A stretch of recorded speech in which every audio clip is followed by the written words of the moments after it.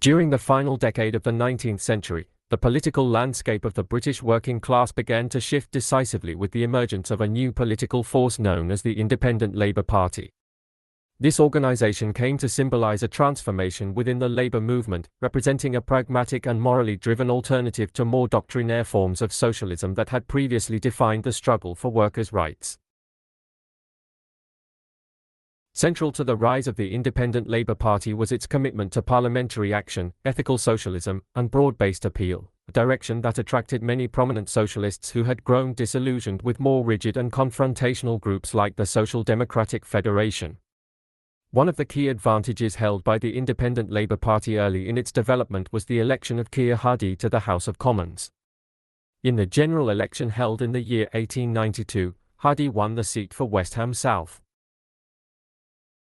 This victory was deeply significant, not only because it gave the party a direct voice in the legislative arena, but also because it offered concrete proof that a working-class candidate, running independently of the established political parties, could succeed at the national level. Hardie's success allowed the Independent Labour Party to position itself as a more effective and realistic vehicle for social and political change than the Social Democratic Federation, which had often struggled to translate its revolutionary ideas into practical electoral gains. Keir Hardie was more than a symbolic figure. He embodied a new style of socialist politics rooted in compassion, non-violence, and religious morality. Unlike the rigid Marxist orientation of the Social Democratic Federation, which often alienated potential supporters through its doctrinaire positions and aggressive rhetoric, the Independent Labour Party under Hardie's guidance embraced a gentler, more inclusive approach. The goal was to create a democratic socialist movement that could appeal not only to industrial workers but also to ethical reformers, intellectuals, and middle-class sympathizers who believed in social justice and fairness. Hardie's presence in Parliament gave the Independent Labour Party credibility and influence. It provided the organisation with a platform to advocate for policies such as universal suffrage, public ownership of key industries, the abolition of child labour, and improvements to education and healthcare. These demands were grounded in practical reality rather than ideological purity, a distinction that became one of the defining features of the party's strategy and identity. This pragmatism, combined with Hardie's strong oratory and moral vision, allowed the Independent Labour Party to distinguish itself from its rivals and attract new members from across the socialist spectrum. The growing influence of the Independent Labour Party began to draw attention from figures within the broader socialist movement who had previously aligned themselves with the Social Democratic Federation. The Social Democratic Federation, founded in the early 1880s, had been the first organised socialist political party in Britain. Despite its pioneering role, the Federation had struggled to maintain internal unity and electoral relevance. Its rigid adherence to Marxist doctrine, coupled with leadership disputes and inflexible tactics, led many of its members to seek a more effective and cooperative path toward social reform. Among those who left the Social Democratic Federation for the Independent Labour Party were several notable individuals who would go on to play important roles in British political life. One of the most significant of these was Henry Hyde Champion. A skilled organizer and editor, Champion had been an influential voice within the Federation but became increasingly disillusioned with its internal divisions and ideological rigidity. Believing that socialist politics needed to engage with the wider public rather than remain trapped in theoretical disputes, he joined the Independent Labour Party and contributed to its efforts to build a broad-based and inclusive political movement. Ben Tillett, another prominent defector from the Federation, brought with him a deep connection to the laboring masses. A trade unionist and skilled orator, Tillett had played a central role in organizing dock workers and had become a respected figure among industrial laborers. His decision to align with the Independent Labour Party reflected a growing belief among rank-and-file workers that political representation was essential for achieving lasting improvements in working conditions. Tillett's support for the party helped to solidify its ties to the trade union movement and expand its influence within the working class. Jim Connell, best known as the author of the Labour anthem, The Red Flag, also left the Social Democratic Federation in favour of the Independent Labour Party. Connell's involvement symbolized a shift in the cultural identity of the socialist movement, one that placed greater emphasis on dignity, justice, and ethical engagement. His commitment to the cause of labor was matched by his belief in peaceful democratic processes and the moral necessity of uplifting the poor and oppressed. Another key figure who joined the Independent Labour Party was George Lansbury. A devout Christian and passionate advocate for the poor, Lansbury embodied the moral and humanitarian ideals that the party championed. His conversion to its cause demonstrated the appeal of the Independent Labour Party to those who saw socialism not merely as an economic doctrine but as a spiritual and ethical mission. Lansbury would later rise to become one of the most respected leaders of the labor movement, known for his unwavering commitment to non-violence and social justice. The departure of such high-profile figures from the Social Democratic Federation to the Independent Labour Party marked a turning point in the history of British socialism. It signaled a growing consensus that effective political action required more than theoretical rigor and revolutionary ambition. It required strategic flexibility, moral appeal, and a willingness to engage with the institutions of democratic society. The Independent Labour Party offered all of these elements and increasingly became the focal point of socialist politics in Britain. The Federation, for its part, struggled to recover from these losses. Its refusal to adapt to the changing political climate and its continued insistence on ideological orthodoxy left it increasingly isolated. Though it would later attempt to reinvent itself by merging with other radical groups to form the British Socialist Party, the organisation never regained its former prominence. The ascendancy of the Independent Labour Party was irreversible, and it soon played a leading role in the formation of the Labour Representation Committee, which evolved into the modern Labour Party. The Labour Representation Committee was established at the beginning of the 20th century as a coalition of socialist groups, trade unions, and reformist organisations. It represented a culmination of the efforts initiated by the Independent Labour Party to build a unified political force capable of contesting elections and influencing national policy. The success of this committee in securing parliamentary seats for Labour representatives confirmed the effectiveness of the strategy pioneered by Hardie and his allies. It also vindicated the decision of so many former Federation members to join a more practical and forward-looking movement. The rise of the Independent Labour Party did not signify the abandonment of socialist ideals. On the contrary, it represented a redefinition of those ideals in a form that could resonate with a broader audience. By emphasizing democratic participation, ethical governance, and incremental reform, the party created a space for a diverse range of voices and strategies within the larger socialist tradition. This openness allowed it to grow rapidly and position itself as a central player in British politics during the early decades of the 20th century. In hindsight, the evolution of the Independent Labour Party serves as a case study in the importance of adaptability and moral clarity in political movements. While the Social Democratic Federation had laid the groundwork for socialist organising in Britain, it was the Independent Labour Party that succeeded in translating socialist values into practical political achievements. Its appeal to conscience, cooperation, and democratic action resonated with a population eager for change but wary of extremism and abstract dogma. The defections of Henry Hyde Champion, Ben Tillett, Jim Connell, and George Lansbury were not just personal decisions. They were reflective of a broader movement within the socialist community toward a more inclusive, democratic, and effective form of political engagement. Their contributions helped to shape a movement that would endure for generations, influencing the course of British politics and contributing to the development of a more just and equitable society.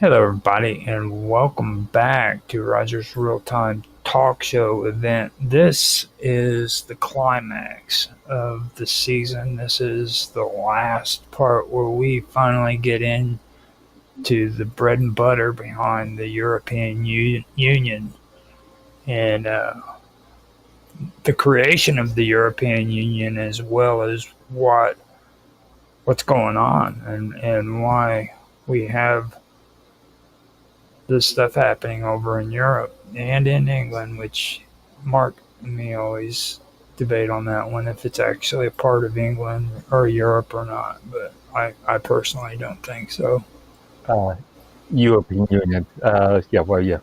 Difference between Europe as a continent and European Union as an organisation.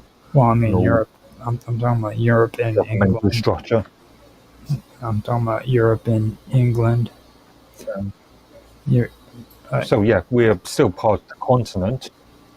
We haven't floated off into the Pacific or something. Yeah. You can tell we're both happy because we're at the end. We finally reached the end of it. So this long, excruciating walk that I mentioned at the beginning of this season is coming to an end. And we've taken this long walk, and now we've come to the part where we've been waiting all year to get with it. So with that being said, let me just go ahead. Yeah, we can see the light. Sorry, yeah, I was going to say we can see the light at the end of the tunnel. Yep.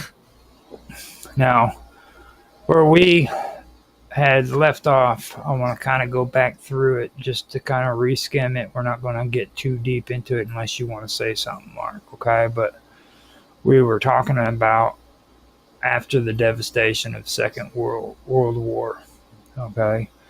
Now, after all of the devastation that took place after the Second World War, European leaders basically recognized that like traditional balances of power had repeatedly failed to prevent or contain conflict. And because of that, the creation of the European coal and steel community happened in the early 1950s. And this basically was like the first major attempt at institutionalizing supranational frameworks. And the claim was that it was to prevent war by binding together these same industries that also made war possible. So that was the premise behind it.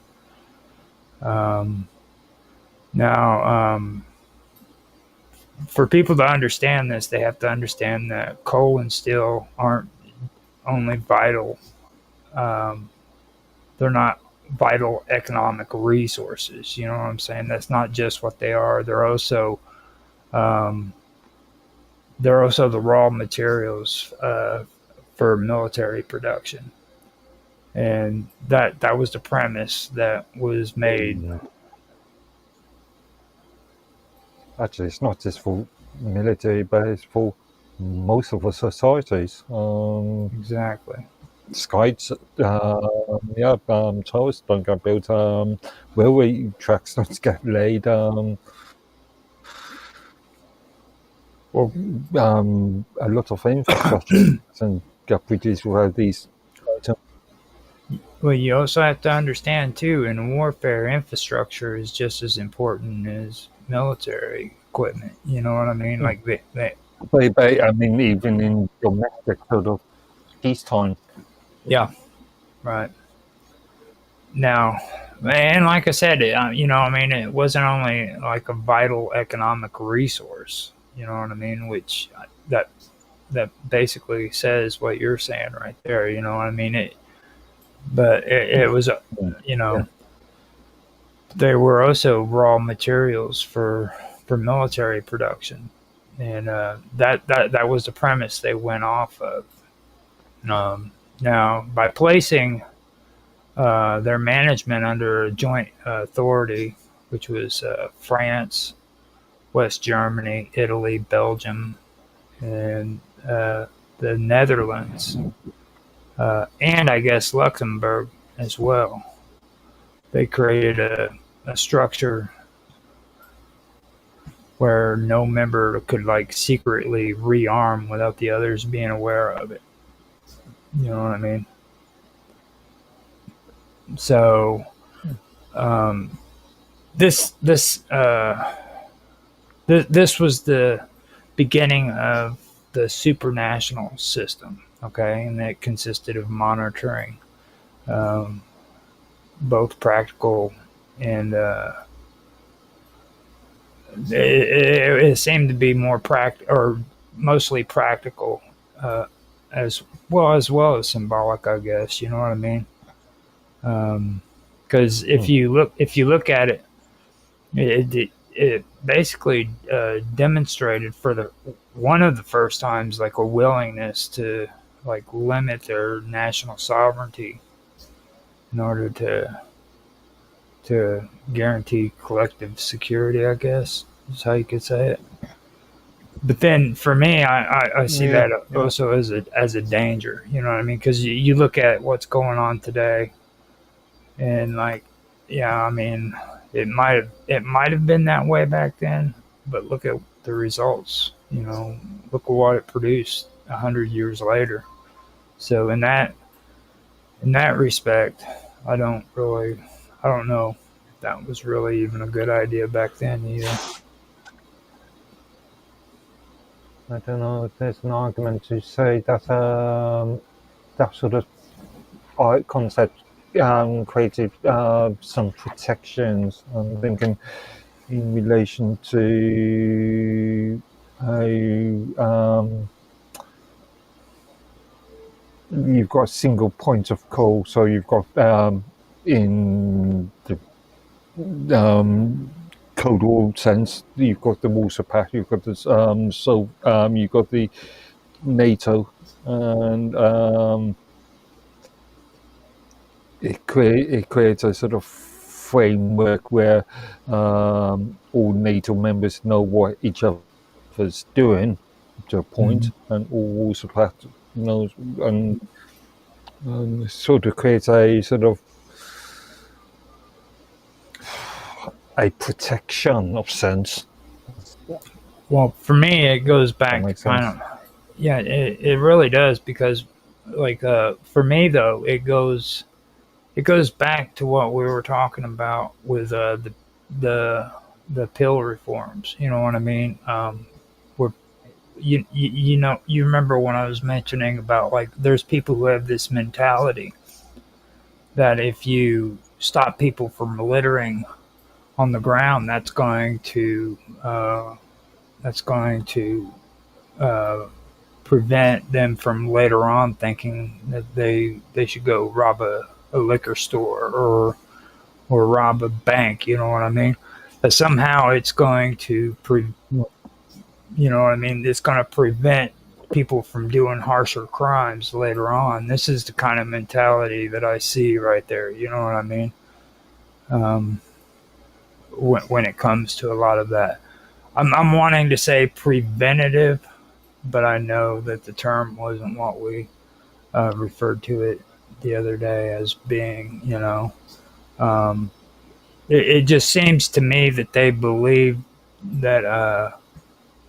Well, yeah, I guess it is preventative logic would be the best word to say it. You know what I mean? It's like they have this preventative logic that thinks if they set up these safeguards that it's going to prevent future crimes from occurring, you know. So that is if the safeguards are work. I can think of a quite a hot news story at this present moment that I can make an argument that certain preventative concepts didn't work. Well, I mean, also think about it like this, okay? They took and they handed the most richest freaking resources in Europe over to a supernatural organization, you know what I mean, and gave them that much power. So like too much power corrupts is what I'm getting at, basically, in a weird sort of way, you know what I mean? Absolute power corrupts, absolutely. You are talking about the European Union. again, you are sort of racing a bit fast, a bit Well, too I fast mean, forward. look at it even back then. Okay, what would have been the two major resources, steel and coal? That would have Yeah. been a major power. Oh, okay. Okay. So yeah, you're talking about the European coal and steel You know, blurbs. Yeah. Okay. Yeah. they handed I see you are. an immense amount of power over to a supranational system to watch over and monitor it. You know, Yeah, but that was only to monitor at that time. yeah. Well, I I mean, mean, I'm remembering the 80s in the Britain, where economic policy and the coal strikes, but that was always controlled by the government at the time, back in the 70s and 80s. mhm. It wasn't controlled by a third party external entity. Well, I mean, the first thing is what I had left off on it. You know, was that they actually were willing to limit their national sovereignty. Okay, that was the first thing that they did with this coal and steel community. All right, but then what they turn around and did is they went even a step further. Okay, now the coal and steel community, they did more than just manage to manage these industries. Okay, uh, they established a president for European governance that was based on prevention, authority, and incentives. Just like with the rebuilding of Europe, okay, when we were talking about giving incentives to people for their work, and if they didn't do that work, they didn't get those incentives. You know what I'm saying? Now, that's the kind of motto they pretty much stuck to. It was about prevention, authority, and incentives. Okay. And what this means is like member states agreed to submit parts of their economies to shared oversight. Okay, and according to them, it was supposed to be reducing the risk of competition that escalated into conflict. You know what I mean? So Okay. you see where this is going?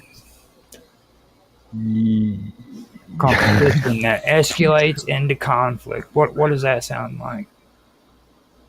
That sounds like Marxism to me. That sounds like we can't have a competition, just in case of a danger of conflict. Right. So yeah, we've got to single sort of entity, a single organization. Yeah. And they have prevention, Marxism. authority, and incentives. You know what I mean? That right there is what really stuck out to me when I seen that. They wanted to reduce the risk of competition with escalating into conflict. They felt that conflict was the result of competition. So Just because you have competition doesn't mean you automatically have conflict. I mean, as an obvious example, I've got a number of supermarkets in this town, and they all compete against each other, but they aren't beating down each other's doors. exactly. Yeah, that's a ludicrous idea. Yep. God bless the EU, ladies and gentlemen. God bless the EU.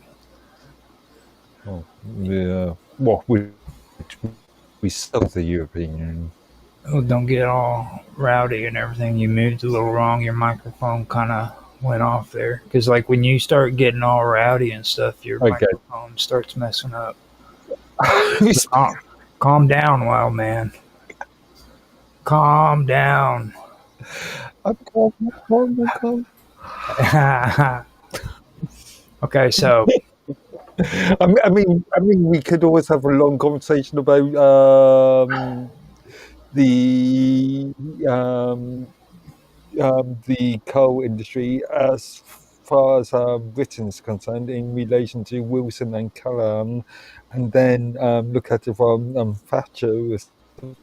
Then that would be a bit of a rowdy conversation. well, I mean, that's actually a part of this part of the topic. So, because like, yeah, what's going on in England? Like, share that. You know what I mean? Because that's exactly what this is about. Because you got to remember, man, these people are being monitored by freaking European freaking powers, or they were for the longest time until Brexit. I'm supposing. I don't know for sure. Are they still being monitored? What do you mean monitored?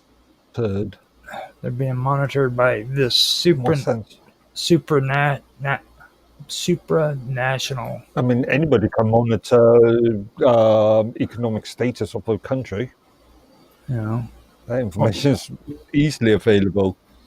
Well, I mean, is the coal and steel community still in charge with a supranational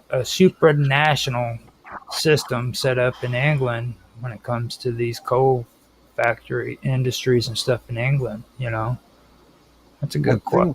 I'm not sure about the coal. I would have to do the research. You are pushing on asking me without me doing any research on this. I don't believe is there a coal industry in the UK anymore? That's a good question. There's only one steel factory, and that was opened up. That was assisted by the taxpayer last year before. On the verge of closing, and really that's just, I don't know, you could argue the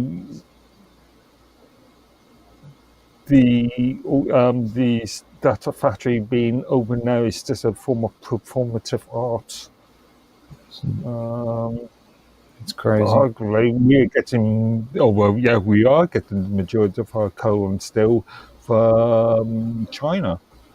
I believe that both the US is as well.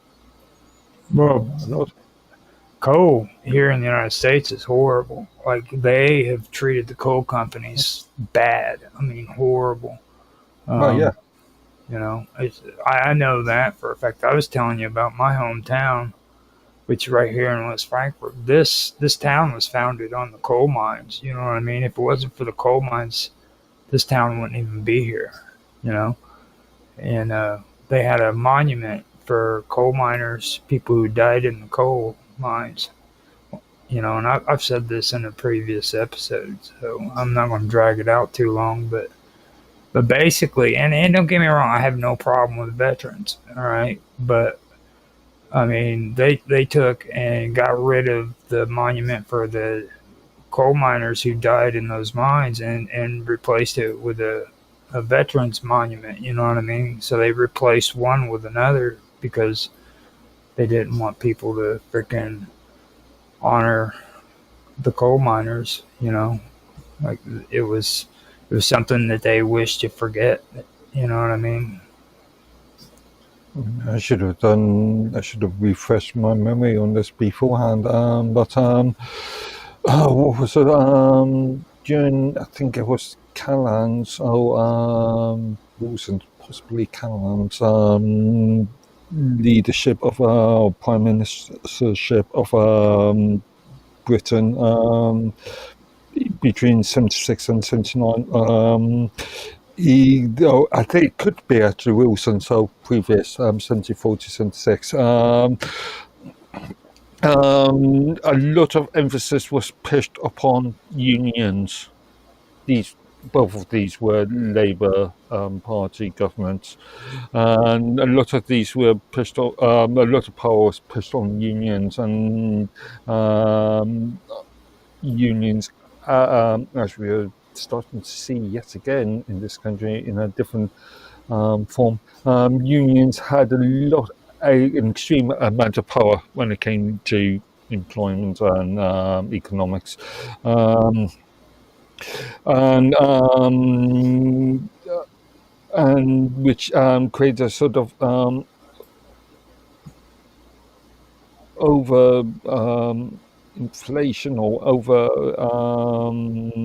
supply of coal, or oversupply of coal, which there wasn't a sufficient demand, and the unions sort of had control of that.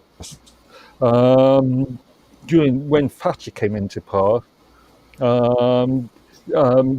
she could see, or the Conservative Party could see that there was a serious economic issue there, where the unions had too much power, and the supply of coal was unsustainable due to a lack of demand. So she successfully attempted to reduce the power of the unions and restrict the amount of coal supply. Hence the strikes and the riots that was quite common during the first half of the 1980s. And at the time, the European Economic EEC, the European Economic Commission, European Economic, I can't remember the third one. Community. Yeah, thank you. As from then, we're just an economic body. It wasn't a political body in its own right. It was just an economic sort of regulator. See, this is what I love, because I've heard you say this stuff so many times. I even set it up in my talking points to where I could bring that up. So it is going to be a part of the talking conversation tonight. Just so you know, I should have refreshed my memory beforehand. Well, don't worry about it, because that's kind of what my job was here. You know what I mean? Pull up the information, read it out to you, kind of give you the stuff, and then just go off of just conversation. You know what I mean? Don't worry about all that. You're good. I mean, what you just said right there was a mouthful. That was good stuff. You know what I mean? It was. So now, authority was institutionalized in a high authority, which could make binding decisions on coal and steel production. Okay. Now, the incentives that I mentioned before were built into the system as well, as cooperation, open access to large markets, and stabilized prices. And this is, to me, what I was talking about with monopolies, when they say words like incentives. Okay, like if you cooperate, you get these incentives that nobody else can get unless they cooperate too. You see what I mean?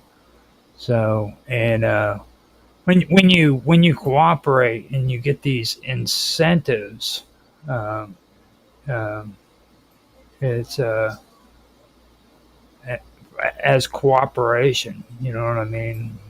It opened access to larger markets that you didn't have available to you, and stabilized prices.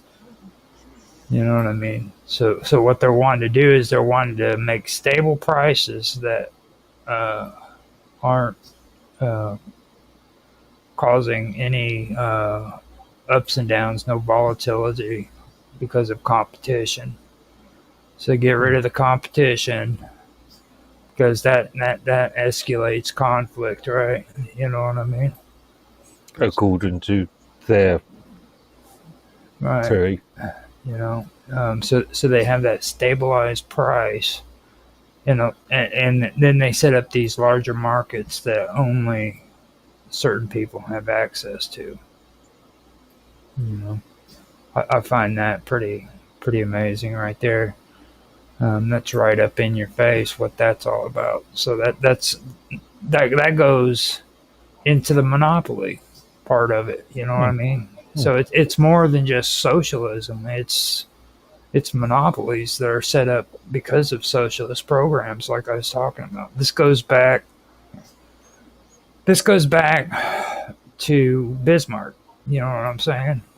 Where he turned around and he creates socialist welfare programs in order to freaking pull the citizens in Germany in and make them depend upon that empire and to be loyal to them. But at the same time, also, as far as incentives are concerned, is to, they would argue, is to assist the population in having a quote unquote good life. there we go. So I'm gonna keep that theme when I go over these notes. I'm gonna talk about how great these people are and how they're trying to help everybody. It's like not a good life, sustainable life, I suppose. There you go. We'll use good words like sustainability, not profitability, but sustainability. Things like that. But I mean that's the one thing that really stuck out to me. Like it goes back to Bismarck, you know, and basically in this way the community like is it echoed the earlier traditions of Pill's policing too, as well as Bismarck and his welfare reforms, in my opinion, and that would be where governments like recognized social and economic pressures, basically. They realized that it could destabilize the order and create it could create chaos. You know what I mean? So instead, they created these institutions supposedly that were supposed to address them before they became an issue or unmanageable. I guess you'd say. You know what I mean? That's their explanations for it. This goes back to that preventative logic. You know, where they're gonna act on your behalf so that they can prevent you from long-term misery and misfortune. I was just thinking, does it go back just solely to Bismarck, or does it go back to the French Revolution, the entire liberty, fraternity, and equality concept? Well, the thing about them though, like they first of all they were radicals that and with them they they weren't like a monarchical conservative freaking government that embraced welfare reform in order to prevent freaking socialists from coming in and destabilizing their economy. You know what I mean? It was like reform is a sort of socialist concept in itself. No, they just wanted to cut people's heads off. You know? No, but no, the concept, the principles of the concept. I mean, fraternity is a general quality of feeling of fellowship between a group of people. Equality is being equal between a group of people. Well, equality doesn't really sit right for me. When I hear the word equality, that has socialism written all over it, dude. Yeah, precisely. So yeah, rather than arguing on the Or there's equity. market, there's a evolutionary sort of on your Marxism, yeah. The entire Karl Marx concept. Again, I would argue it all comes out of the French Revolution. Well, I mean, I shouldn't feel that way. You know what I mean? Because equality is a part of the classic liberal perception, but Yeah. uh, Yeah. but You it can just, look at it from either way. I mean, but it does not sit right with me when it comes to that. Like today, people see the results of that, where equality is getting just really out of hand. Like not everybody should be equal. You know what I mean? People shouldn't have an equal pay. You know what I mean? It should be determined by the quality of work that person does. It shouldn't be because of the position they hold. But there's people that would argue against that and say that I'm wrong. You know what I mean? So Again, these people do not understand, do not appreciate the concepts of competition. right, and of course we know what this coal and steel community felt about competition. You know, Hmm. so they had to do that, use that preventative logic in order to make sure that competition didn't cause conflicts, because they're so afraid of World War II all the way up into the 1950s that they had to come up with these preventative ideas that would stop something from that ever happening again. What do you think? You think that's the case? Or do you think Say that again. What did we digest that? they they they believe that that competition caused conflicts, and they came up with these preventative measures so that they could prevent that conflict. And the only way they did that was they got rid of competition. Okay. Oh, this looks like. I'm sorry. Yeah. Just a tangent there. Just a tangent.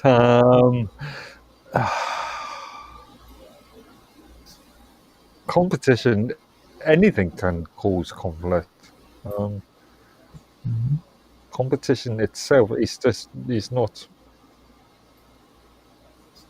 Just because you've got competition doesn't mean that you're gonna have conflict. I mean, as I demonstrated in my sort of supermarket analogy earlier. Mm-hmm.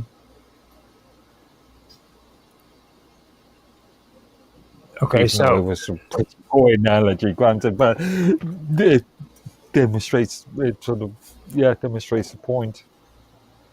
now for me, like I've said, what they believed is like this community.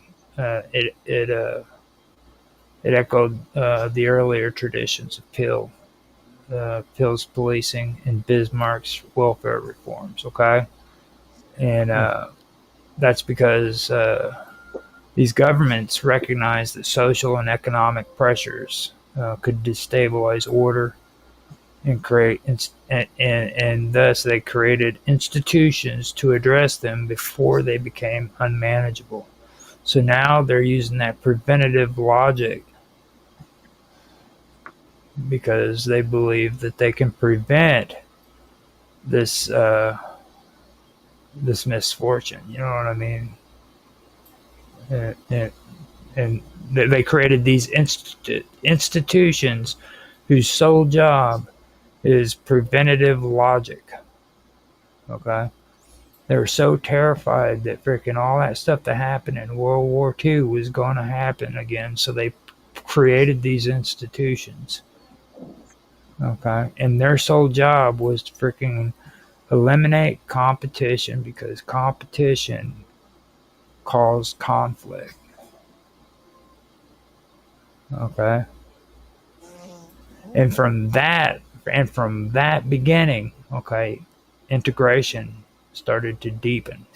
That's where you get the word integration, and I'm pretty sure you've heard that term over there. Integration. Of course, absolutely. Yeah, you know.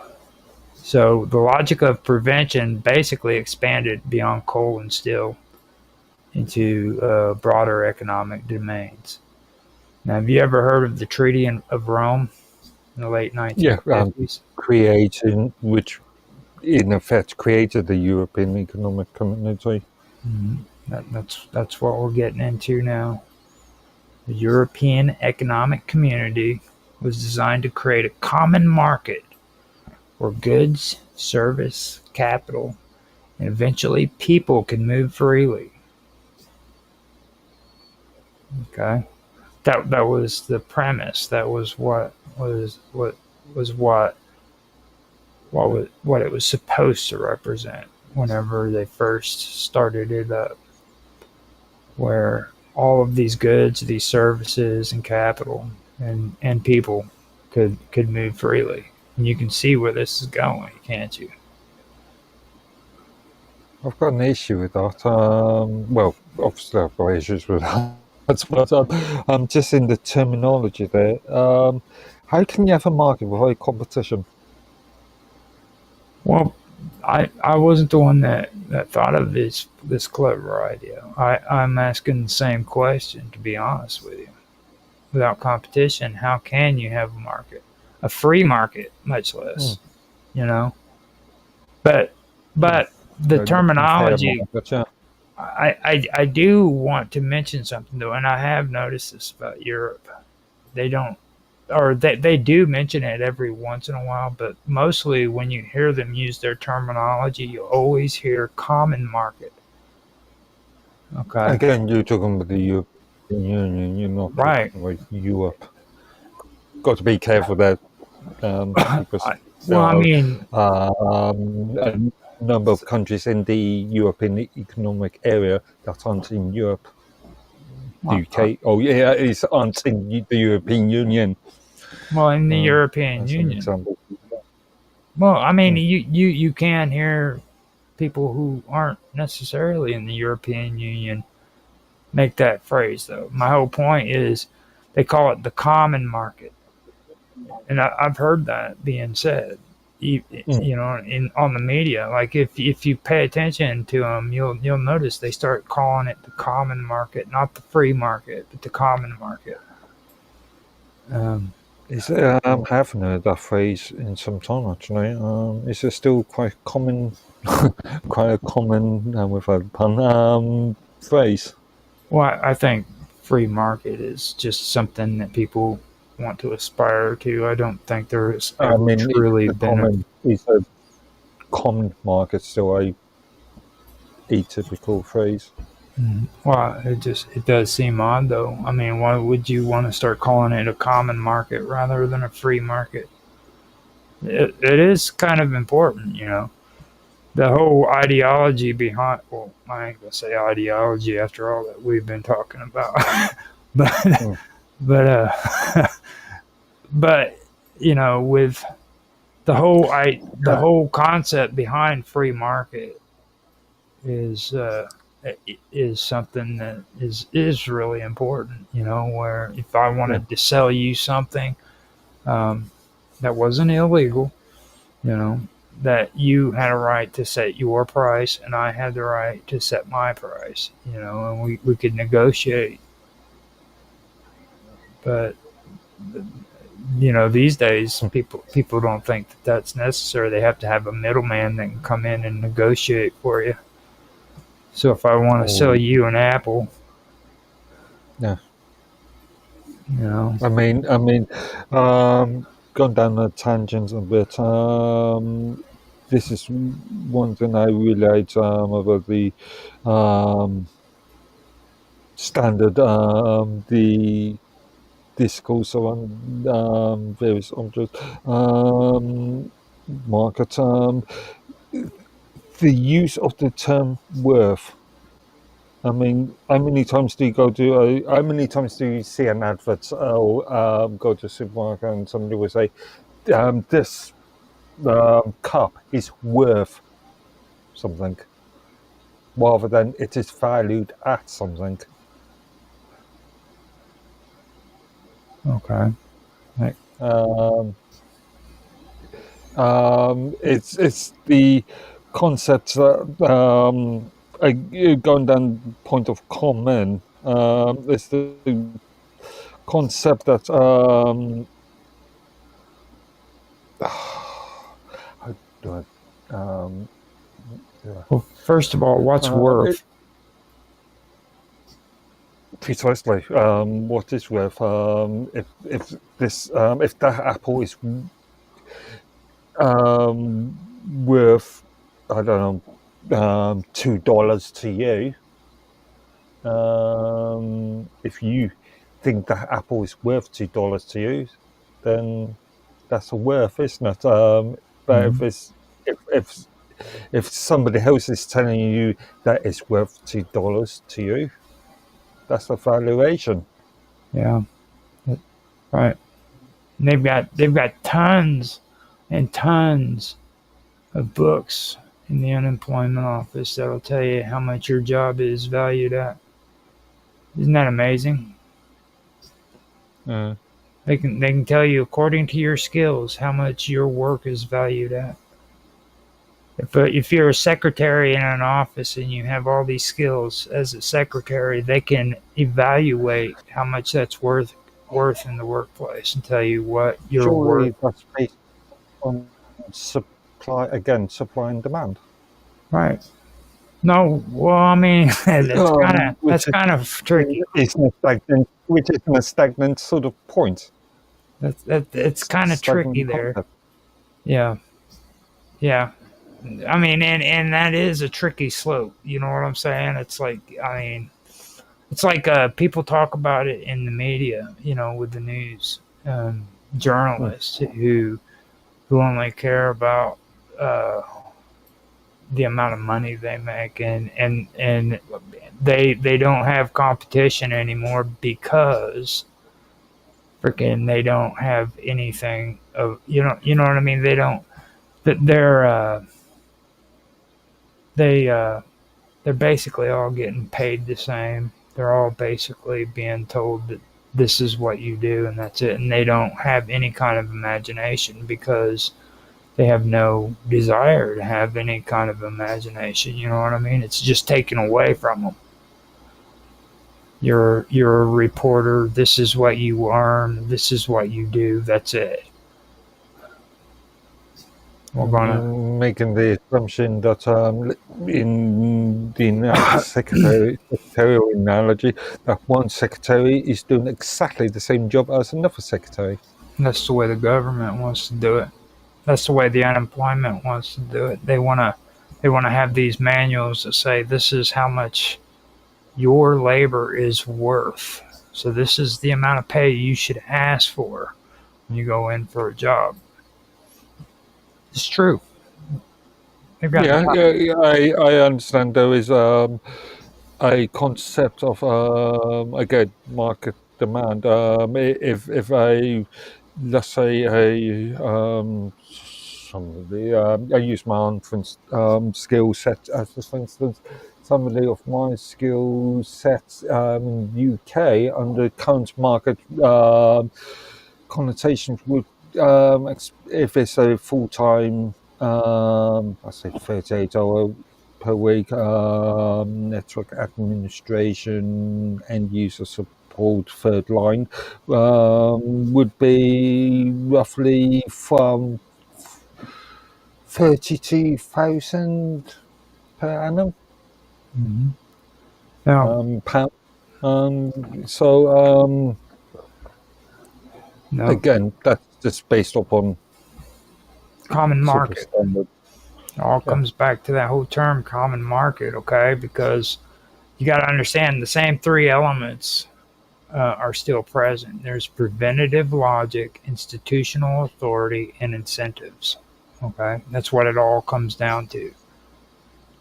Preventative logic for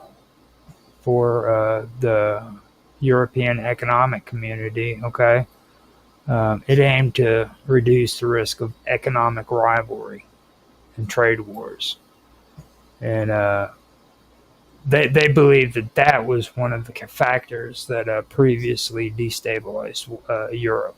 Okay, that it was economic rivalries and trade wars that took place. You know, then you had a institutional authority, and that took shape in the creation of the European Commission and the Court of Justice. Okay. Now, these bodies were capable of enforcing rules across member states.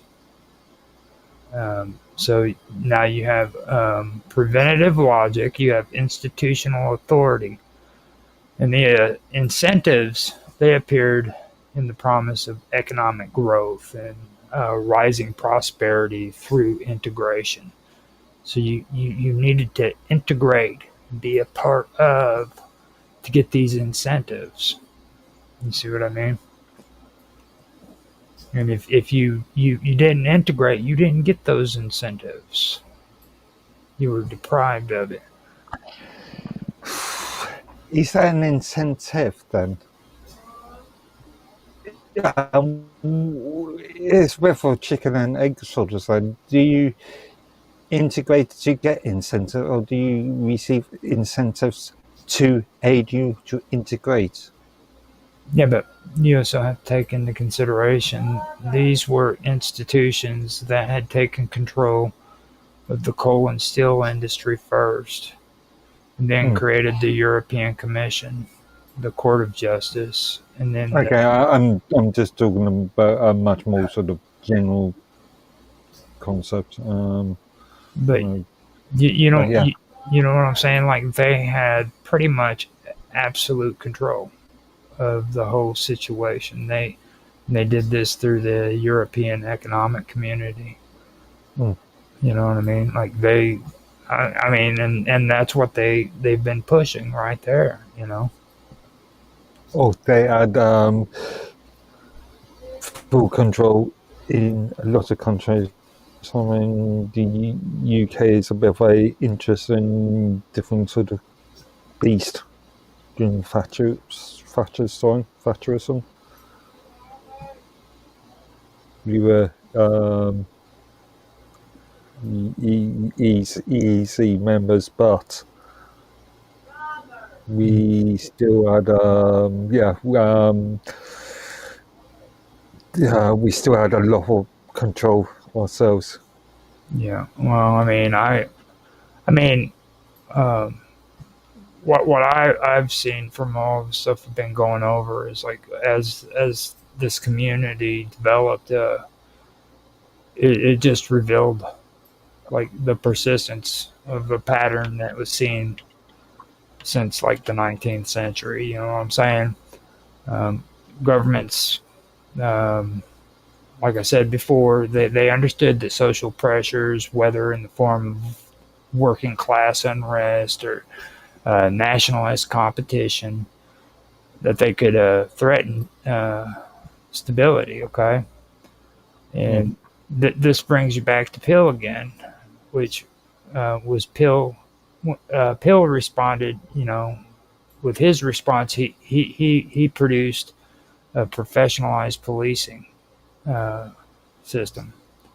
Then you had Bismarck, who introduced welfare, and then you go from there to post-war leaders who embedded economies into supranationalist frameworks. You know what I'm saying? And it's all the same. It's all the same pattern that developed. Nothing that really ever changed from it. It was still the same stuff. You know what I mean? In each case, Okay. the strategy was the same. They anticipated conflict. They built into institutions that could regulate behavior, and then they offered tangible benefits that encourage compliance. Yeah, actually, benefits is a better word in this concept than incentives. Yeah, tangible Because benefits. again, it goes back to my argument about what comes first. Yeah. Now, the thing that you have to look at is the oil shocks in the economic crisis is back in the 1970s. Okay, now that tested the resilience of the European project. You know what I mean? Yeah, even there, you know, that whole preventative model, it still was able to basically make it through it. But that's a really good example of it. New policies were basically devised to stabilize currencies. They coordinated energy strategies. They managed social consequences of unemployment and inflation. You know, so people were actually seeing the consequences of not working. You know what I mean? I remember back in the 70s, um, when they were shutting down, they were telling people they needed to turn their power off to supply save on energy. You remember all that? Oh, I would argue that you're bit young to remember that time. It was back You're only a during couple of years older than me. it was back during the I was young. I was about maybe 8 or 9 Yeah, you. when I remembered it. Okay, okay. About eight Um, or nine, six, because I was born in 73 and that happened in what 78, 79, I believe. So it was about five so or you six. from yeah, I would say. 5 or 6. I can Did I you can still even have remember. any understand what was happening at the time? I still remember my Did first you have grade any year. sort of appreciation of what happened at the time? Well, I remembered it was cold. You know, there was Okay, times there was times in the wintertime where schools had to be closed down because it was too cold for kids to go to school and stuff. okay. I still remember that to this day. My first grade, I can still remember it like it was yesterday. Well, not yesterday, I'm sure. And I mean, I probably don't remember it correctly, knowing me. So Uh, I don't know. In the UK, there's still closed schools if there's too much snow, but or something, which is very rare sort of thing anyway. But there's obvious reasons for that because if there's too much snow, how are people actually going to get into those schools? so Transportation links and stuff. so we were talking earlier about stabilizing. All right, stabilization. Now, the European monetary system.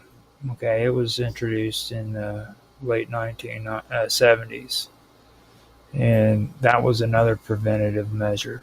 Okay, they um, they established the European monetary system um, to stabilize exchange rates. It sought to prevent competitive devaluation and monetary instability for undermining cooperation.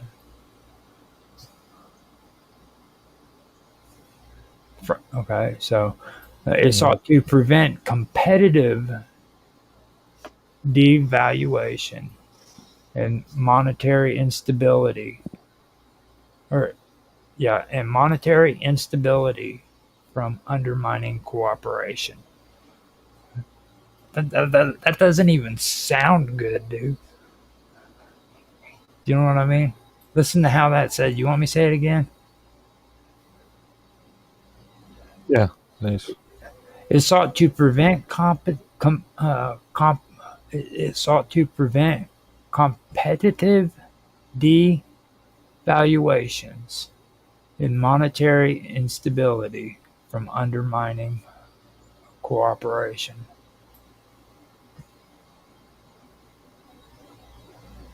Okay. Just triggered my head about that one. It's horrible, dude.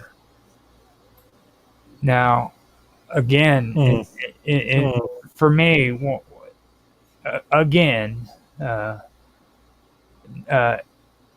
institutional authority and incentives were combined with a logic of anticipation. You know what I'm saying? That's what it comes down to. Um, they were combined together with preventative logic. Basically, is what it basically comes down to. You know what I mean? They're going to prevent future occurrences from happening in their make believe minds. You know what I mean? Like the oil crisis that happened in the 1970s, late 1970s, and the early 1980s. Nobody expected that to happen, and it was devastating. You know what I mean? It was a pretty bad time.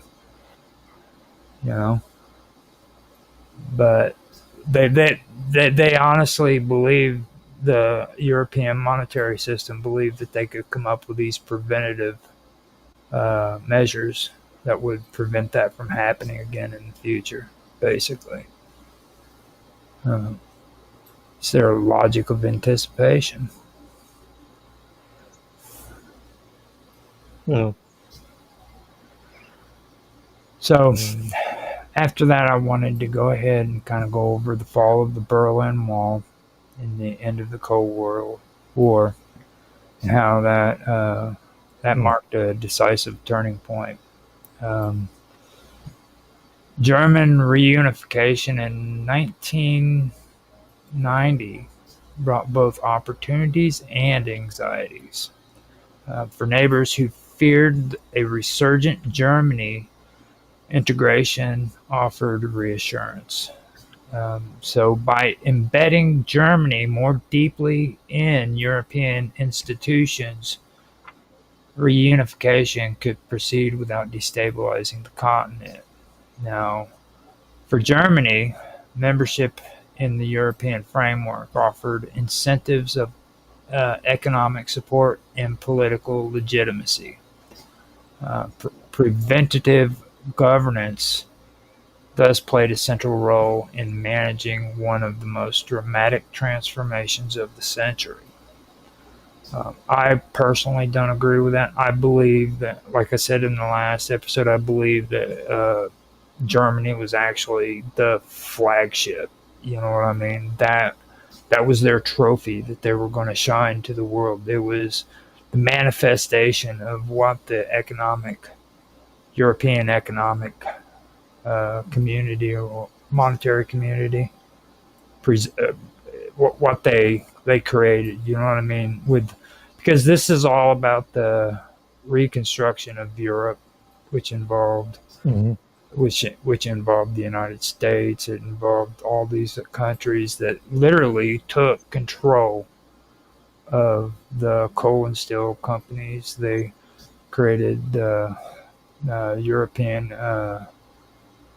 Commission, you know what I mean, economic community, and they just had absolute power. And all this time they were freaking creating what the future Germany, you know what I mean. And then when the wall fell, I'm sure they had to have time to kind of get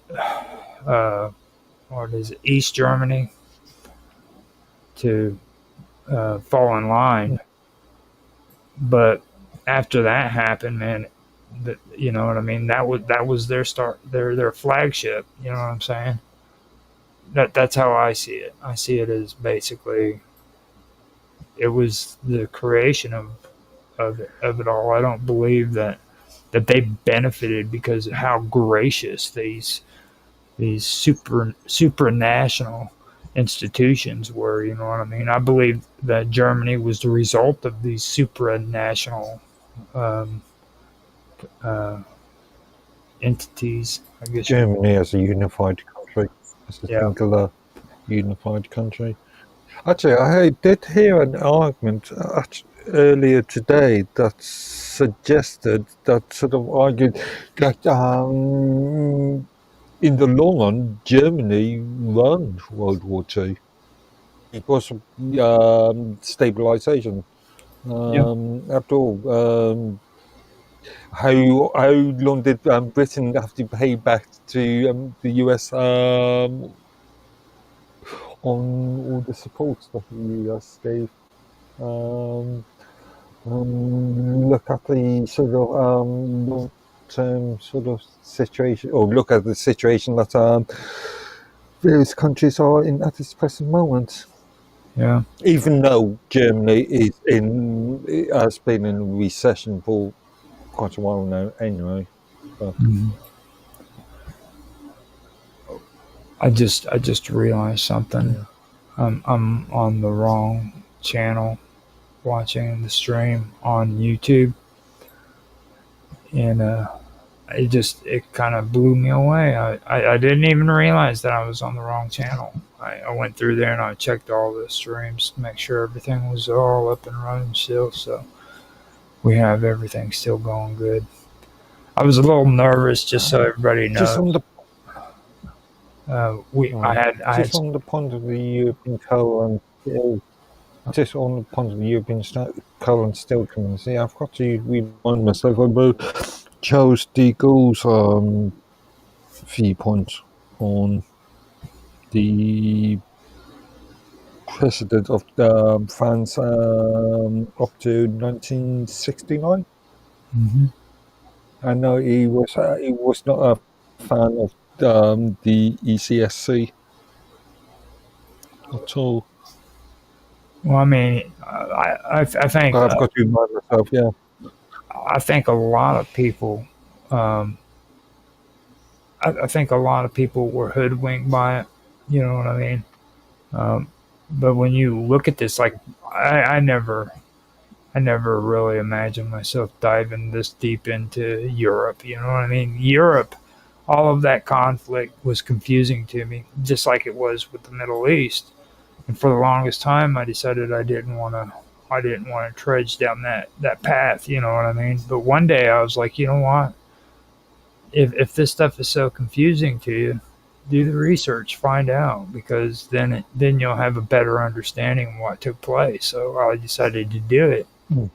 And all the time, dude, the only thing that kept ringing in my head was people were being hoodwinked. They honestly believed that these people were trying to do something that was good for them, and maybe they were, but I just don't see it in the records. You know what I'm saying? I don't see this kind of structure being for the betterment of Europe. I don't see it. I see it as an organized and orchestrated plan of socialism. So, and it's more than socialism, to be honest with you. Even this time, doing this year with you, I'm saying that it's even more. This is like socialism that just kind of exploded into globalism, and it's become its own entity. You know what I mean? It's not even socialism. It's even got monopolies involved. It is a form of socialism, but it's a sort of internationalized technocratic. Dude, they've got monopolies. You could easily, Yeah. you could easily, yeah, and you could easily call this a fascist state just as much as you could a freaking socialist state. And you know how I feel about fascism. I mean, I think. Again, you using the concept of socialism as in would be commonly considered as left wing now, go to Marxism, but fascism is a form of socialism. Yeah, I agree. If you want to use the modern usage of the term fascism. Again, you know my argument about the usage of words like fascism, because it's very specific traditionally. It is still, even the Nazi Party of Germany recognised the form of a sort of technocratic company sort of orientated control. Yeah. Well, That makes sense. even Italy did it. If you remember Mussolini, Yeah. Mussolini. And well, yeah, that's a better sense of the term fascism. Again, you know, my dislike for the Well, I mean, democratic. modern day Even the usage of word. even the Term. technocracy, though. Well, you were talking about with technocracy when Hungary, Austria wanted to go to Italy and give their loyalty to Italy over Germany because they didn't want to reunify, or they didn't want to be unified with Germany after or before World War II. Uh, Mussolini said that he would support them, but what they had to do was literally take the Italian Constitution, duplicate it, and sign. And the guy who was in charge had to sign it and basically make an identical constitution as what Italy had in order to that's a form of technocracy right there. You know, Mm. um, and I found that pretty interesting whenever, because when you said that, that's what really stuck out to me right there was Mussolini. He was notorious for stuff like that. Mm. He wanted all the governments to have an identical constitution that coincided with Italy. Not weird? Arguably, isn't that what we see now? Yeah. Well, maybe not from a standpoint of Italy, but from a standpoint of countries such as Germany and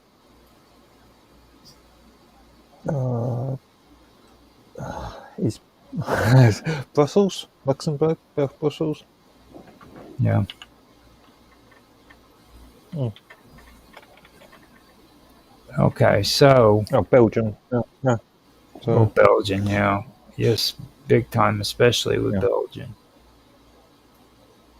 Mm. Now, like I was saying, for Germany, membership in the European framework offered incentives of economic support and political legitimacy. Preventative governance played a central role in managing one of the most dramatic transformations of the century.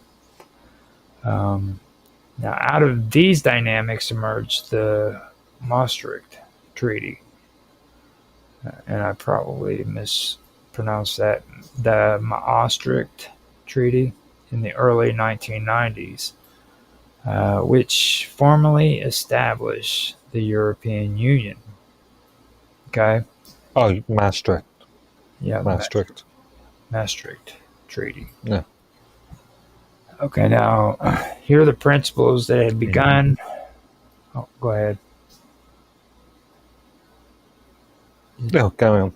Okay. I'm just remembering my time as a college student. This sort of, well, actually, I left school. I think I was 92. So yeah, I was just becoming a college student, and yeah, the entire sort of concept of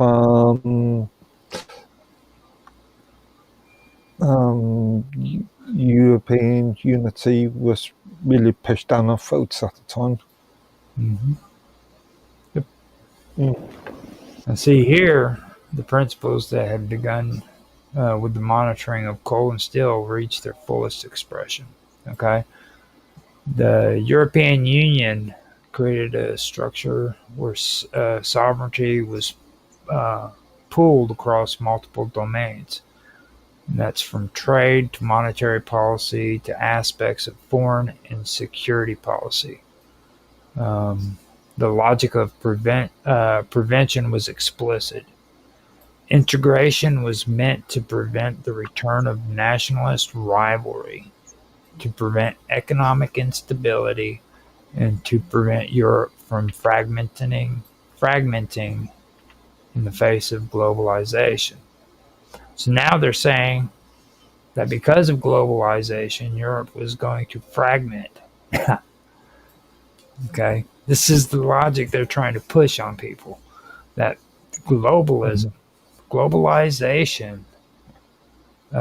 was going to cause Europe to fragment. Okay. This is what they were pushing whenever the European Union came to being. They had to do this because in the face of globalization, Europe was going to fragment into different factions and become what they were. That eventually created World War II. See, they got that World War II fear mentality still going on, is what I'm seeing. You know what I mean? And they're pushing that, especially considering. Oh, so you mean globalization? So you're talking about globalization as in multiple super entities. So not just one entity, but multiple. Well, no, I mean they in order for them to achieve the European Union, they had to say that globalization was going to cause Europe to fragment into different factions. So they had to unify and become. If you, if It makes no sense. I know. but the point of the point of globalization is a form of unification, isn't it? Is it not? Yes. They apparently were able So to. It's kind of garbage. yeah, it's contradictory. Right. Now the logic, the logic of prevention, like I said, was very explicit. Okay, and that was integration was meant to prevent the return of nationalist rivalries. It was to prevent economic instability and to prevent Europe from fragmenting in the face of globalization. Makes no sense. Makes absolute and Okay. people just fell into they believe this stuff. How is Europe going to fragment in the face of globalization? If it's a singular union, unless you're talking about multiple different entities, so let's say US, Asia, or BRICS, as we say now, EU. Yeah, you can understand that it's not actually globalization, isn't it? Well, it's not globalization on a global scale. It's globalization upon individual entity. Yeah. No, that goes into different. That goes into something that you bring up an interesting thing there, because I wanted to mention this before. We were talking about globalization at one point, and then I remembered later on. We also have to remember that there's different forms of globalization too, because you've got globalization like the UN, but then you have multinational corporations.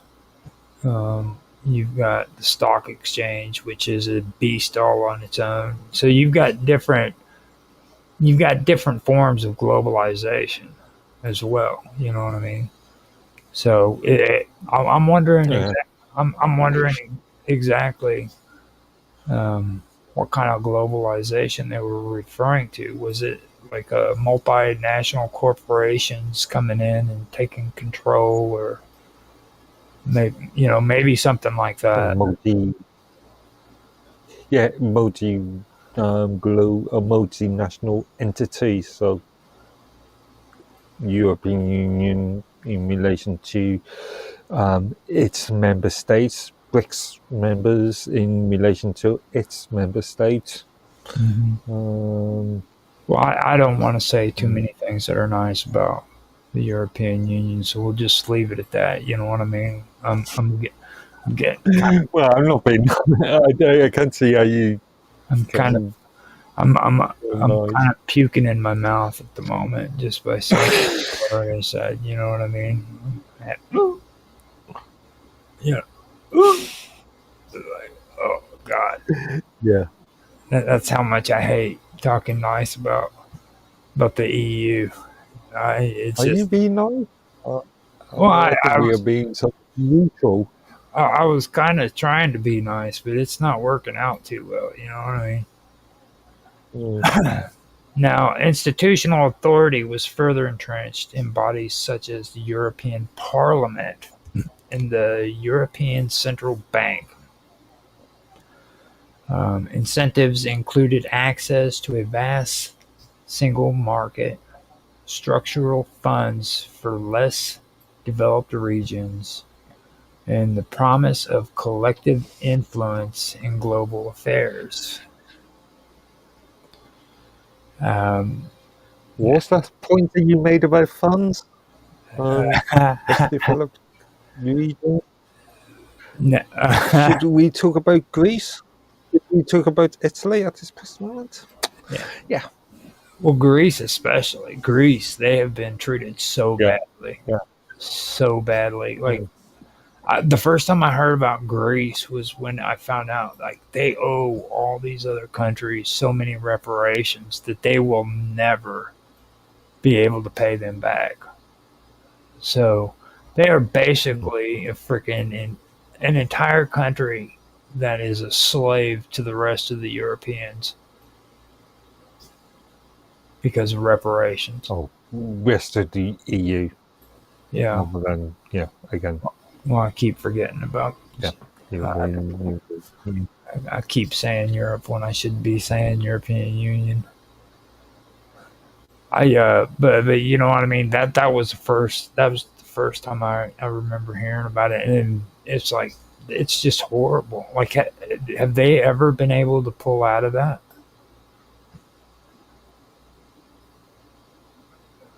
I've not been following Greece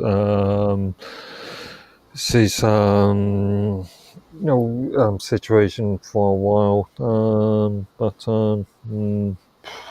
technically they are still. Is bankrupt the correct term in this case? Mission accomplished. They got that socialist part taken care of. Corrupt. You know, I mean, make it to where the economy collapses and they can start it from the ground up. You know, rebuild it under a socialist program. You know, and then all they have to do is wait for the other countries to collapse, and they can do the same thing. So now, for me, you're seeing at this present moment anyway. Oh, and again, you could argue that we are seeing that on a sort of globalist scale anyway. I mean, the US isn't financially buoyant by any stretch of imagination. Japan, what, 40 years worth of quantitative easing now? Well, I mean, you can. So it's not just European. The continuity is just it's really striking, though. You know what I'm saying? Because, like, when we'll look at Greece, okay, you look at that and you compare it to, like I said, with Pill's police reforms that were created to prevent crime. Then you look at Bismarck's welfare state, and that offered incentives to prevent socialist upheavals. You know what I mean?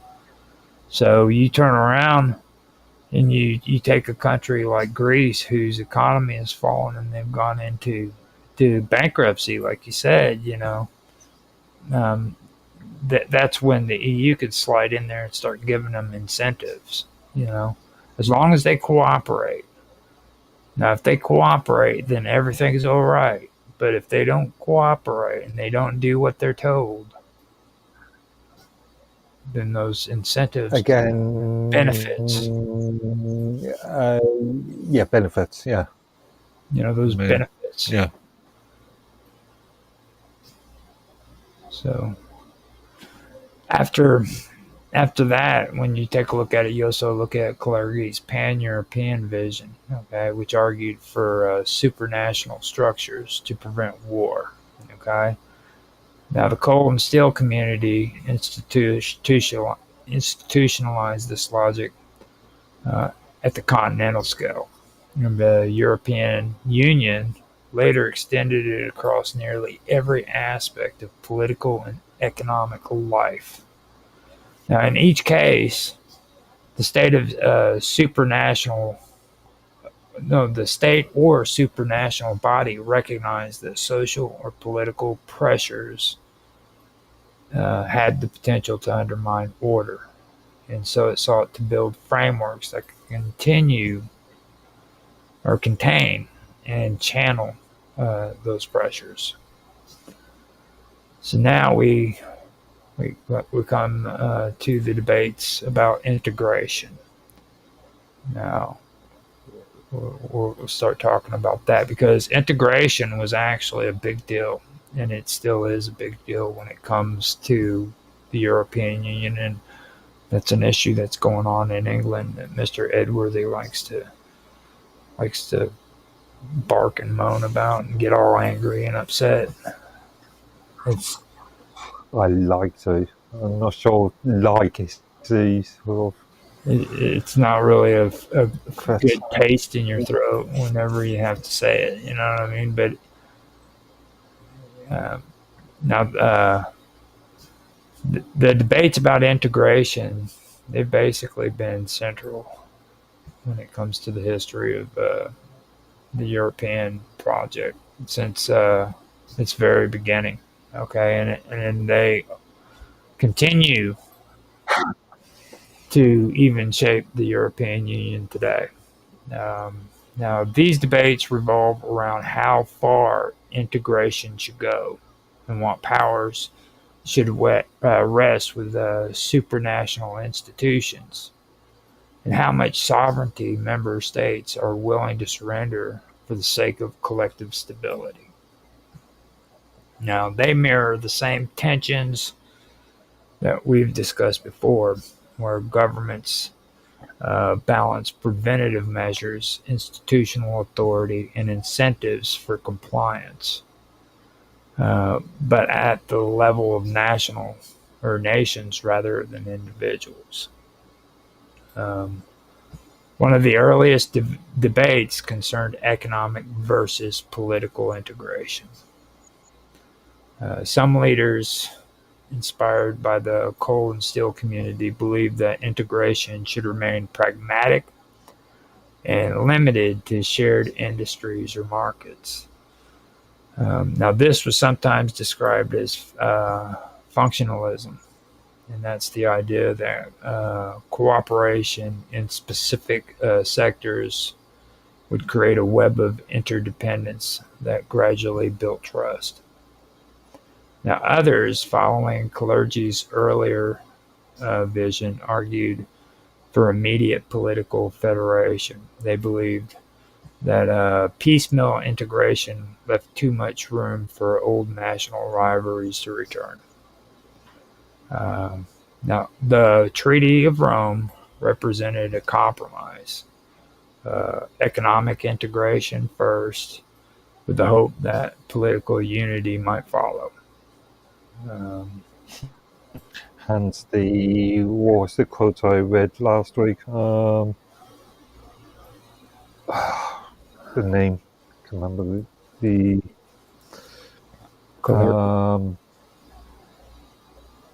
no, not Claire, the other bloke, the French.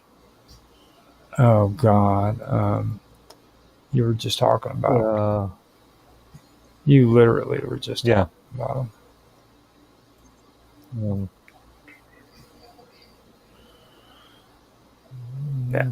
Now the Um, you want me to continue? yes, Jean Monnet. Okay, Monnet. go ahead. Jean Monnet. That was Yeah, it. I literally forgot. You had just mentioned him a little while ago too.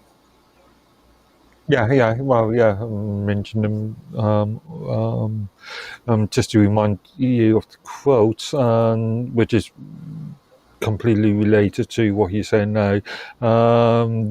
He made this quote in 1956, and it is Europe's nations should be guided towards a superstate without the people understanding what is happening.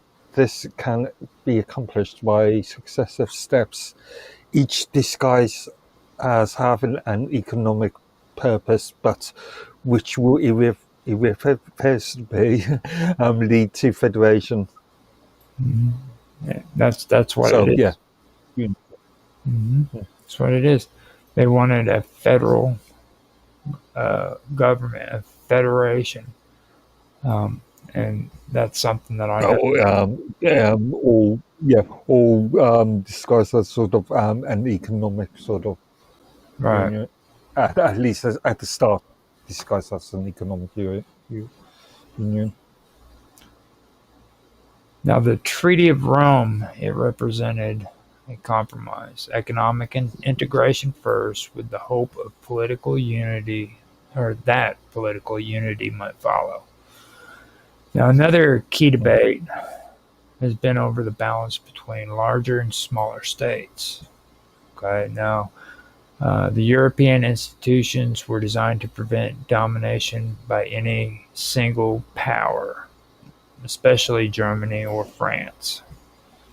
Yet larger states inevitably wielded more influence, particularly in the Council of Ministers and later in the European Council. Smaller states pushed for stronger supranational bodies like the Commission and the Parliament, which could act as counterweights. This tension reflected the same logic as earlier systems of governance. This goes back again to Bismarck, who used welfare, and that was to contain socialist pressures. And the architects of Europe used institutional checks to contain fears of domination. Okay, so you have the same thing going on there. Okay, it's just a different time period, different form of government, but they're using the same patterns, the same strategies, same techniques. Okay, and this is all supposed to be preventative logic to prevent World War, because they're so afraid of World War II happening again. They're going to do all this stuff to prevent it. But in reality, they're just doing the same shit, different day.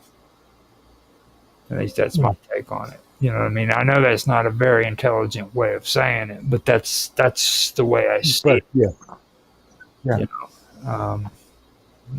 That's actually an old saying in my neck of the woods. Indeed. Yeah. But it reflects the same logic as earlier systems of governance from back in the 1900s. Nothing changed. You know what I mean? Now, monetary integration, it sparked particularly heated debates. That was the creation of the single currency through the Maastricht Treaty, which required states to give up control of their national monetary policies. And that was one of the most powerful tools of sovereignty. Supporters argue. One thing that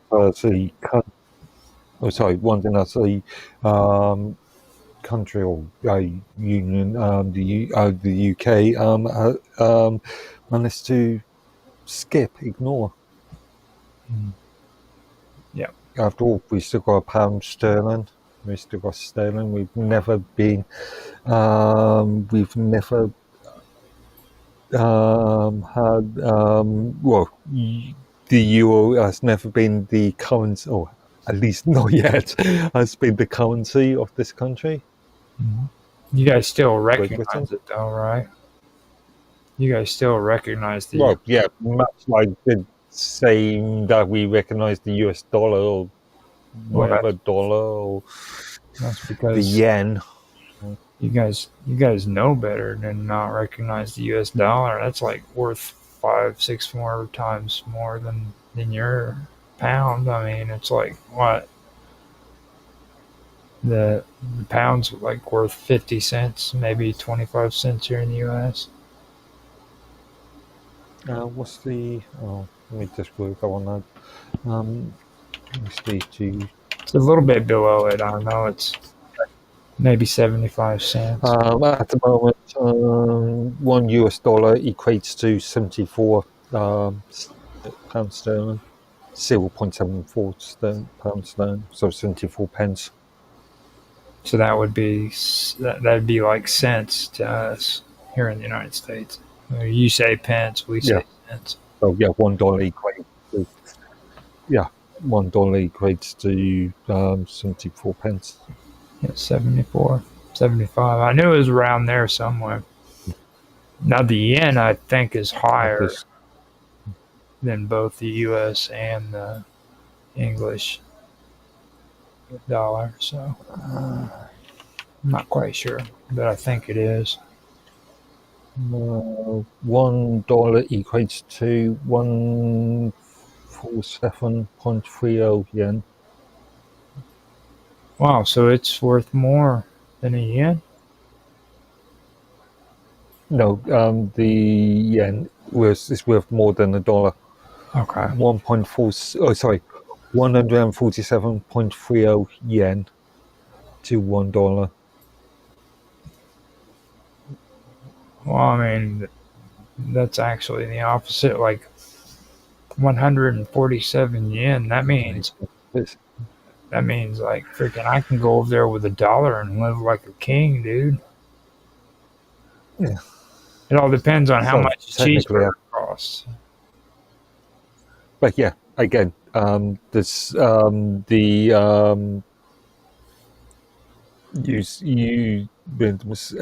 where I got confused. You made the same error talking about the pound sterling.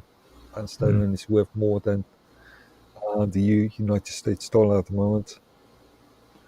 Well, 75 pence for $1. Yeah, that would mean that freaking you would get ripped off if I traded you a pound for $1 then, because it's the other way around. You're right. Yeah. Okay. Don't ask me about maths at 2:30 in the morning. So the creation of the single currency, when it comes to that, supporters argued that common currency would prevent competition, devaluations, and speculative attacks, specializing Europe's economy. Critics feared that without political union, monetary union would create rigidities and expose weaker economies to crises they could not manage. Now, this debate was vindicated decades later during the Eurozone crisis, when tensions between northern and southern members revealed the strains of shared currency without full fiscal union. Now, that would be right around the time where I was talking about with Greece, I believe. That's when all that really started breaking out, wasn't it? It's my memory, isn't it? So I would have to. Yeah, again, we've given me actual date, years, dates. Yeah. I think you're right. Now, as the Union expanded to include countries from Southern and later Eastern Europe, older Wait, hold up. No, actually, the best thing for me to do is I need to start out from the beginning because I almost skipped some of it. Now, migration and enlargement have also been very divisive. This is the part that is the big issue today, and this is where a lot of people really don't know the history when it comes to this whole migration issue and where it actually started. And I've had a lot of conversations with you about this too when it comes to migration in Europe.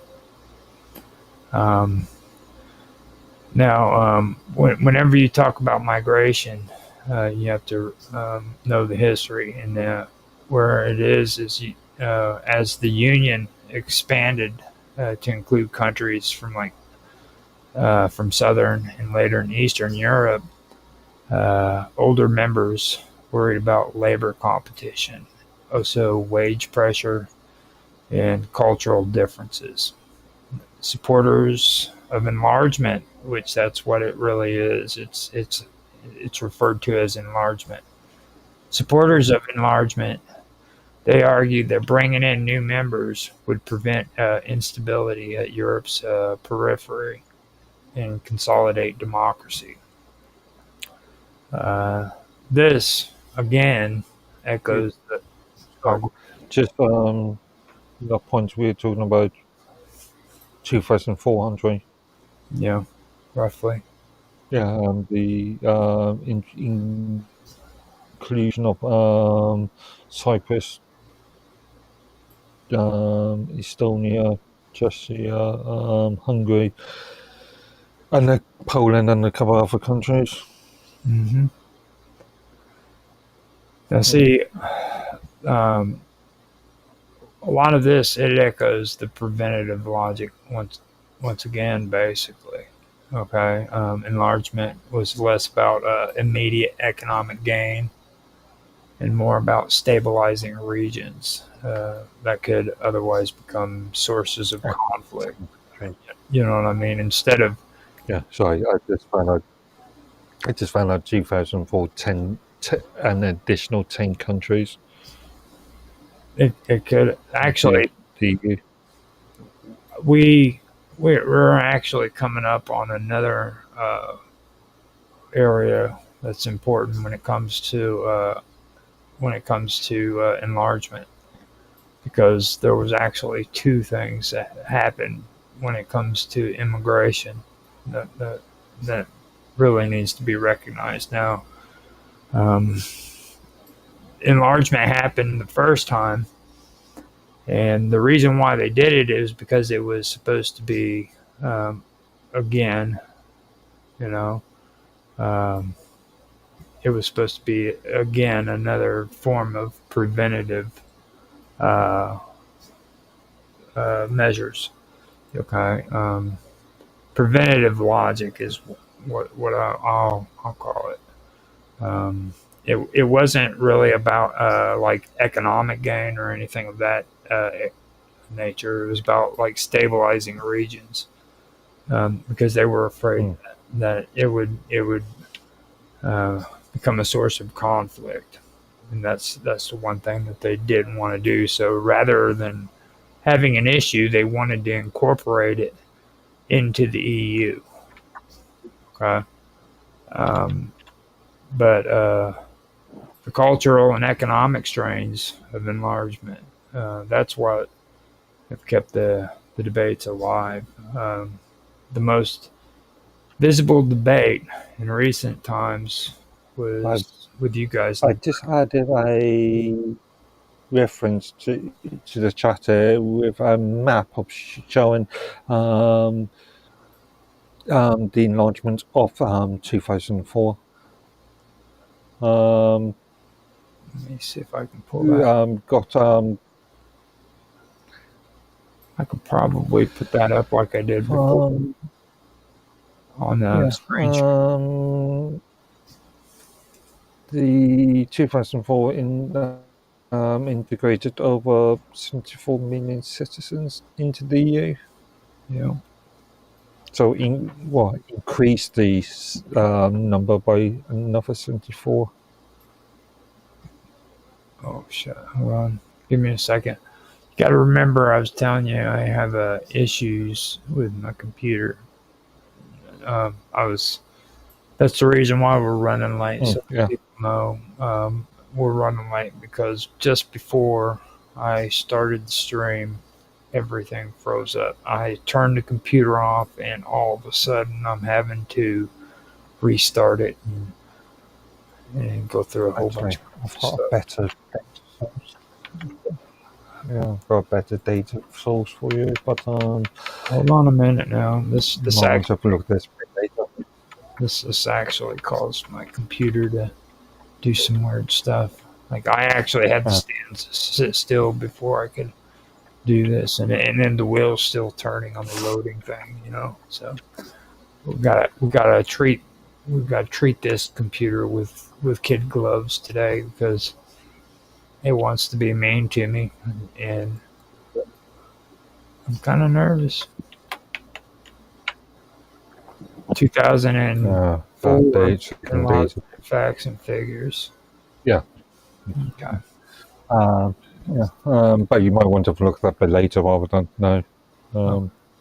It's one document. Let me go ahead. I wish they would allow me to do the. Yeah, they did it.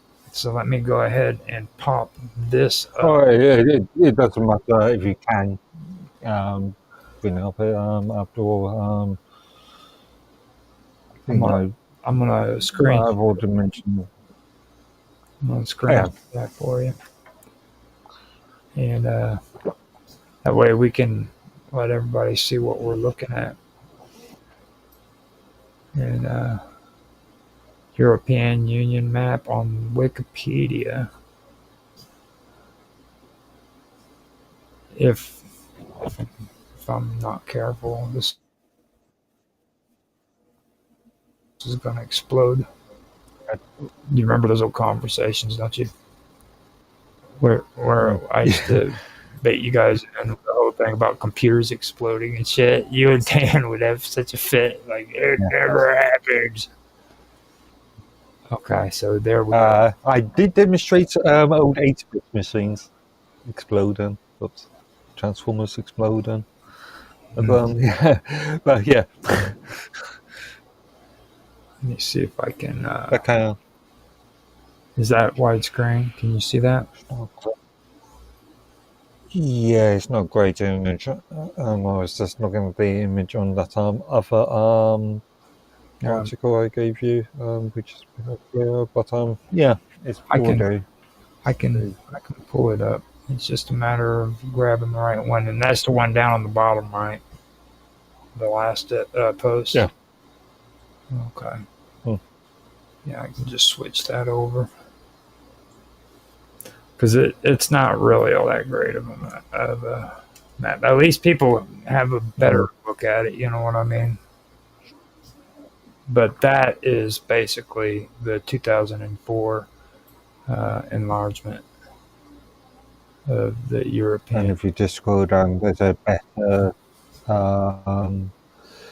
image, just demonstrating what you were just showing. I don't know. There should be a better image. No, you've scrolled way past that. Maybe you have no problem there. It should be right here. Or wait, maybe it. Yeah. Just under the heading over to 24 million subheading the EU in 2004. Yeah, just below that last paragraph. In between that last paragraph, maybe it says text version. Yeah, they're not showing it. But yeah, it's not rendering for some reason. That's crazy. Well, it's still loading, so maybe here in a minute we can have it up and it'll pop in there. So once it's done loading, the little wheel's turning, then we'll see it. So we've got to be patient. Now, Till that loading. before. So, Supporters of enlargement, like I said, argued that bringing in new members would prevent instability at Europe's periphery and consolidate democracy. And like I said, this echoes the preventative logic once again. Enlargement was less about immediate economic gain and more about stabilizing regions that could otherwise become sources of conflict. Okay, and there we go. That's what you were wanting. Is that it? no, the image above. The image There above. should be there should be an image map just above it. There we go. Much nicer. Yeah, that one. And it's an image map because you can just head your mouse over and it should come up with a few data points. Yeah, you got Finland here. Accession in I 1990. think, all the dark blue represents the enlarged post 2004. You got Cyprus here. Enlargement. Yeah. You got Cyprus here. You got Hungary. Slovenia.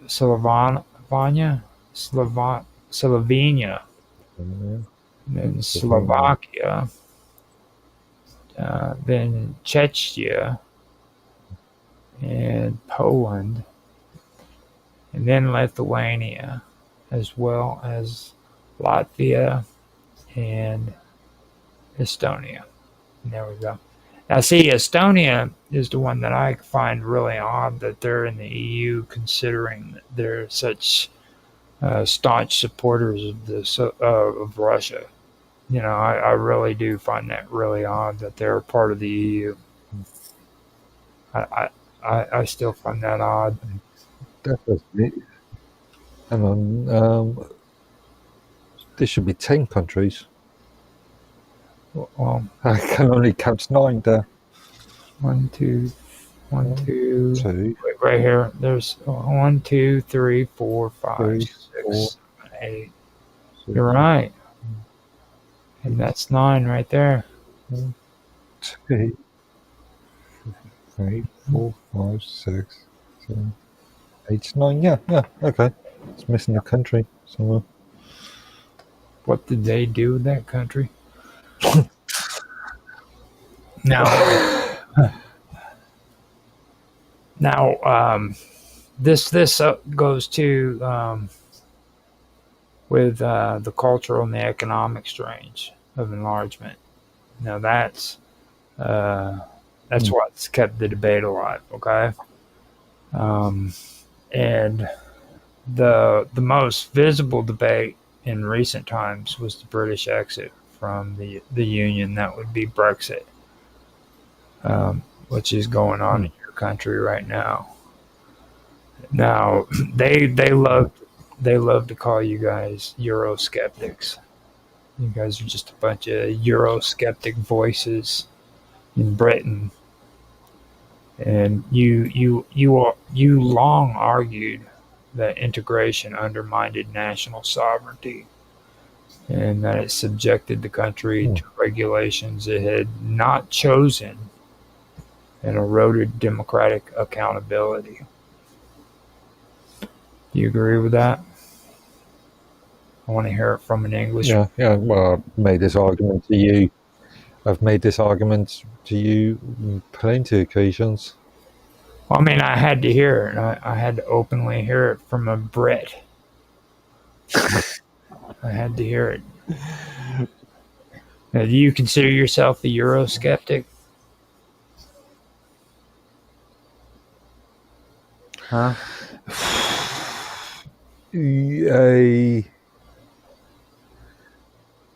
Define Eurosceptics. I just did.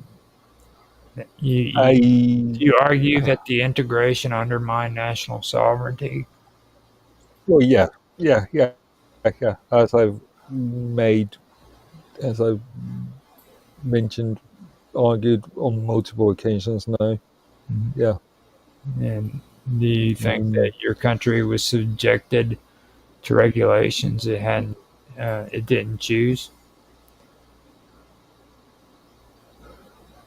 Huh? Yeah. What about democratic accountability? You think it eroded democratic accountability? Obviously, if we can't choose something, therefore, how can it be? How can you call something democratic if you haven't got the opportunity to choose that? Then I heard you couldn't even like vote for your own representative to uh, the EU Parliament. Is that true? you can, or well, you could.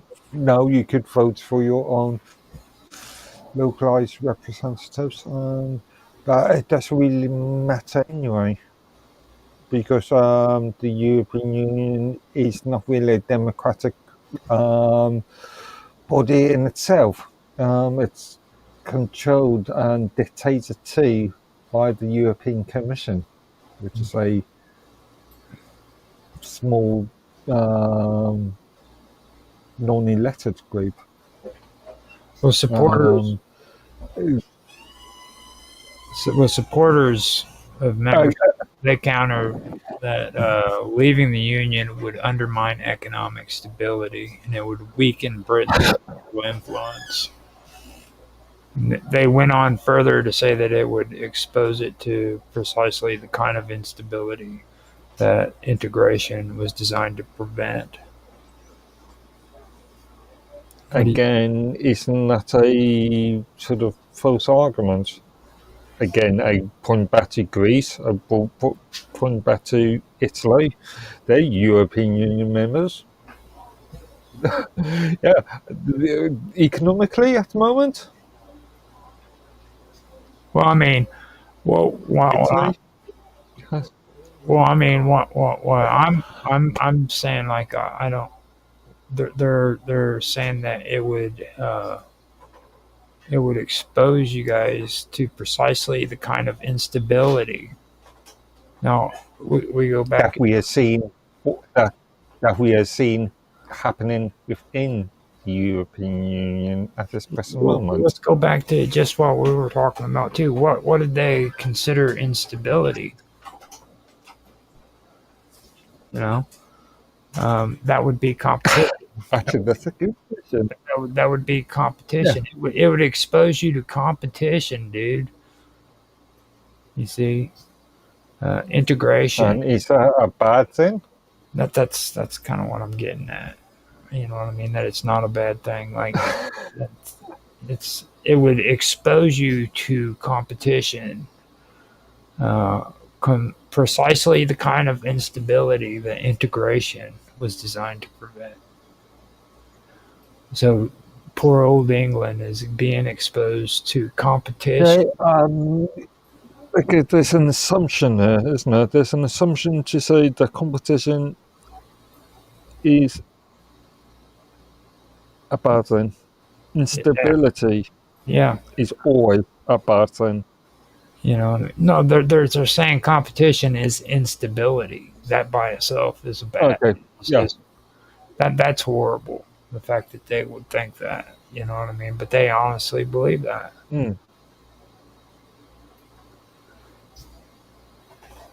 Now, even Brexit, I'm sorry, I said breakfast. But Brexit, in my opinion, it's not simply like a national event, you know what I mean? It's actually part of a bigger debate. And that has to do with how much sovereignty should be traded for like preventative order, and that's I guess at a continental level too, because that's the entire freaking European continent that we're talking about. You know, I mean, how much of your sovereignty do you trade off in order to get this? Actually, European continent again, you're conflating Europe with European Union. No, I mean the European continent as a whole. In this respect, all of Europe is in danger, dude. So I mean, it does. It does. I mean, all of Europe is actually at stake for this kind of supranational uh, corporation, I guess you could call it, institution. You know what I mean? It's a threat to all of Europe, and you can include England in that if you like, I guess. Of the European Economic Area. Yeah, I mean, think about it. What happens? Yeah. What happens if they take over the entire continent of Europe?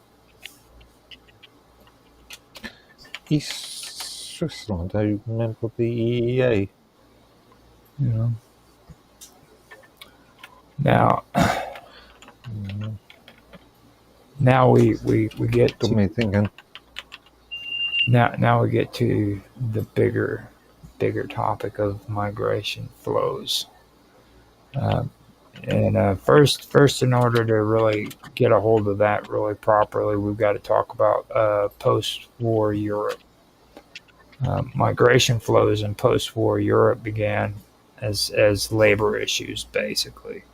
Okay. No. Okay, sorry. Yeah, I was correct technically. Switzerland, the UK, obviously Russia, Belarus, Monaco, and a few other countries are not EEA members. Okay. So, Yeah. so now we get into the migration flows. Okay. Now this is the topic that a lot of people over in Europe, especially in England, they love to talk about migrations here lately. So now we're getting into the bread and butter part that we were talking about. Okay. You there? Yeah. Yeah. Deep in thought, aren't you? Yeah, no, I was just considering EFTA and EEA and flips. Carry on. Okay, so with migration flows, you have to look at post-war Europe. Okay, and migration flows in post-war Europe began basically as a labor issue. Now, Western European economies were devastated after the Second World War, and Reconstruction required massive workforces. At first, migrations were internal from rural or urban regions, or from southern or northern Europe. Okay, that would be Italy, Spain, and Portugal, who supplied workers to the factories of France and Germany. Now later, labor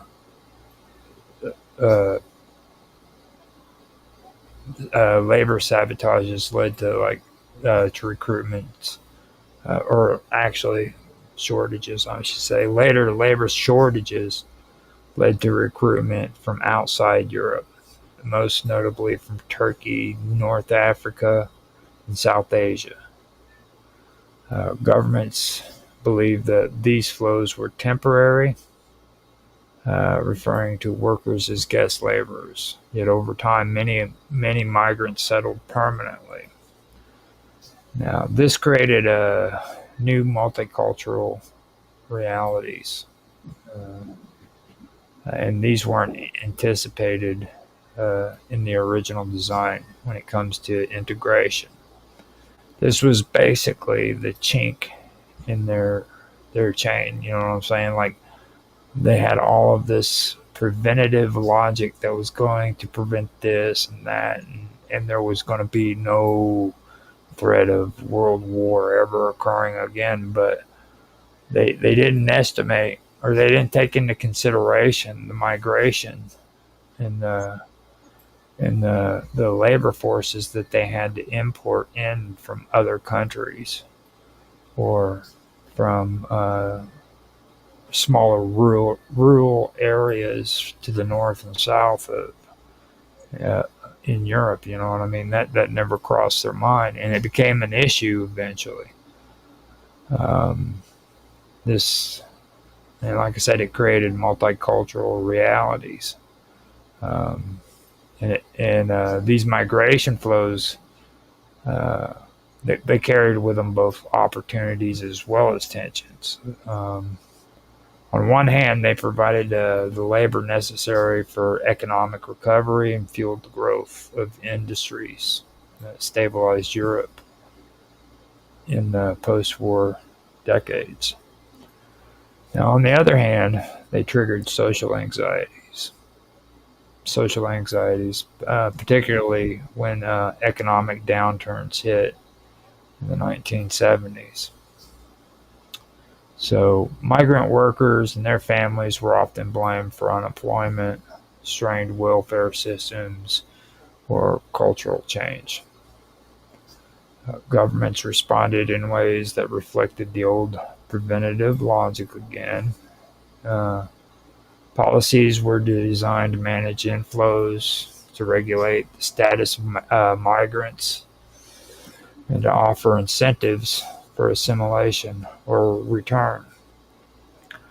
Uh, yeah, because of because these issues touch questions of identity as much as economics, uh, they proved harder to contain.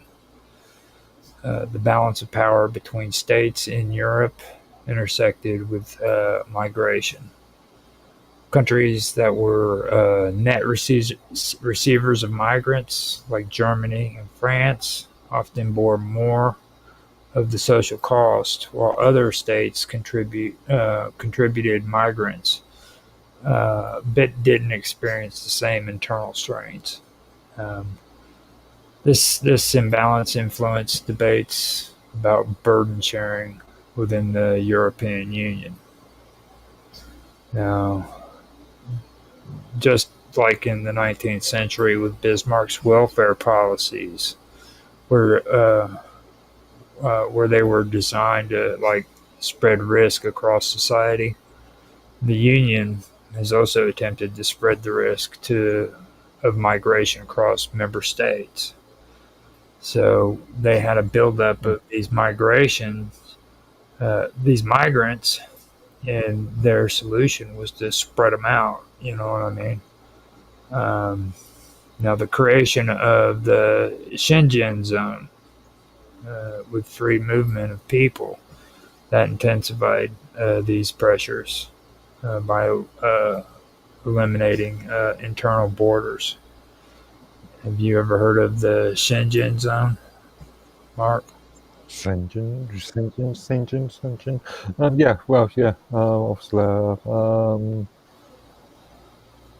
yeah, one of the basic concepts of the European Union, being able to move freely within the Union,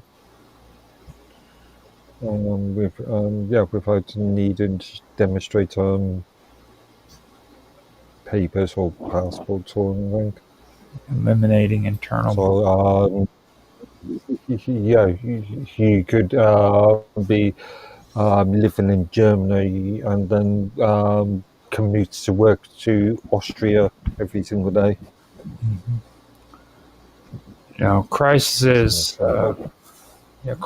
like the refugee influx during the wars in the Balkans in the 1990s and later during the Syrian conflict showed how migration flows could quickly destabilize both national politics and the Union itself. At the same time, the balance of power among states shaped how integration unfolded. Larger states such as France and Germany often set the agenda. Germany in particular, because its economic strength and central position became the gravitational center of the Union. This is where I was getting to the point where Germany basically was its flagship. Okay, I don't believe that it was actually, like whenever Germany reunified, they were so gracious that they accepted it into the fold. I believe that it was its flagship. It was meant to be um, the center of the European Union. You know what I mean? Uh, I just that's the way I really feel about that. So it just the center. At least one of the controlling states of the European Union. Well, I mean, I wouldn't say the center of it. name Yeah, any one name. of the controlling states. Being honest, name any other state that's actually got more power than Germany. As much power as does. I wouldn't say more power, but as much power. France, God, please. Brussels or Belgium. I've already demoted France. Okay, we can't say that. Like Canada has Why more. not? Canada has more respect to me than what France does. 15 That's not. That's not relevant. Countries you respect or not, it's not 15, relevant. 15 constitutions, dude. Seriously. Yeah, but still, Con- that was again. That's not relevant to the present or Yes. post 1970 or post 70 Yes. 74. It's 15 constitutions is ridiculous, dude. Again, still not relevant to its sort of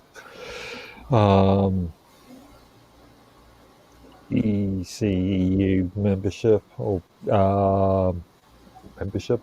Yeah, Well, I mean, people should have like made them actually work to join the EU. If anything, like you can't have any kind of they're founding. institution.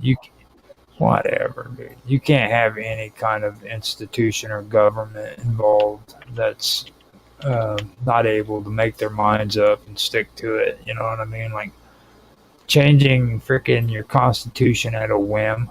Seriously, that just shows how unstable you Hardly a are. win. Oh, it's hardly a whim. Well, I could say that if it was three, maybe four times. They've three tops. I could say that. The 15 is just kind of taking it a little too far. You know what I mean? That's just ridiculous. Yeah. If you want to base it upon the original 1951 concept, you're talking about 6 countries, so all have at least theoretically the same power. Even though it's arguably if they have the Netherlands, Luxembourg, Italy, France, Germany, and Belgium. Okay. Well, Belgian, I can understand. Belgian was always central. So I would argue the current situation, Belgium, Germany, and France are the biggest players in the EU. And again, you can't really call individual countries big players because, again, the EU is controlled by the European Commission, which is purposely controlled. Well, I mean, It's controlled by a load of bureaucrats. So, again, unelected bureaucrats. So, yeah. well, I mean, you're gonna have to make up your mind, dude. You're gonna have to either say you like the EU or you don't like the EU. I'm getting mixed vibes from you. I've never said I like the EU. Well, I'm I just mean, saying, I don't know where you getting that from. you're like getting all happy feet and shit when it comes to the EU. I'm just explaining this situation. I know. It's just like I said. I'm like there's certain times. Yeah, just explaining the situation doesn't mean that you approve of the situation. Yeah, I know. It's just, sometimes I said it earlier, sometimes when I talk nice about the EU, I get like this feeling where I want to puke in my mouth, you know what I mean? And You know, I don't I don't detect that when you start talking nice about them. Like you just start all talking admirable and shit and saying beautiful things. I'm hardly talking admirable. I'm just explaining Okay. I wanted to the validate context. that. I just wanted to validate that so that we Yeah. we we know. Now when it comes to where we were at before and we were getting into this nonsense that I started to, by the way, I'm sorry. But I just had to rouse you a little bit. Now, I mean, it is a simple example. I hate American chocolate. I hate Hershey's. But I can talk about Hershey's. I can talk about the history of Hershey's. Doesn't mean I like Hershey's. That's an okay, example. okay. No, I mean I agree with you when it comes to a lot of things, but like with Germany, okay, I still stand by that about Germany being like the flagship, and I believe that it was actually created for the pure purpose of being well, it would be basically what Washington D.C. is to the United States, in my opinion. That's what Germany was meant to be from the beginning. You know what I mean? In my opinion, it seemed like it fit like a I'm hand not in sure glove. if I. You know?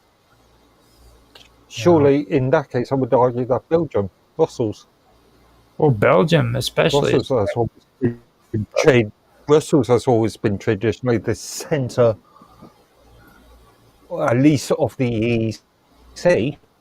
well, they've always been Germany's puppet, dude. Arabia, Belgium's right there, dude. It's like Brussels, and you know what I mean? Like Belgium, right there. It's right next to it. It's actually closer to what's Germany than it is to the France. yeah? But he headquarters. What is the building called? Is used. Now, smaller states worried that decisions about migration, enlargement, or economic governance reflected the interests of the largest powers more than a collective will. Migration flows also played directly into this balance. Germany's decision in 2015 to open its doors to large numbers of refugees during the Syrian crisis, for example, was framed by Berlin as a humanitarian gesture, but also as a preventative strategy to stabilize Europe's borders. However, this decision created political backlash in other member states who saw it as an imposition on their sovereignty. Uh, the controversy exposed the limits of solidarity and the fragility of consensus when it came to sharing the cost of migration. What do you think about that? Huh? You froze up, didn't you? Carry on. I got my own views, but yeah, carry on. I Oh, got my own views, but I'll let you carry on for a moment. well, what's your views on that? I know you got something to say. Oh, you want me to go further so I can bring up some more stuff? Okay. Yeah.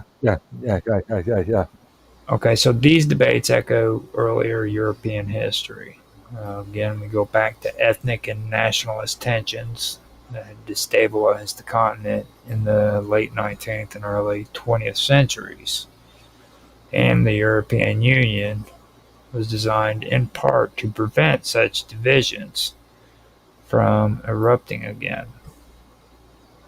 That's one thing that I was saying earlier, where it was a chink in the chain. You know what I mean? This is something that they did not estimate. They did not realize that they were creating their own demise by using foreign migration in order to build up their labor forces within the European Union, and it came back to bite them. Mm-hmm. So, as we're seeing at this moment, yeah. it's all now the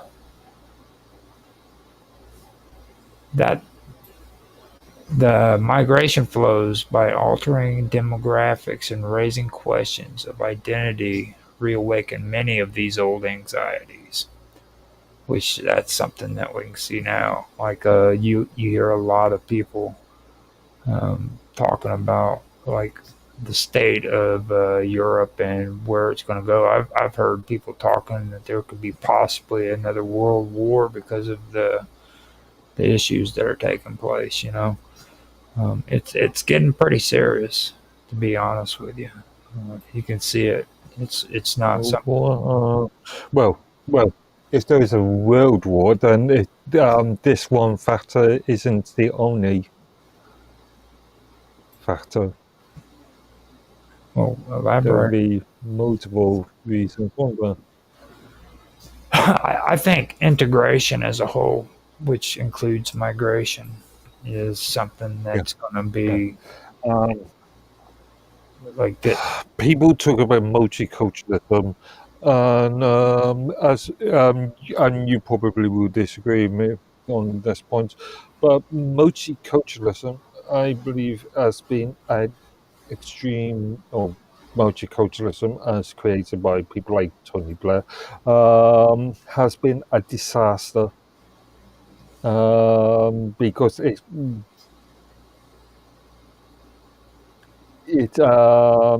erodes the concept of integration.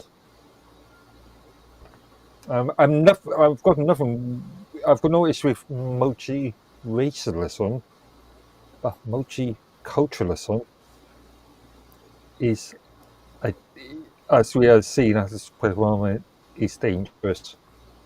Well, look at the topics that we've been talking about too, like ethno-nationalism. What do you think that's about? That's exactly what you're talking about right there. You know, these people had. I'm not talking about when people look at that, they look at it on a racial point. Again, I'm not looking at it on a racial point. I'm looking at it on a cultural. We've had that conversation like 2 times already, you know, and it's like when ethno-nationalism actually started up, people weren't looking at the ethnic groups when it just comes to race. You know what I mean? That didn't start until the time when Darwinism came along, and that's when people started connecting ethnic groups with race. So, like before, they were talking about. I think that point is important to repeat.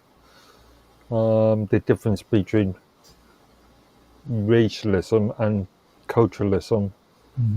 Well, even a lot of people, ethnic groups too. You know, ethnic groups too. Like white people could be 4 or 5 different ethnic groups. Black people could have 4 or 5 different ethnic groups. You know what I'm saying? It's like there. You had the Slavs. You had the Serbs. You had frickin' Serbians, the Serbs. You had the frickin' Poles. You had the Germans. You had the French. These were all ethnic groups back then. You know what I mean? The Franks. They didn't call them the French. They called them the Franks. So you had different ethnic groups, and that didn't get turned into race or what they teach. I don't even like using the term race because that's the improper term for it. You know what I mean? We're all part of the human race, so that kind of sets me in the wrong direction there. But ethnic, or they didn't according to your the color of your skin, or you know what I mean, like that. They didn't go according to that until Darwinism came along and eugenics. So I mean, that's something that I point out. That's what I think is very important for people to understand too. You know what I mean? This is the same stuff as what you're talking about when it comes to conflict. You know, when and Europe is notorious for it. How many conflicts have started in Europe?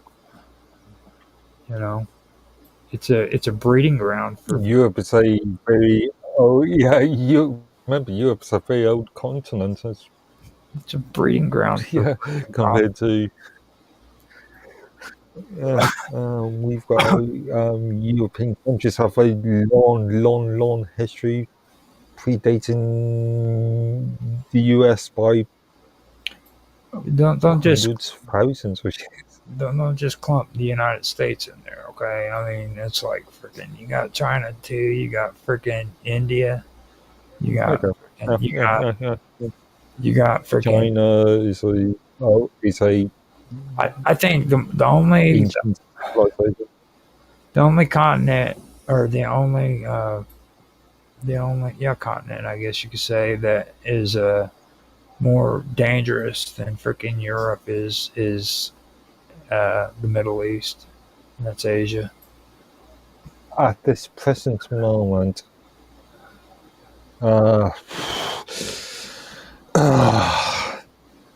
depends on how you're measuring it. Historically as well as modern. Historically, like there has been a lot of stuff take place in Europe. You know what I mean? A lot. I mean, about Asia, about Japanese, conflicts. I got two words for you, and that's called Eastern Europe. Okay, you will never find the amount of violence that was involved in Eastern Europe from the beginning of recorded history until now, dude. Insane. Okay, I was going to say, look what happened. Look at what the Japanese did during the 19th and early part of the 20th century to a lot of other Asian countries. China, as an example. Are you aware that you can't even really okay for a good example, Romania. Okay, Romania. You can't even go back to like the year 500 or 600 and actually get an accurate historical document from that time period because there's been so much war and so much destruction in that region that a lot of their historical documentation is gone. Okay, it's all just. But you say that about anything. Mostly, no matter where in the world. Mostly there though, like a lot of the people that they state are historical. There's no real proof that they existed. You know, like there's just word of mouth and legends and things of that nature, but there's no historical accuracy there saying that this person or that person actually existed. You know, and that's because information has been destroyed in that region from constant warfare. You had the Ottomans fighting the Hungarians, the Austrians, Austro-Hungarians. That was a battleground between those two freaking empires. And then you had Russia, which was the Orthodox. Yeah, but the Ottomans, we are talking about, as far as the Ottomans are concerned, we are talking about, 600 years? Mm-hmm. Well, I mean, it was 500 years, 600 years, which is really just so It's not that long in the long term. Right. And that's one thing that we were talking about before when it comes to that, because a lot of people think the Ottoman Empire I was mean, an old empire, and it really wasn't. It really wasn't. you've got to look at this in perspective. I mean, yeah, like I keep on mentioning to you, and we have plenty of conversations about the US, North America, what, 2, 3, 400 years old now. England, Well, I got 1,000. Yeah, let's say from the Norman Congress. So yeah, 1,000 years. I can wrap up these talking points and add on to that in just one single thing. Okay. Um, Now, when it comes to preventative strategies of integration, okay, which are basically shared rules, Um, okay, mm, supranational authority and incentives for cooperation. Now, incentives for cooperations, I find that actually the most disturbing part, and I've mentioned that to you before. As long as you cooperate, you get these incentives or these benefits. Now, yeah. they were meant to uh, manage freaking the EU, okay? But the uneven distribution of migration or migrants and persistence of national identity, uh, that meant that the balance of power continued to shape the outcome of what was basically going to end up being what it is now. Um, you have that that struggle going on now. So you have like this. They're literally trying to distribute human beings in different areas of freaking Europe. Like it's actually just a production line. You know what I mean? You need to go here. You need to go here, and they're just spreading them out. Mm. You know what I mean? Um, and that's the big uh, that's the big struggle. You know, and all that is a balance of power, and that's all it is. You know, it has nothing to do with anybody else's freaking ideologies, their national beliefs, any of that. You know what I mean? This has to do with what it comes down to what we were talking about before. That cold, methodical machine that doesn't care about your ideologies. They don't care about your beliefs. They don't care about Well, nothing. it has got something to do with national ideologies because it's the destruction, the erosion of said national It's concepts. from The concept of you are a person of the world rather than you are a person of this nation. do you really even feel that though when it comes to the EU, or do you feel like this is a cold, heartless machine that's just processing and manufacturing? It can be both, can it not?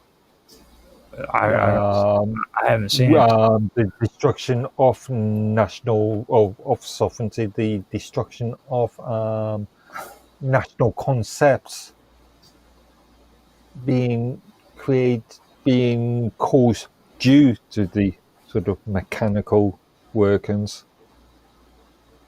I don't know. I don't buy it. I mean, I really don't buy it. I think the EU is the biggest threat that this world, England included, has at its doorstep. Everybody keeps talking about China. Everybody keeps talking about Yeah, yeah. communism. I think actually we are. I think we actually are agreeing, but I'm not sure if you can see it because I'm I agree. sort of reiterating what you just said. Right. And I believe the EU is the biggest threat we have in the future, and I think I know that's what me and you. That's one thing I know me and you agree on the most.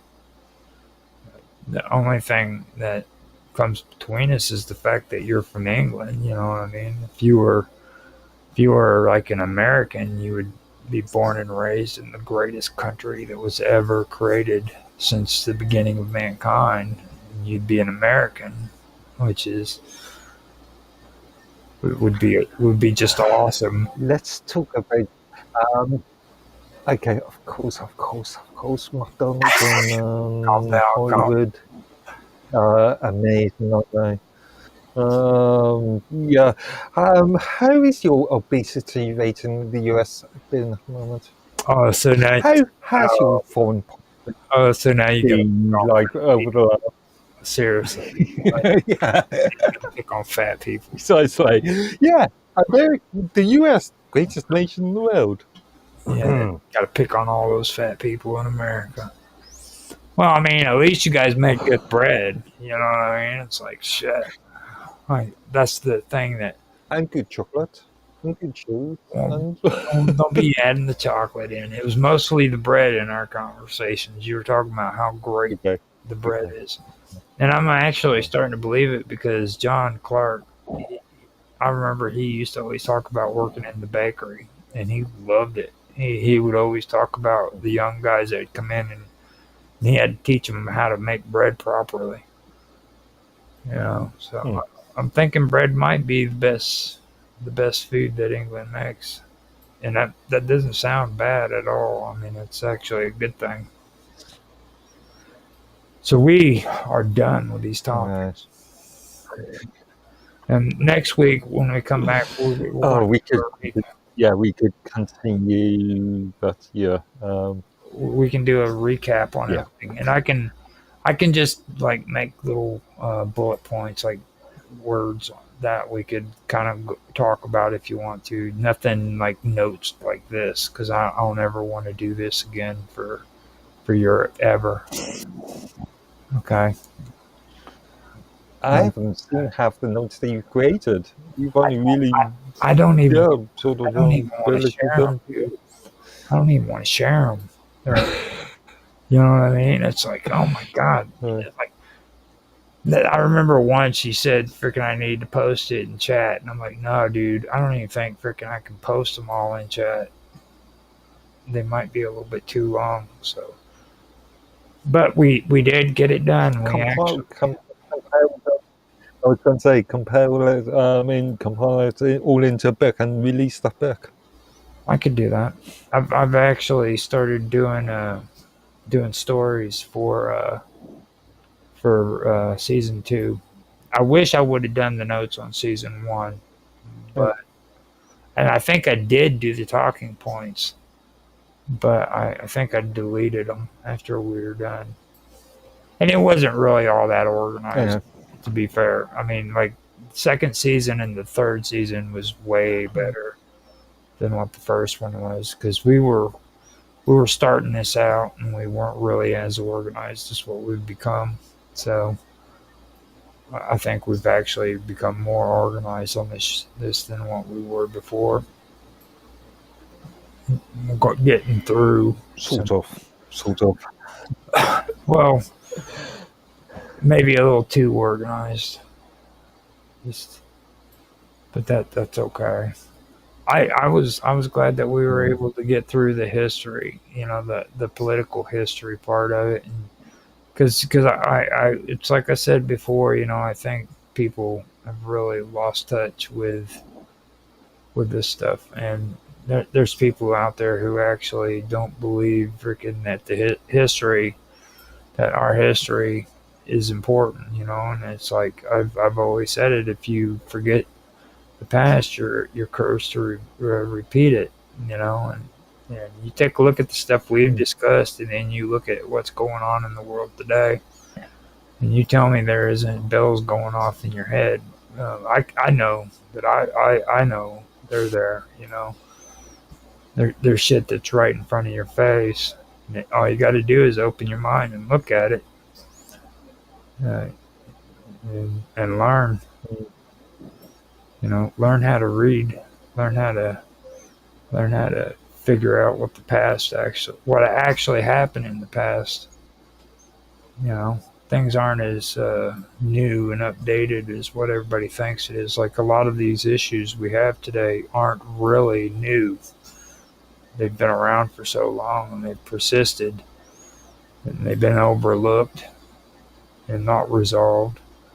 Or like here with these, what I've termed preventative logic and preventative strategies and integration. That's a European thing, with you guys.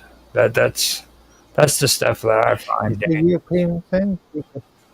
Integration is. Well, Integration is. They don't you have integration in the US?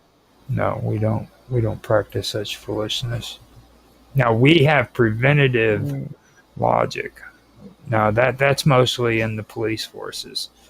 That's the logic behind the police. They believe that preventative measures are needed to prevent crime from happening in the future, which to some extent I do agree with, but I think that it can get carried away. Like their logic is a little bit wrong, or quite a bit wrong. You know what I mean? I don't think that preventing somebody from jaywalking is going to stop them from freaking committing violent crime in the future. You know what I mean? But there's people who believe that because you enforce those smaller laws, it stops bigger laws from happening in the future. You know what I mean? On the point of integration, a lack of integration, if taken to its severe point, creates ghettoization, does it not? Yeah, but yeah, integration is. Well, I don't know. For me, we've got a federal government, and you know what I mean. And I think with Europe, that's what it's mostly about. They're trying to federalize your guys' countries, your In the it's a sort of federal. Well, going back to the quote I made earlier, the Monet quote. So federalized, the federal states of Europe. and like I'm really glad that you mentioned Peel though, because that kind of filled the gaps for me, because Bismarck was one guy that really stood out to me. You know what I mean? A lot of people like to talk about Germany and they always bring up Adolf Hitler, when it comes to all this crazy stuff. But nobody ever looks at Bismarck. Okay. Bismarck actually, he preemptively planned wars ahead of time so that he could unify Germany. Okay, like he strategically went to war ahead of time in order to unify Germany. That was before he freaking created welfare plans or programs under a nationalist government. Okay.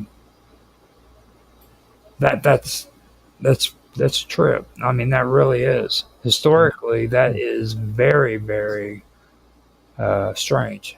As we discussed the week before last. Yeah. Yeah. It's very interesting, and nobody ever catches that. And then, like you mentioned, Napoleon. Okay, Napoleonic Wars, and it never dawned on me that this revanchism would have actually not started in the Weimar Republic, but it would have been during the time that Napoleon occupied Berlin during the Napoleonic Wars. That's what set everything into motion. So that was pretty interesting. So we are at 2 hours and 45 minutes. This next episode is going to be a recap. We're going to hang out and just chill and talk about the stuff we've discussed. And we've already started doing a little bit of that, I guess. But we can get into it, and we can make a little bit of time to actually talk about some of this stuff and get into it a little bit. Probably don't need it to be 3-4 hours long like we have before, but we can at least go back over some of it. It's more of a reflection, something. Right. Also, next year, me and you were talking about our plans, and I think that we really do need to take it another direction. We're running out of continents, and I think we should talk about that further. We just brought it up just a little bit beforehand, but I think what we were talking about actually got even you excited. So I think we should.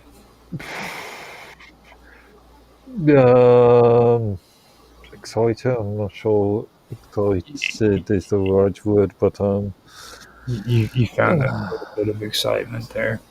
It's just we would have to, and we did a really good job this year. I just wanted to say that there aren't too many people that could have had this conversation the way me and you had.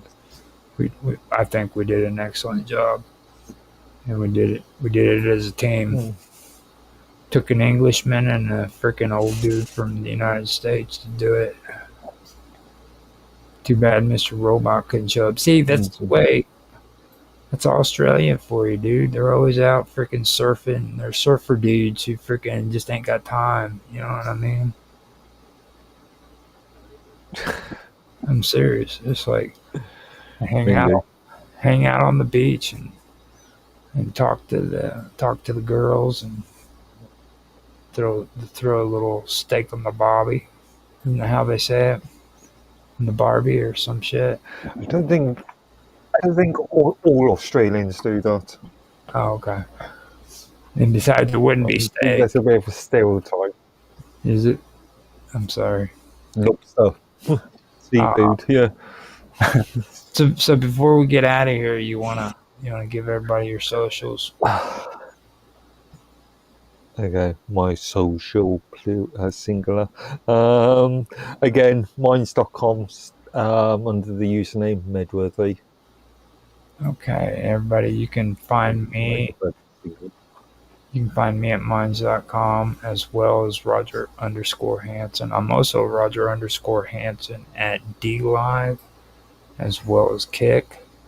On Twitch, I am Infamous 1969. And on YouTube, you can find me, as well as on Rumble, you can find me at The Praetorian. Those are my channels. We are glad you guys could show up, and I hope you guys enjoyed not only this series, but this episode.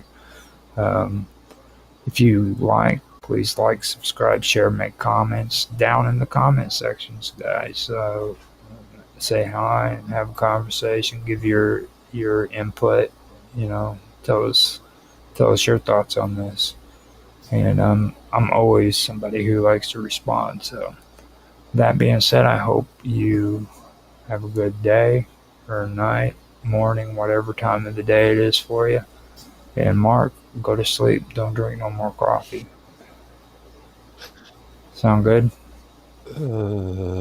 I don't know. It's I can get a couple hours, I suppose. Yeah. I'm just thinking, is it worth me going to bed, or is it worth me just plugging on through? Yeah, I know. Okay, so I'm going to end the stream, and we will talk to you guys later. We'll be back next week, and that'll be the last episode for the year. So that being said, we're out of here.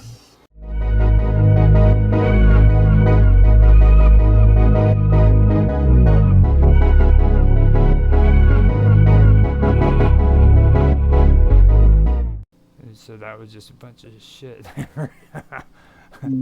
I think they were intending to, but again, mines have intended to do quite a few things in the past. Yeah, that was weird. That social experiment they did, where they asked a bunch of questions like strongly agree, strongly disagree. I'm like, what? This is Yeah, like that was fucking weird. I know this or something. I I don't like, want to. Yeah, Bill was reading far too many psychology books at the time, I think. Yeah. way too many. well, I find it weird though that like, and I think that you guys have it backwards though. You guys say that freaking X emulates freaking Minds. I think it's the other way around. Myself. Well, yeah, no, I've never said X. You said it before. No, I criticised a couple of days ago. What was it? Blue Skies.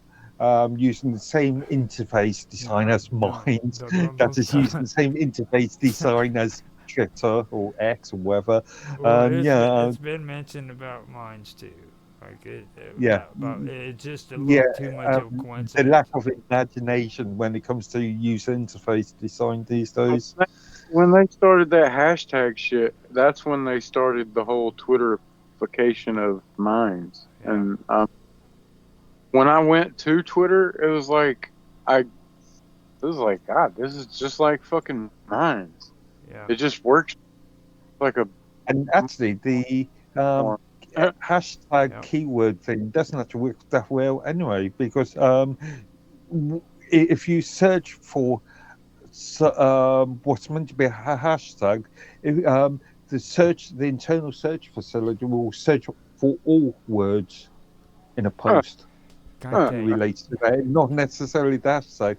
The hashtags are good for, let's say, if you want to group posts together. So let's say I've got a load of the channel meeting posts on my channel, and so I tag them with channel, and then when you click on the hashtag, you get all the channel tagged. But the actual search engine facility will just search for all words in a post. Can I tell you guys a little bit of devious thought that I have? It's about Jaffe. Gone. Sure, go ahead. I'm so glad that frickin' Jaffe isn't on X anymore. You know why? He stopped saying at hashtag.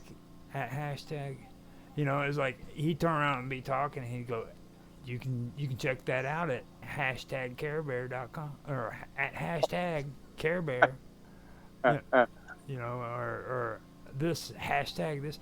If you notice, since he's been going off and doing his other stuff on other platforms, he's kind of gotten away from that, and I think he sounds better. That's awesome. You know. What was I calling it for a while? On Canaries, when we were talking about this back along, I was keeping referring to them as hash-based semantic meta tags. Yeah. Like, which is the correct terminology for a hashtag. I finally went on and got that X Pro because freaking I did some stuff on Blender for Bob Dub, and I told her I don't usually take money for that kind of stuff, you know. So I took, and I knew she was into X, so I went in and I got it. And since I've had that thing, man, I haven't used any hashtags except for when I did like shout outs thanking people for making comments or following me, you know what I mean? But other than that, I don't do that shit. Because I listen to these people and they all of a sudden the way they talk starts changing, and all of a sudden they're talking hashtag this and hashtag that, and it changes your mentality, you know, kind of like YouTube does.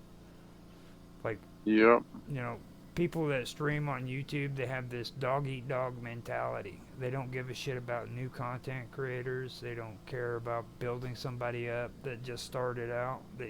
They'd rather freaking beat you out because if you get big, you take away their money. Hey. That's the kind of mentality they have. Well, it might not be true. It might not be true, but that's the way they think. You know, and I've noticed that with YouTube, and it's just it's kind of like a form of brainwash. So that's what they do.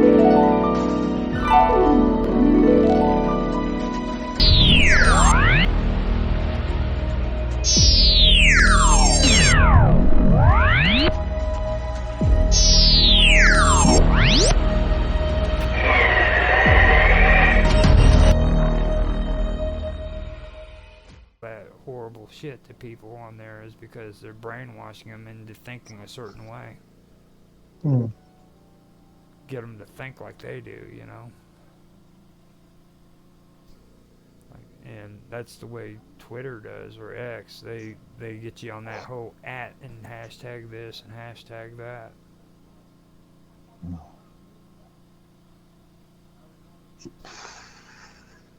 That was a little bit of a rant, wasn't it? Yeah, I when mine's put out the whole hashtag thing, I was like, this is bullshit. Fuck hashtags. I don't know. I can see its usage. I mean, I could see its uses too. It was just for the AI. That's what the hashtags are for. Helps the AI. What Yeah, AI? Search engine. Yeah, You that's said not yourself, AI. you said yourself that AI is nothing but a freaking glorified search engine. Search engine, yeah, So- precisely. So you have to do it the other way around, dude. He's right. You you got to think the other way around. Hashtags would have been helpful, but I think they're more detrimental because people have been using them so loosely, so they're not really categorizing as much as they should have been. But that's why I approved of mine's restricting the hashtags per post. No, not in the amount of options that you can just make a hashtag for no reason, and it doesn't have to be associated with what you're posting. So it's like that's more clickbait sort of thing, though. I've learned something though when it comes to that. You know, people who like to go in and they like to create their own cool freaking or set up their own, you know, what they want for hashtags and stuff. They're actually screwing themselves up, because what you need to do if you want better views, you want to get on your posts, you go off of the top suggested. Now that means the reason why it's the top suggested is because more people use that hashtag.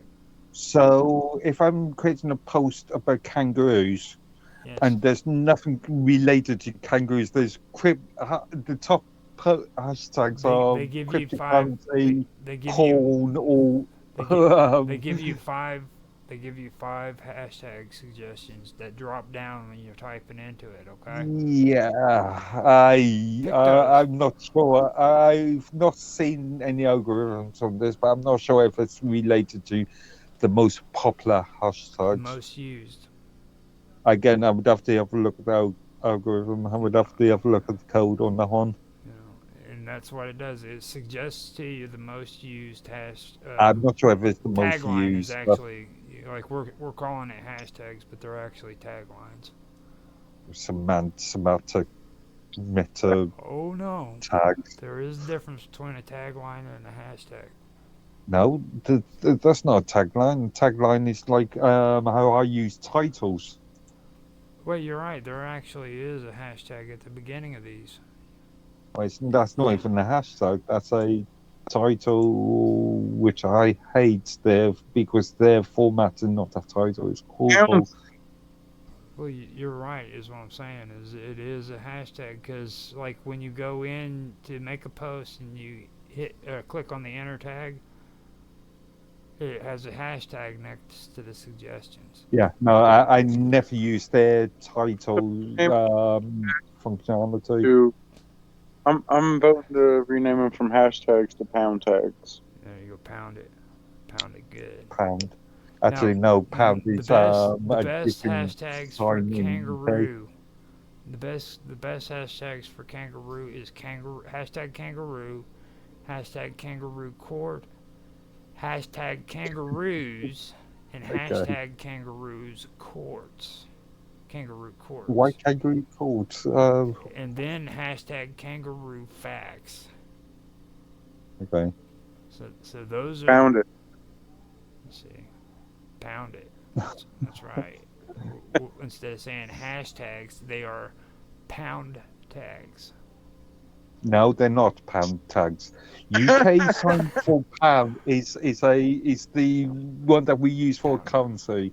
Pound it That's real not a good. pound. A hash is not a pound. Well, It may be in the US, but in the UK it's not.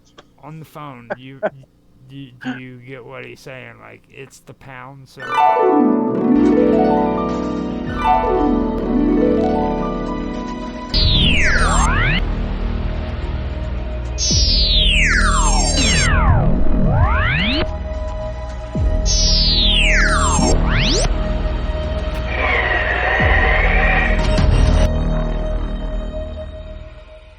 For the phone. No, it's the hash sign Oh on the my phone. gosh. Pound. I guarantee you this is a British thing. Like, you guys. It is a British thing. Because we've got pound is the figure is the That's your mark. thing character that we use for our currency. Yeah. Now, who uses the freaking who used the mark? The Huh? marks. Who uses the marks? They like 5 Right. marks. Germany before they became an EU member. Germany pre-Lisbon Treaty, so Maastricht Treaty, so Maastricht, so pre-1992. Back before the communists took over. Like, the communists moved in and just took Germany over. Yeah, before pre the wall falling. You know that, like, 20 years from now, they're going to look back and say, oh, shit, dude. Like, I thought freaking we were letting these people be freaking more democratic, and what happened? They just moved in and made us a bunch of freaking communists. If the EU exists for in 20 years' time. Yeah. Yeah. Because I was mentioning it to somebody before, and I was like, the United States would not have allowed freaking the unification of Germany if there wasn't a constitutional government installed. It wouldn't have happened, and like, what happened to that constitution that they were supposed to have? Because they even made it mandatory for Iraq to have a constitution installed before they were able to take power over their country again. Technically, this would be outside of the US hands. No. As far as European countries are concerned, anyway. NATO was running freaking Germany, West Germany. No, It's all based system. If you look it all up, supposedly what I've heard, the postal routes, and then the Catholic Church, like the Vatican. So they're like the royal seat of all the postal routes, and the Postmaster General or whatever the heck, and then it kind of trickles down from there. That is crazy.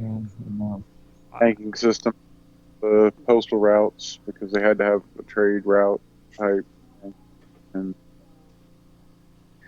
it goes way back, and they keep building off of stuff, but they don't really know exactly what they're talking about. They're just kind of winging it, and everybody's kind of following.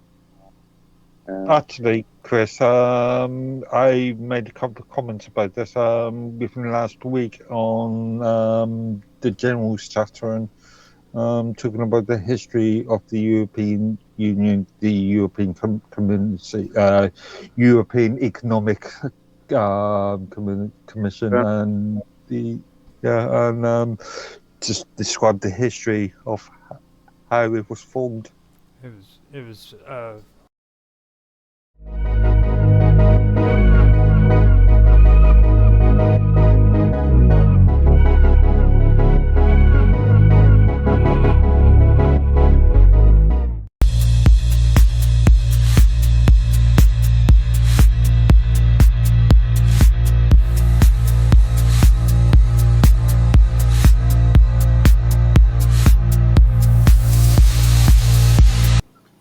all of it is constitutional law. You have the right. Yeah, so it's a criminal. So it's not sued. It's custodial sentencing. That's tough. Whenever they're making lawsuits against the president and the executive branch, they have to take their lawsuits to the government, and then the government has to approve it and say that they have valid grounds to sue the government. After that, it becomes a civil suit between the individual and the government, or whatever branch. Okay. Of Oh, I see. Sorry. Yeah. No. All I know is they are coming hard for Trump right now because he is cutting off a lot of corrupt people's money, and that's why him and Musk are getting such bad press right now. Is because all these people were pocketing, billions of dollars, and now they're not, and they're pissed off about it, and they're trying to get back at him. Purpose of legality, I will state alleged. Alleged. Well, I mean, it's pretty obvious. Irrelevant, but do you want to be sued? Well, nobody I don't wants give a shit. I say what I want. It's nobody wants. Okay, I knew some of the consequences. I've got nothing for anyone to take, so I can say whatever I want, Mark. It's a constitutional law here in the United States that allows you to be sued. You know what I'm saying? And it's also to sue people. You have that constitutional law. So if you have anything that you're disagreeing with when it comes to the government or anything, you can sue it. Doesn't there have to be damages for that to be the case? Well, I mean, it depends what you mean by damages. Which part of the depends Constitution on the specific law. You Specific reason you I do thought it sued was for. like a means to remedy, like if you had damage done to your property or something like that. if you have any kind of damage that has to do with you personally, it could be damage to your property. It could be freaking something that the government's doing. Yeah, your reputation. If somebody is doing something in the government that's hurting you, you see. Yeah, but getting a payout of the government isn't really damages, is it? And it's not paid by the government, obviously. It's paid by the taxpayer. It's paid but by the they're state dishing again. it out. What I'm saying. Well, it's really hard for you guys over in freaking your foreign countries to understand, But this is freedom. This is how we do things in the United States. Very inefficient. Well, it's actually we have similar sort of concepts when it comes to civil law in the UK and Australia. I mean, well, I don't recommend trying to sue the government. A friend of mine tried to do that, and they labeled them as a terrorist, and now she can't do a lot of things because of that. I would actually know the exact details of that one. welcome to the party, dude. That if you do something to the government and they freaking call you a terrorist, then you're probably doing something right. You know what I mean? Yeah, but it's not going to make your life any easier, that's for sure. I know that, but you just got to keep your head up and freaking wish for the best, dude. Yeah. Yeah, but if you're a terrorist, then you could be looking at criminal prosecution anyway. You could be looking There's at better ways to fight than head on. Now, Musk is supposed to be teaming up with PayPal co-founder to help build Trump's defense shield. Have you guys heard about that? I have not. SpaceX. That's kind of ironic, isn't it? SpaceX It used to be Musk's company, wasn't it? Yep. SpaceX to partner with Peter Thiel's data company on proposals for U.S. Golden Dome. Oh, Peter So Thiel. Oh my God. Yeah, right. What is the Golden I Dome? didn't hear about the What space shield. exactly? What is I'm worried about this Golden Peter Dome? Thiel guy. He's a creepy one. I don't trust him. Okay, so Again, you have to. Yeah. go into further detail about Elaborate. what the actual, Well, just the way he's invested in the past, really. Like he was an early investor in I'm not talking Facebook. about this individual. Sorry, you misunderstand me. I wasn't talking about the individual. The individual is irrelevant.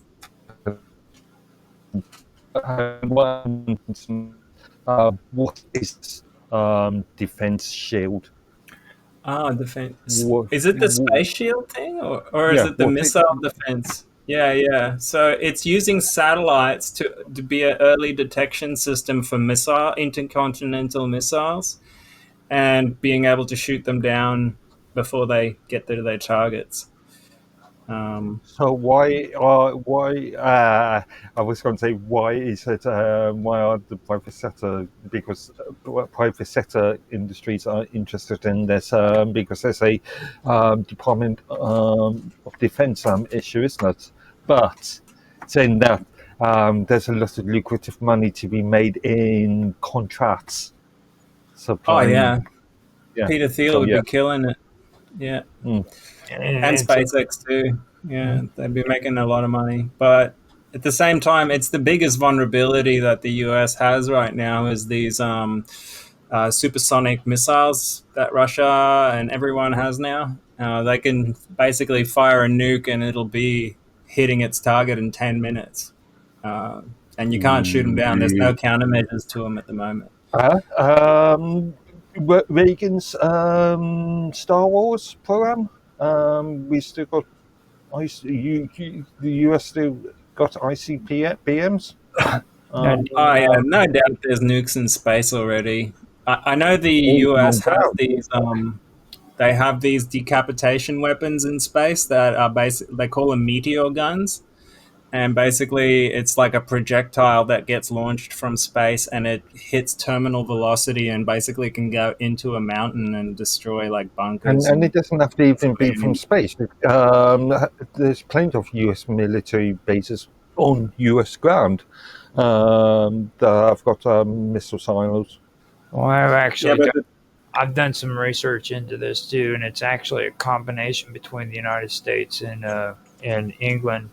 They both came up with a satellite, or it's a ground to satellite to freaking to target projectiles missile system, where freaking they use satellite information to locate the target, and all they have to do is launch the missile, and it freaking hits it by satellite. They've had it out now for at least 10 years. I'm just trying to remember the name. There's an acronym or abbreviation acronym. It really bolstered the British military capabilities. Like they really got a lot of good credit out of that because of how much of a military force they are in the world of weapons exchange and trade. Like. They've actually got a lot of credit for it. It's just like, you remember the drone thing we were talking about. I find it coincidental that you guys are freaking doing experiments with radiation, or not radiation, but I guess it would. Microwaves, and with drones. And then we mysteriously had our drone incident over here. And the one thing that sticks out to me is when we were having that show with Nancy, she was talking about freaking that fuel. What was it again? It was not bleach. No, it was greens. It was green. Well, not bleach, but green pneumonia or something like that. Okay. And they're using it now, so because it was supposed to be freaking really low in heat, you know what I mean, and with heat and everything, and it's a good fuel source. They're using it now in semis and stuff of that nature. But that was what really stuck out to me. So I can see that there's a lot of new technology that's being prepared, and I think Did you see that video of Trump talking about his secret weapons recently? No. Yeah, someone in like in a news conference said something, and it was kind of unrelated. And then Trump's like, "Oh no country is going to try and attack us. You know, we got weapons that are much more destructive than anything anyone else has, uh, we have stuff no one knows about, and they're just not going to do that." And then it came out on InfoWars a few days later because Alex Jones talks to Trump every now and then, and supposedly the US even has like antimatter bombs now, which can basically vaporize like an entire city. Again, we are coming from InfoWars. We're coming from both Trump and Alex Jones, so don't believe. Well, think about it. We know how to accumulate antimatter. Why wouldn't they turn it into a weapon? Where's the evidence of so-called actual physical antimatter? Just look it don't up. believe everything you read. Well, I mean, where's the evidence? Let's see. he does. I'll tell you the evidence. He does. Antimatter weapons come straight up. What, Star Trek or something? Well, see, this is it's a secret weapon, man. It's not going to be published everywhere, but you can see people talking about it. Yeah, people talk about flat Earth theory all the time. Doesn't mean that the Earth is flat. People talk about, I don't know, the flat riding on the back of a turtle. Doesn't mean the Earth is riding on. An antimatter weapon is theoretically possible device using antimatter as a power source, a propellant, or an explosive for a weapon. Antimatter weapons are currently too costly and unreliable, estimated to cost about $6 billion for every 100 nanograms. And again, the question, The cost of producing 1 millionth of a gram of antimatter was estimated at $62 billion in last year. By comparison, the cost of the Manhattan Project cost $23 billion. So, kind of doable, actually. I wonder how much you would need for like a bomb situation, because you wouldn't need much antimatter, really. That shit is crazy explosive. right here, ladies and gentlemen, on Untethered, only on Untethered. We're going to witness Mr. Robot causing Mark Edworthy's head to explode.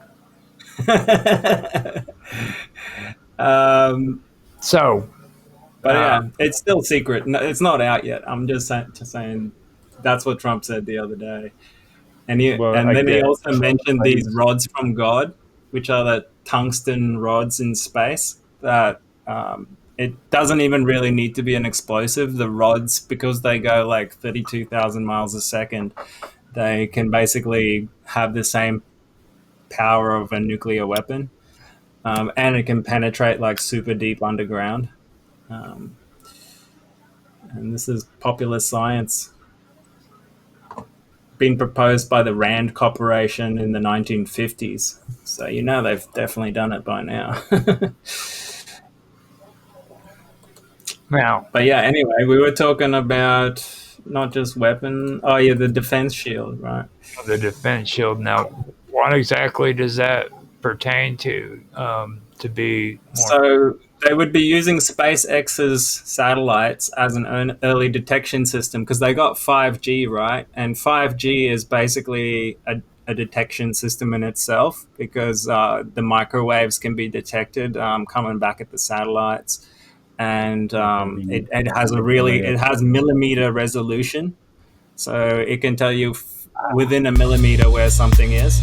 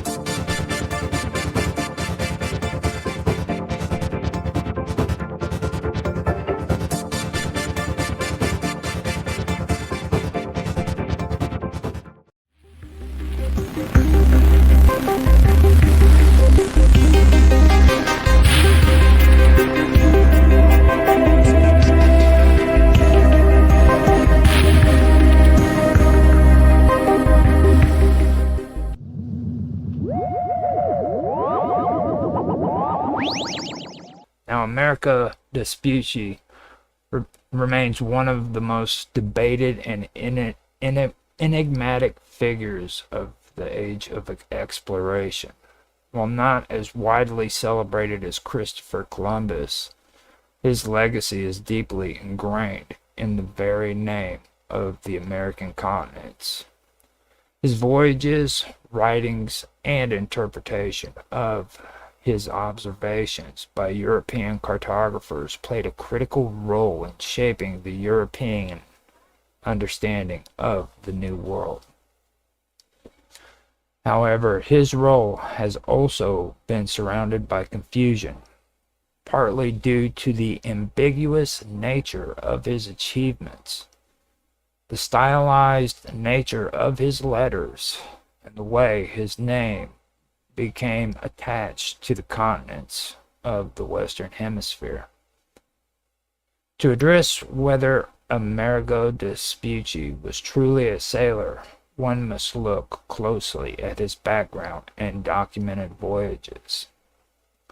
Vespucci was born in Florence in 1454, a city that was more renowned for its contributions to finance and humanism than for maritime exploration. He came from a well-educated background and was trained in navigation and astronomy.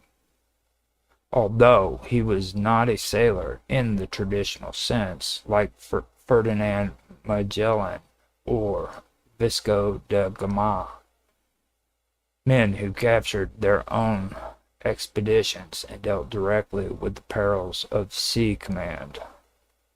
Vespucci did, in fact, participate in maritime voyages.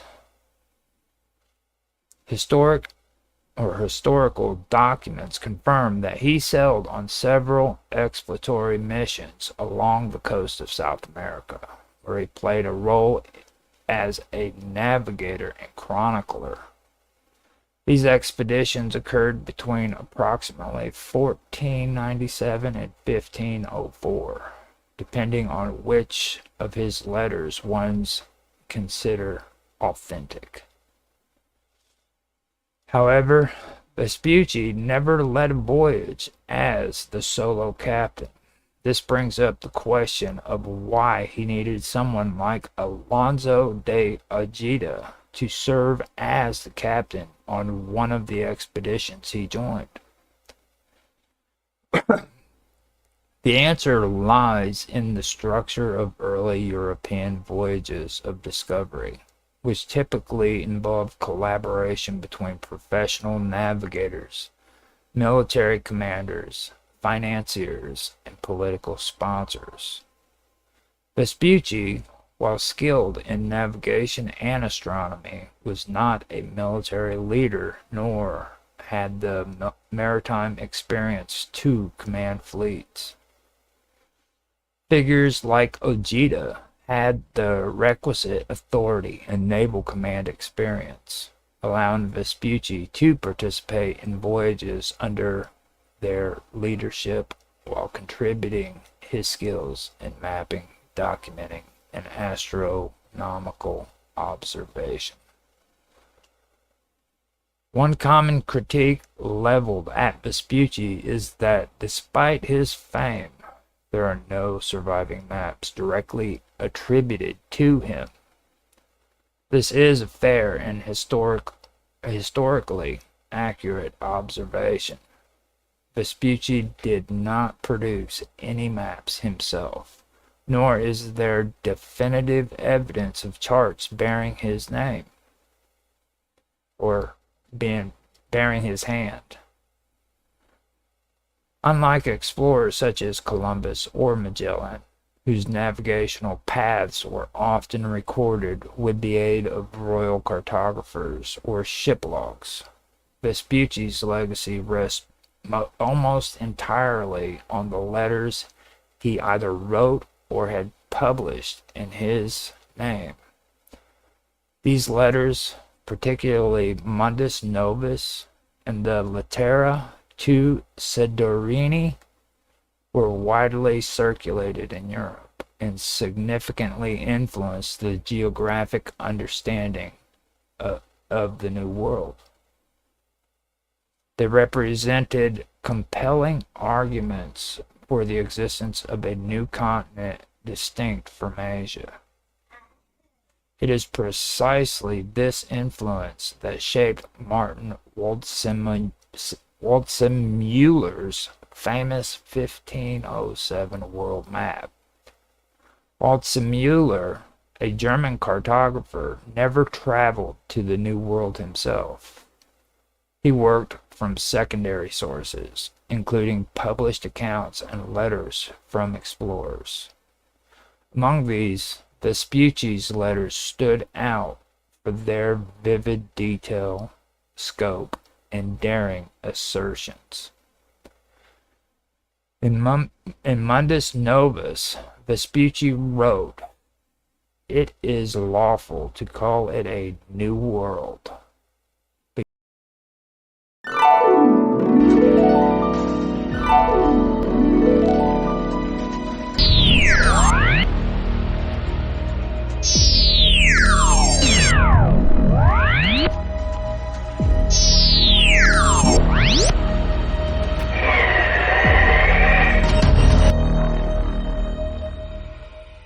because none of these countries were known to our ancestors.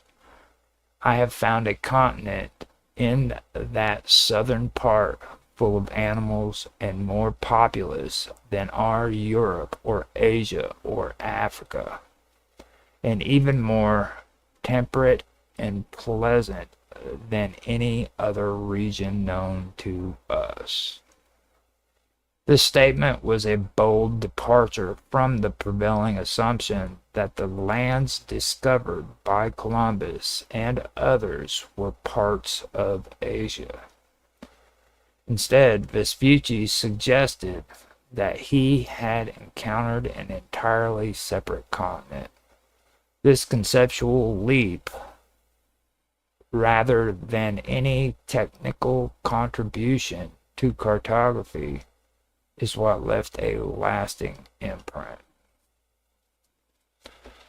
Waldseemüller found Vespucci's writings so compelling that he named the new continent America in his honor. The name appeared on his 1507 map, which was the first map in history to depict the Western Hemisphere as a distinct continent, and to call it America. It is important to note that Waldseemüller's decision was based not on precise geographical data, but on the persuasive power of Vespucci's argument that the New World was not part of Asia. This reliance on narrative rather than measurement illustrates the early stages of European cartography in the New World era. Vespucci's letters were conceptual blueprints rather than technical diagrams, filled with observations that were qualitative and descriptive more than numeric or charted. One of the key criticisms of Vespucci's writings is that while he offered descriptions of the landscape, climate, and indigenous people, he rarely provided the kind of concrete geographical data that could be used to map coastlines accurately. For instance, his comment, "The soil is very pleasant and fruitful, full of immense woods and forests, and it is always green, for the foliage never drops off," provides a general sense of lush vegetation and favorable climate, but tells us nothing about longitude, latitude, or the shape of the coast. Nevertheless, this kind of description played a role in forming European perceptions of the New World as a bountiful and untamed land, ripe for exploration and colonization. In his Lettera to Soderini, Vespucci did include some estimations that gave a vague sense of scale and direction. One such quote is, "We sailed continuously for more than 700 leagues along the coast. Between the south and west, we found ourselves in a climate where the length of the night exceeded 15 hours. This kind of observation implies travel to high southern latitudes, perhaps as far as modern-day Patagonia. He has also claimed to have he also claimed that his expedition was so far south that we were outside the Tropic of Capricorn, where the South Pole rises above the horizon 32 degrees. Though precise, such statements help European readers understand that the explored territory extended well below the equator, suggesting that the landmass was massive and possibly continental in scale.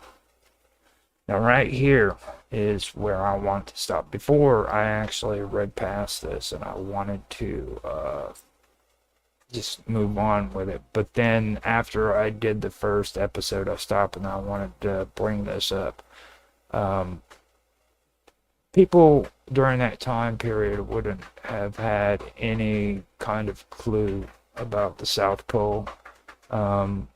This statement to me seems a little bit suspicious all on its own. Like nobody would have even had any kind of concept of what the South Pole was, much less any kind of discussion.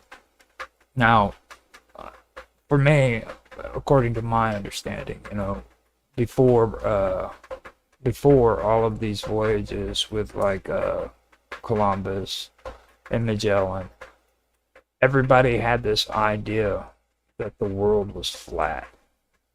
And here in a little bit, you'll hear a little bit of them trying to justify the reason for why he would have mentioned the South Pole. Now, if he would have actually mentioned the South Pole, that would go according to some of my earlier beliefs in this topic, which I believe that there were people during that time period and even before, not everybody, but there were people who believed that the world was round.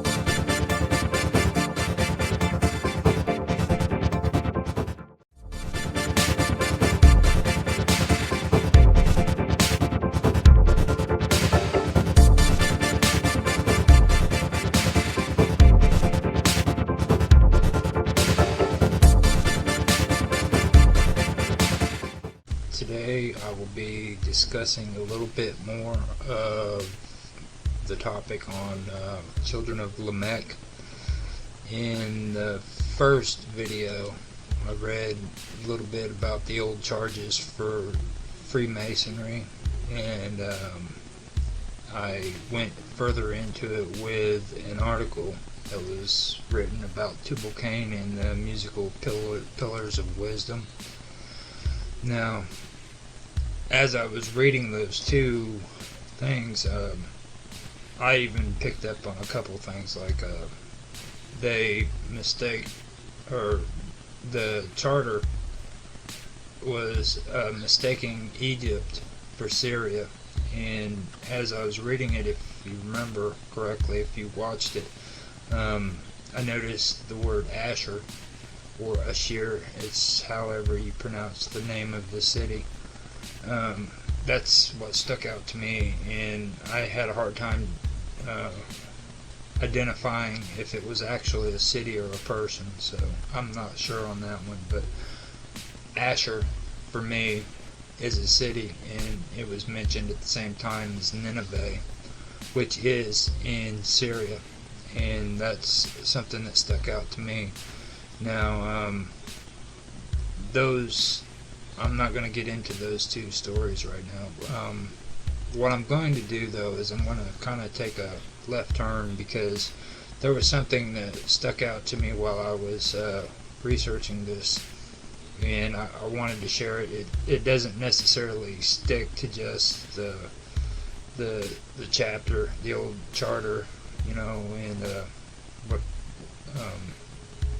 the other things, but this one is called the Genesis 6 Conspiracy. It's a book that I ran into a long time ago, and in chapter 2, it has a chapter called The Daughters of Cain, and I thought that it was pretty interesting, so I wanted to share that as my third video for this. And it's very interesting. I don't know really what take you'd have on it, but I figured I would share it with you and see what you think about it. But it is pretty interesting, so that is going to be my third video on this topic. So with that is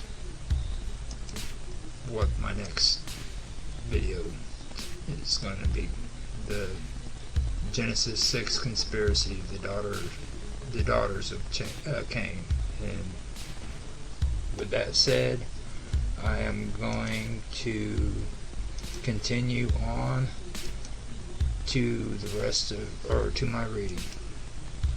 Now, the chapter 2, the daughters of Cain. Okay, now out of Genesis 1:27 and 28, it reads, "Male and female he created them.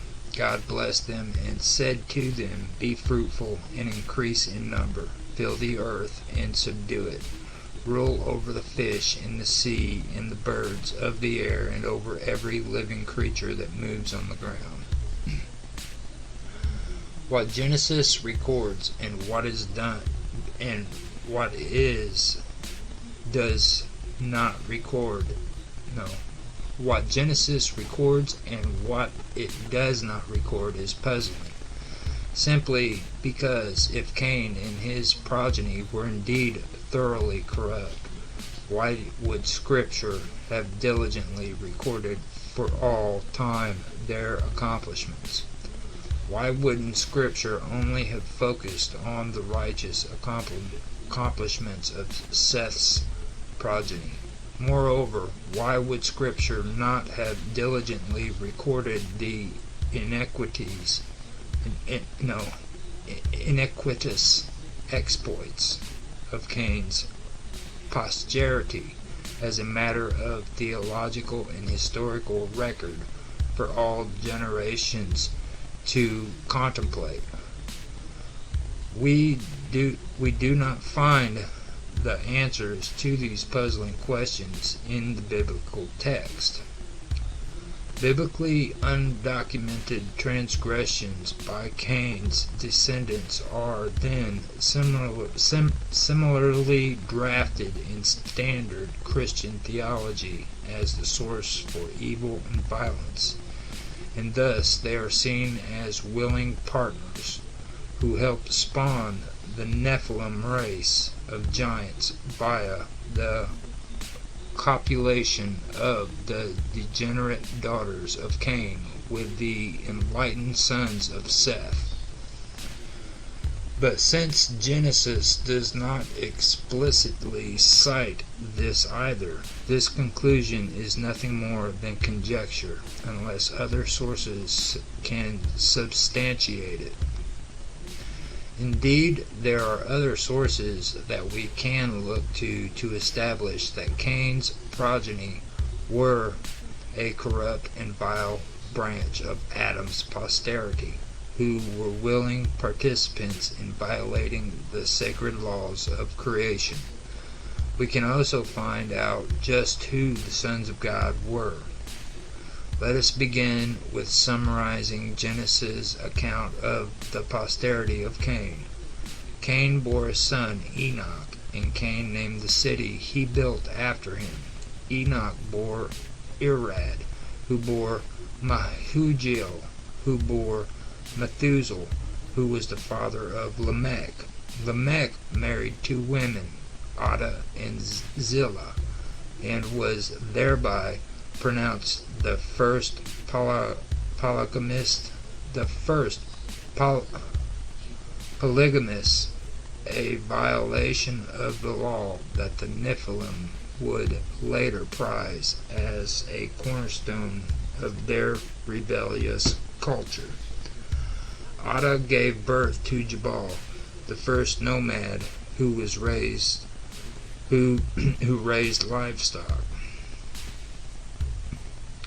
Ada also gave birth to another son, Jubal, the first to create the art of music. The second wife, Zillah, bore one son, Tubal-Cain, who is credited with inventing smithcraft.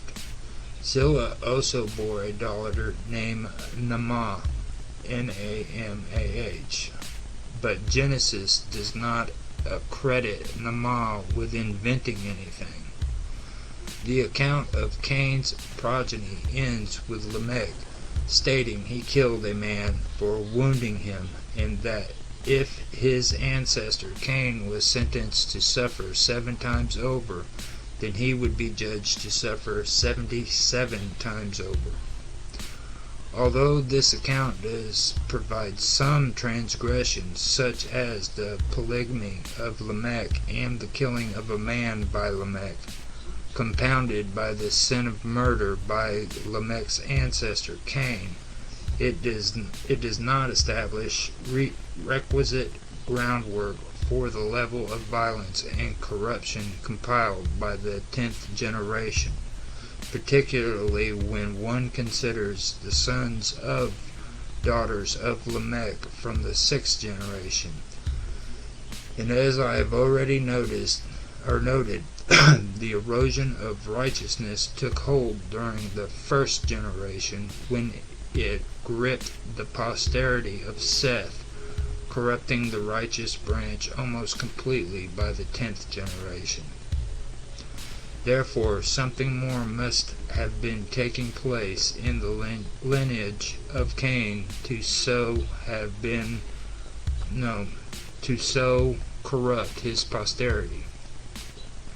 In addition to crossing the genealogical branches of Cain and Seth, or another outside source must have been at work as the source of the corruption. Cain was thought to have traveled over many countries with his wife, finally establishing a city he named Nod, where he and his wife settled and had children. Louis Ginsburg, author of Legends of the Bible, notes that Cain built monuments to immortalize his name, as well as 60 cities, all with walls, thereby suggesting military fortresses. Josephus injects that Cain did not accept judgment or punishment from God for murdering Abel. Cain did not repent, but rather increased his transgressions and wickedness, procuring everything for his own pleasure. even though it obliged him to be injurious to his neighbors. Cain became wealthy through plundering his neighbors with violence and robbing them of all that he could pillage. Cain further urged his followers to do the same. He became a great leader of men, leading them into wickedness. Who were these plundering hordes led by Cain? Where did they come from? Josephus wrote that Cain introduced weights and measures into the world, where before the introduction of the system, humankind lived innocently and generously. Cain led humans from innocence into cunning craftiness, where all things were weighed and measured. He established boundaries for all lands and established many cities and fortified walls, naming one Enoch after his eldest son. Ginsburg suggests that Cain sinned to secure his own pleasure, even though he severely injured his neighbors. Cain was likely one of the proponents for violence and war in the antediluvian world. Josephus and Ginsburg both label Cain as the father of evil, violence, and corruption. These accounts stray significantly from the Genesis account, where Cain was not overtly charged with corrupting the antediluvian world. It was implied so subtly that one may wish to look closer at Cain for impropriety. With Cain planting these kinds of seeds in just his second generation, it is not difficult to conceive the entire antediluvian world, other than the lineage of Seth, being totally corrupted by the sixth generation, with Seth's posterity being completely corrupted by Cain's descendants from the 7th to the 10th generation, and after the Nephilim incident. With the arrival of Lamech, however, antediluvian life became interesting.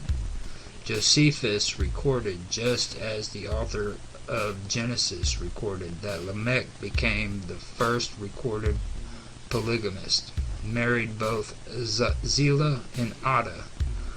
Altogether, they procreated 77 children. Lamech was also noted as being very skilled in the art of divine revelation. Of these 77 children, 3 were noteworthy by Josephus's standard. Jabal, son of Ada, specialized in music, inventing musical instruments. Tubal-Cain, son of Zillah, exceeded all other men in strength and excelled in the martial arts, foreshadowing characteristics of the Nephilim. Josephus noticed Tubal-Cain as procuring the pleasures of the body through his natural attributes.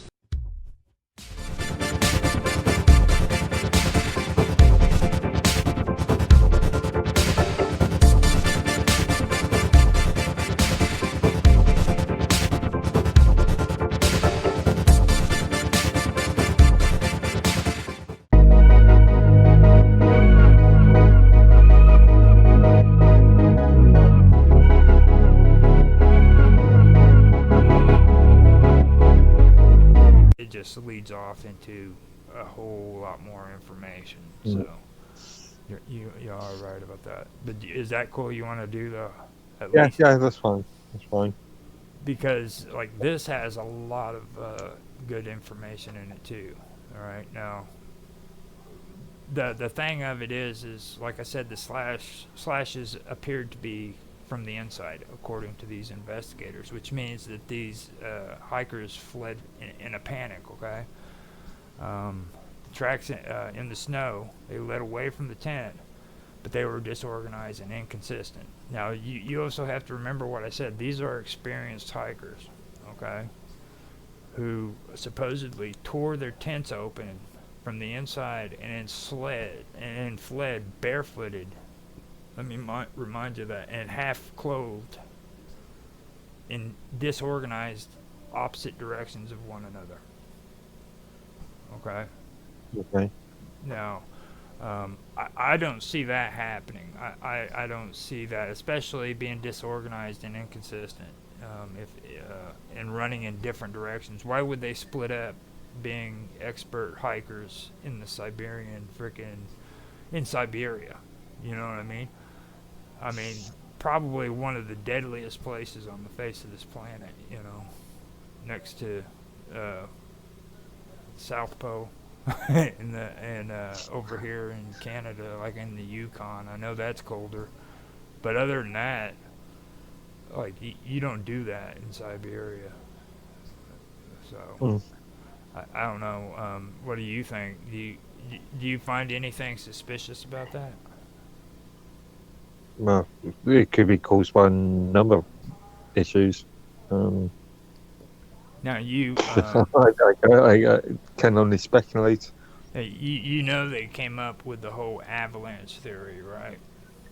Okay.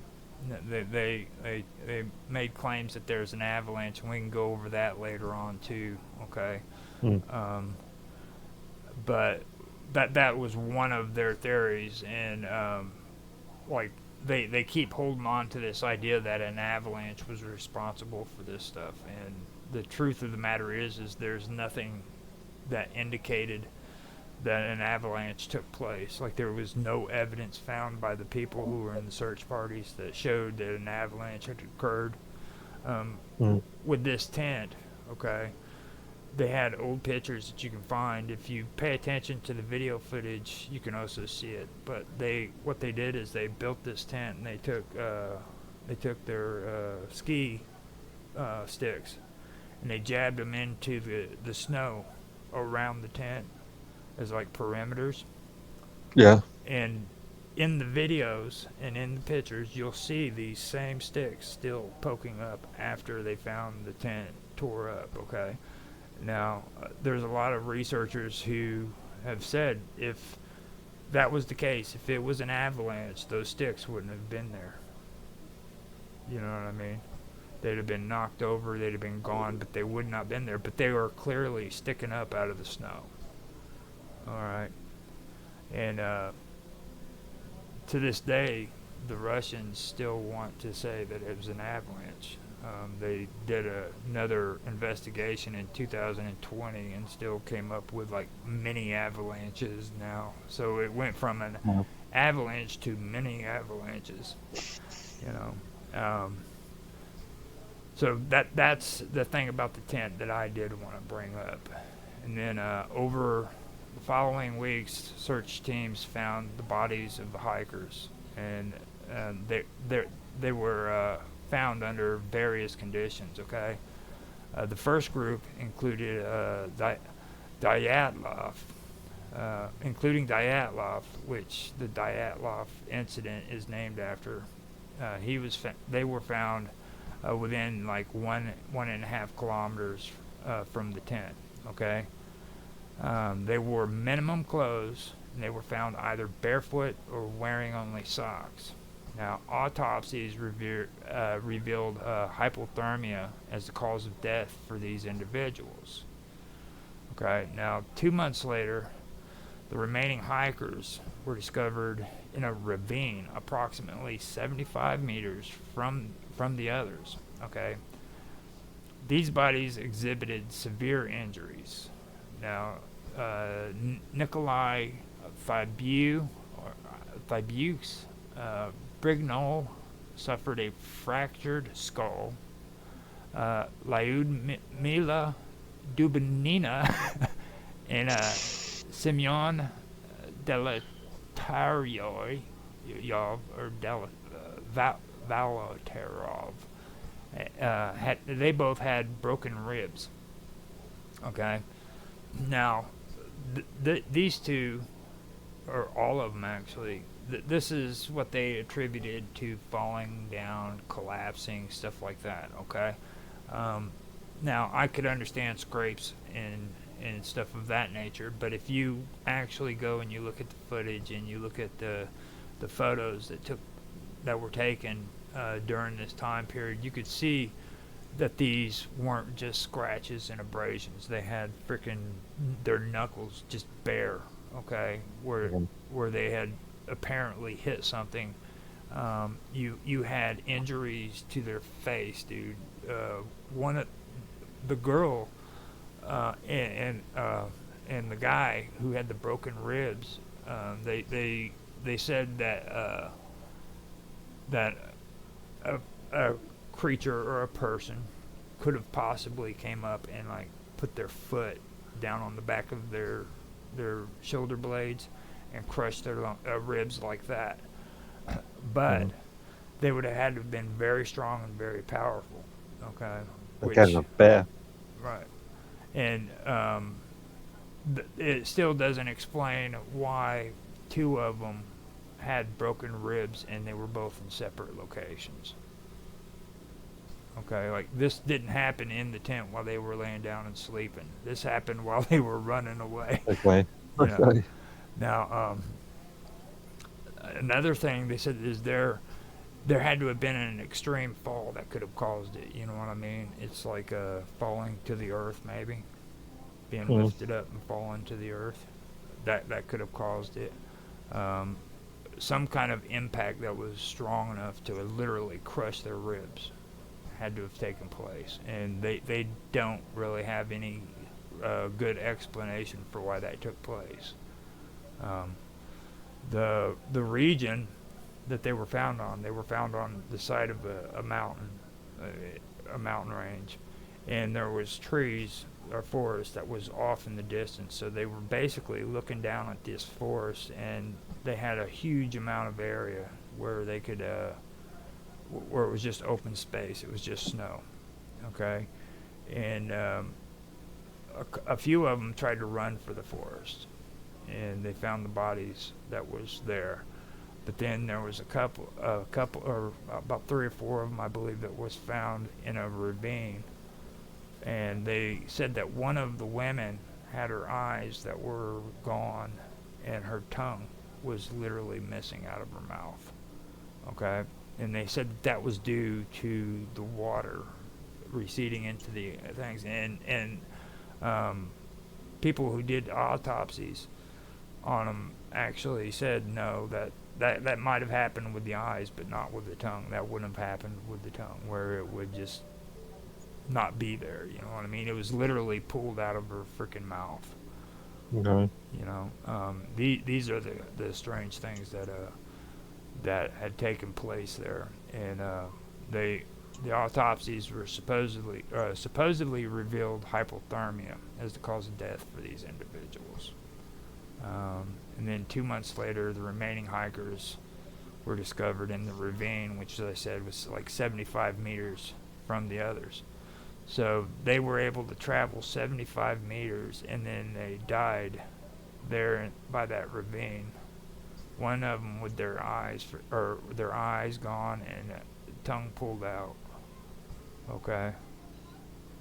Or maybe pulled out. That's just my hypothesis, but according to them, they said that because her face was down into the ravine, you know what I mean, the little puddle of water, and they said that the puddle of water could have been what caused that, or it was what caused that, basically, is what they're saying.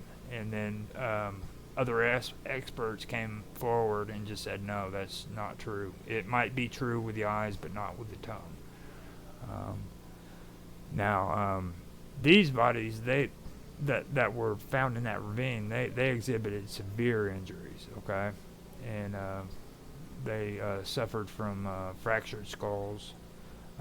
Lyudmila Dubanina and Samya Volotov had the broken ribs, like I said. Dubanina was also missing her tongue and eyes. Okay, that was the one who had her tongue and eyes missing, and that led to even more speculation about what had occurred. And I agree, that's kind of like that and the broken ribs. Okay, you can't get away from the broken ribs. There's just no way in that terrain. And I suggested if anybody who has never heard of this heard about it, just type it up. It's Dyatlov Pass, and you spell Dyatlov Dyatlob. You know, type it up and look at it, and you can see the evidence for yourself, and you'll see what I'm talking about. These guys were badly mutilated. It was a horrible situation. So I suggested anybody who is interested in this stuff check it out, because it really is a pretty fascinating story. I don't know what you think about it, Mark, but I do find it pretty interesting. Do you think it's a Yeti? Sorry? I think it's a Yeti. Do you think it's a Yeti? Probably not, but who knows? Now, this next part that we're going to do is going to cover the other anomalies. There's more things that are involved in it. I think if you want to come back with me next week on Wednesday, and we can go through that, because this gets into what you think it is, and that's going to cover more of the military aspects of it, because this, I did want to mention the indigenous culture that was first accused of it, because nobody really covered them too much, you know what I mean? Like, they just kind of briefly went over it and said, oh, these are great people, don't worry about it, you know what I mean? And I'm like, well, what were these people like? And I started actually doing research on them, and they have a really interesting history, is all I gotta say, you know what I mean? Even apart from this, they're a very interesting culture, so if anybody's into that stuff, they might want to check them out. But what's your take?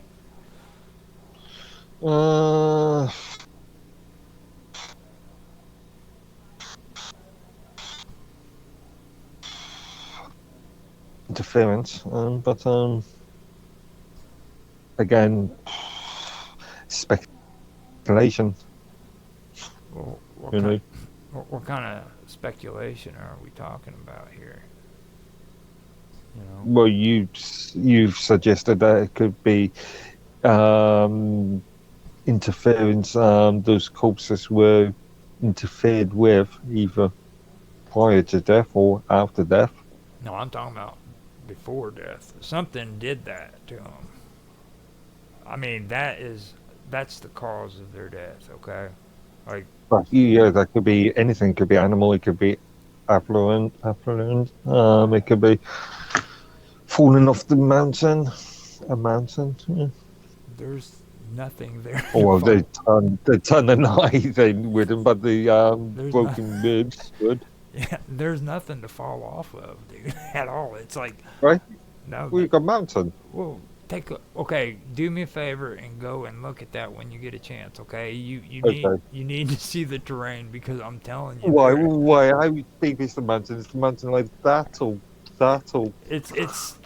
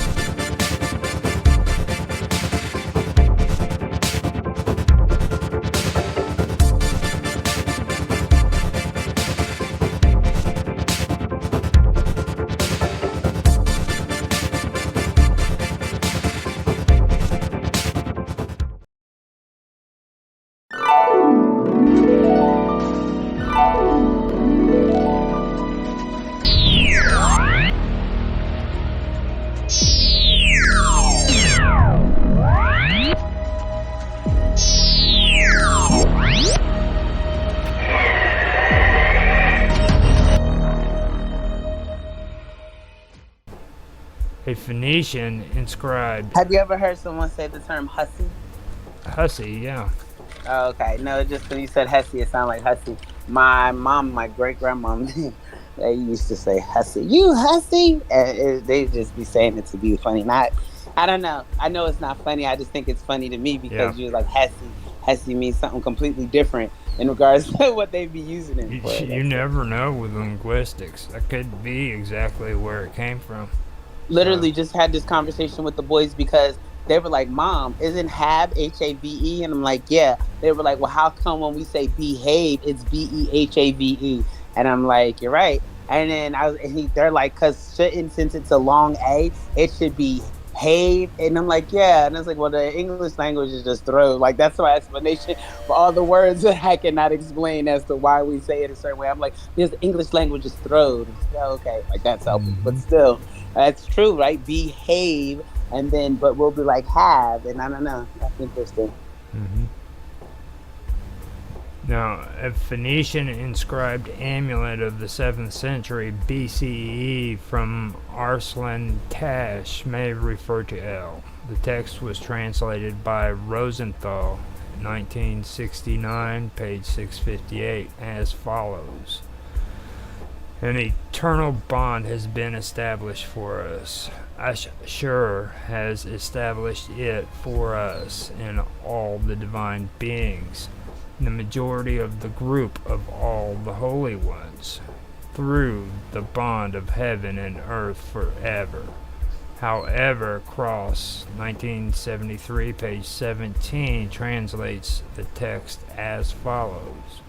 The Eternal One, Olam, has made a covenant oath with us. Asherah has made a pact with us and all the sons of El in the great council of all the holy ones, with oaths of heaven and ancient earth. And see, oaths were a big deal when it came to the Jewish. In the Old Testament, you'll hear a lot of references to God making an oath with us, and with that oath we had to do certain things, you know what I mean? That's why they did Even now, like in a court of law and stuff like that, they take and like doctors take an oath. You take an oath, and the Hippocratic oath. Like oaths are just important in society currently as well. And like the animal sacrifices that they used to do was mostly because of an oath they had with the gods, you know. So that was the same with child sacrifices. You think? I don't know about all that. It might be, but like the Illuminati make you take an oath. We went through the Phoenicians and everything, you know. And to be honest, I mean, I've heard people who talk about history with the Phoenicians about child sacrifice, and I've heard a lot of people make comments about that. And like the Canaanites, I've heard people say that they do the same thing. And to be honest, there's no actual facts that took place. I mean, a lot of people made the statement. Child sacrifices? Yeah, but there are though. Holocaust itself means the burning of children. No, I mean, in archaeological finds, they've really found nothing concrete to prove it. I mean, what about the kids under the churches and stuff like that?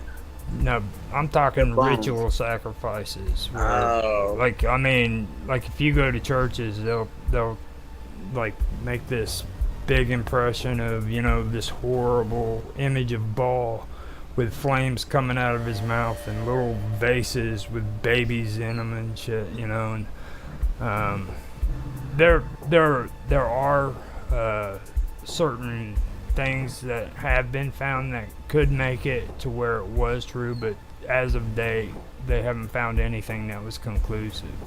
You know what I mean? So, but a lot of that was perpetuated by the Greek and by the later Christians and everything. So you think all that stuff about like the slush fund and Alia Seeker and blood libel, all of that stuff, you know, you think that's just been made up? talking like history. You know what I mean? I am not getting caught up in all that whenever I'm focusing on history, you know, because we can talk about that and that'd be great at another time, you know what I'm saying? I'm just saying historically, there's been absolutely no evidence of it whatsoever. Okay, none. I mean, nowhere.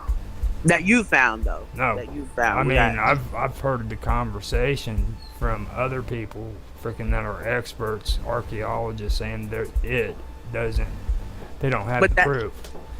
But that means they don't have the proof. That doesn't mean it has not been found. It means it has been yet to be discovered by them.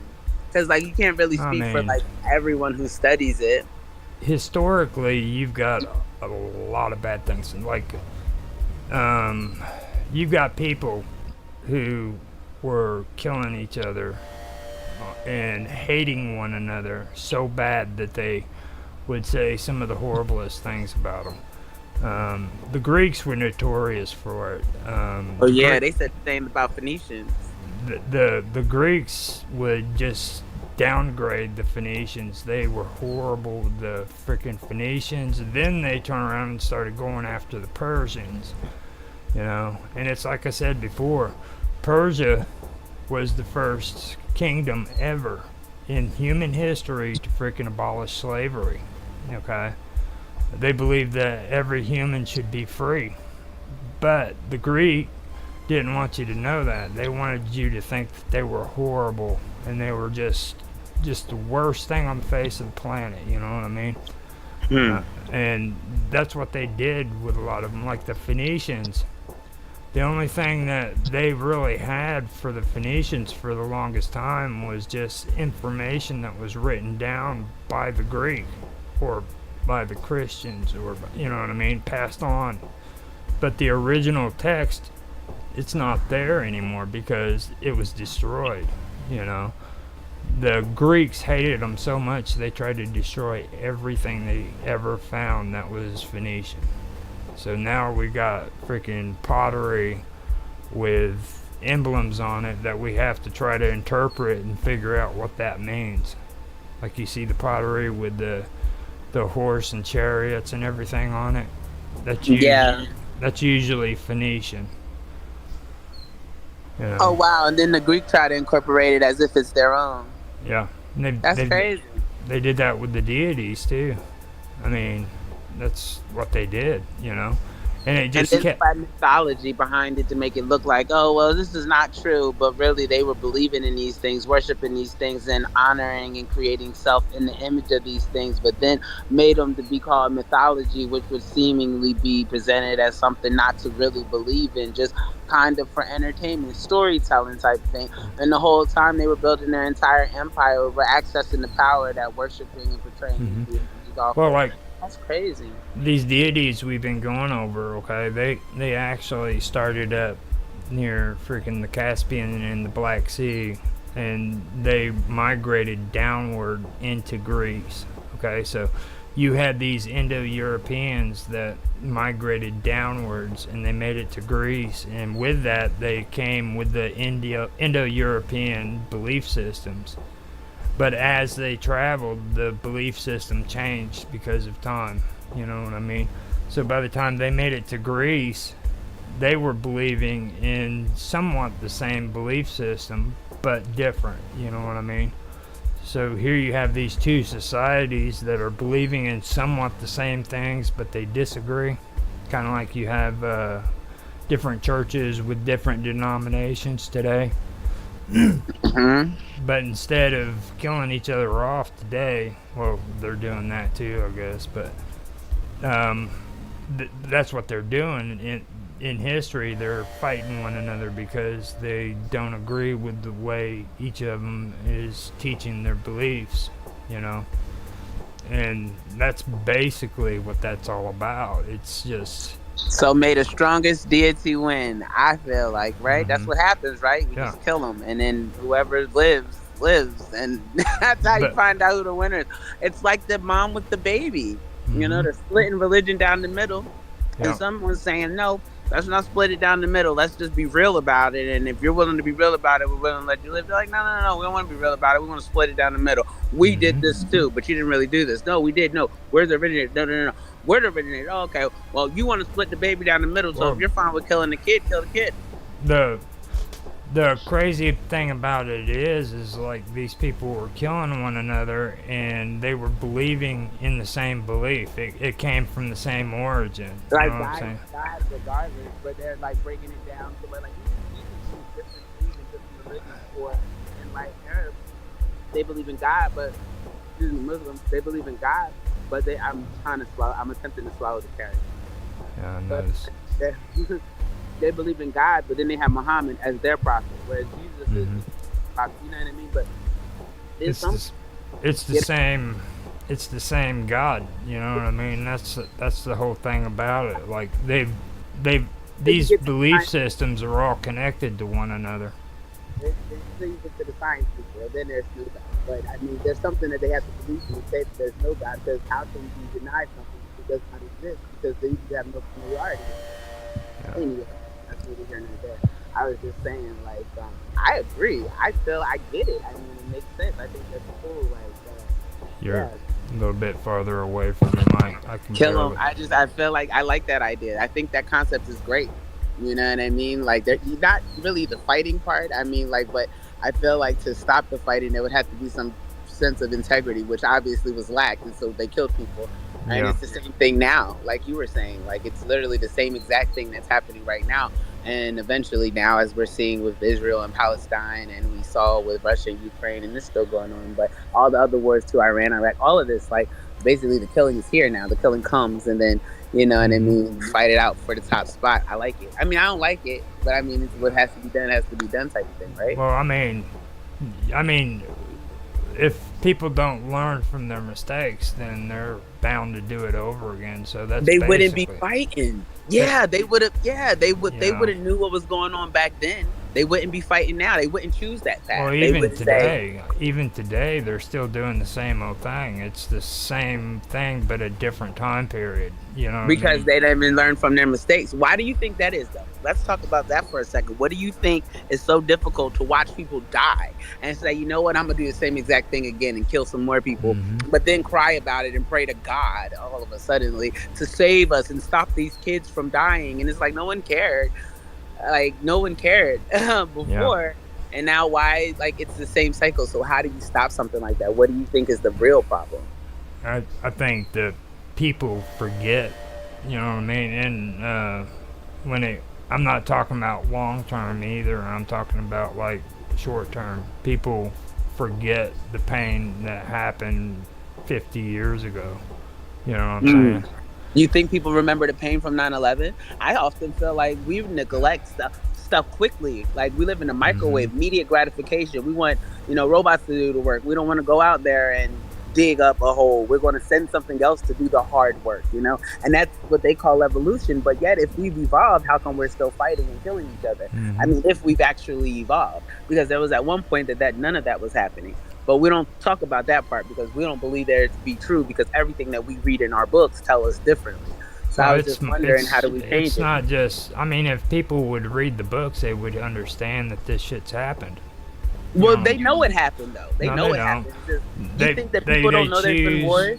They choose to ignore it, okay? That's why the average person has the ability of reading for no longer than 7 minutes, 4 minutes. That's the longest most people are willing to read today. And the reason why is because they freaking are stuck on these internet and they can just click and click and click. But you still have to read there too. I don't feel maybe they're just not engaged with the material.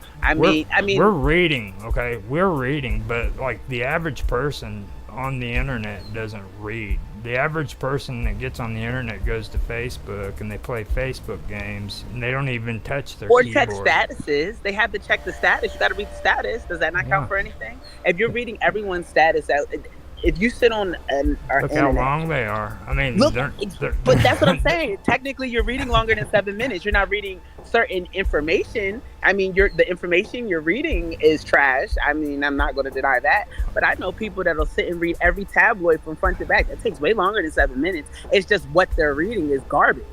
And I mean, you know what I mean? each comment is what, maybe 2 minutes, not even a minute long, maybe 2 minutes.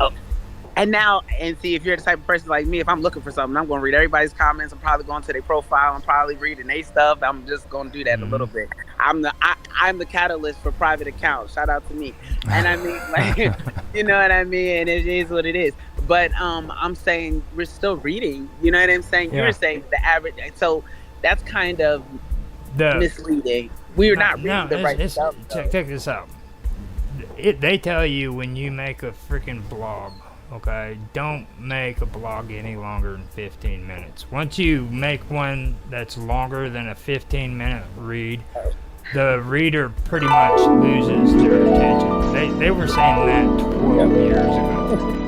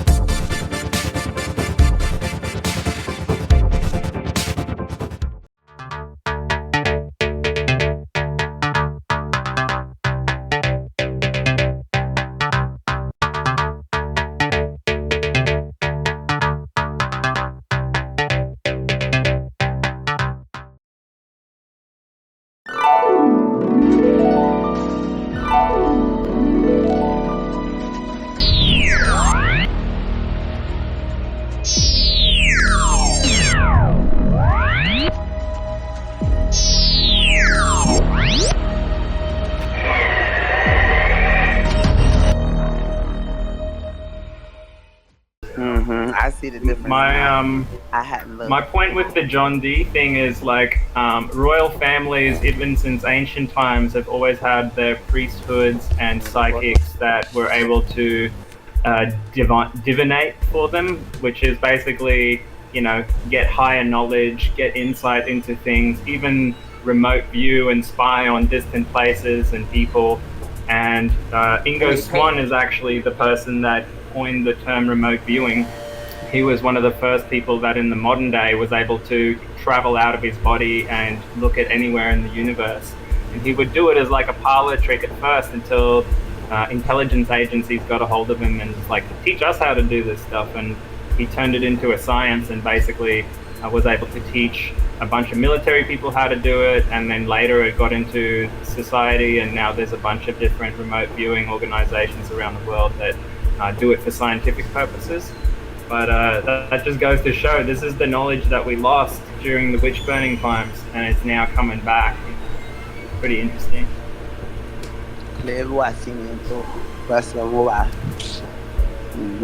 I agree. Hey Roger, is this the main chat for this event, or do you have a different one? This is the main one. What I do is let me put that thing down. What I usually do is this is the main one. What I usually do is I record it and then I turn around and I share it on other platforms, so that it'll happen later on at the time, but this is coming straight off of mine. So is that the way what you wanted to hear? Yeah, I just wanted to make sure I'm sharing my information in the right chat. Yeah, this is I've got a few more books coming. We can get that. See, after Jitsi goes off, there's no more access to it. But since I know it's in Roger's chat, I'm good.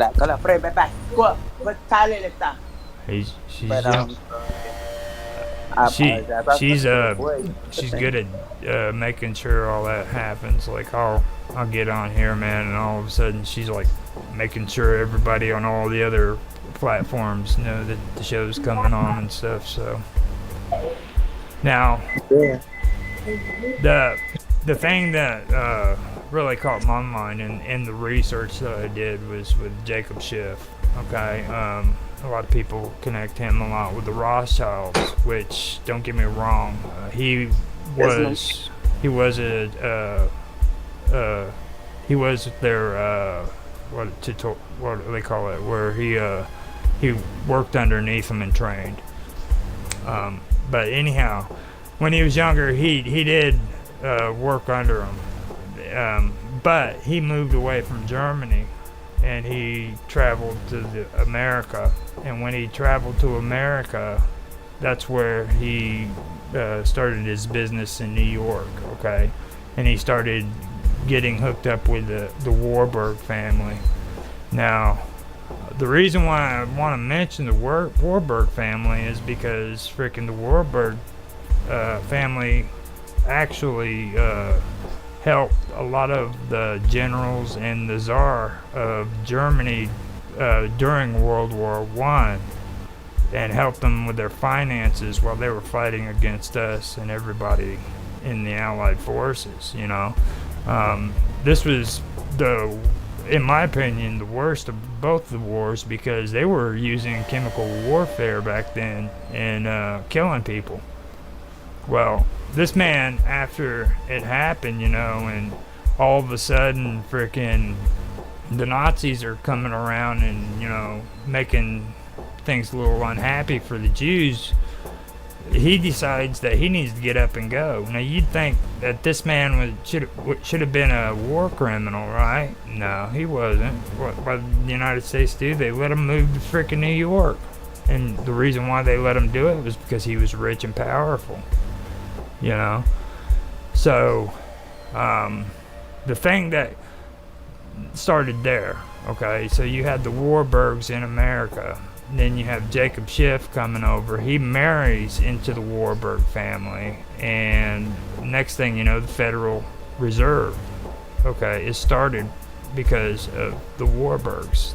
The first, I would say, the chairman of the Federal Reserve for the commission was actually a Warburg. He was one of the younger ones.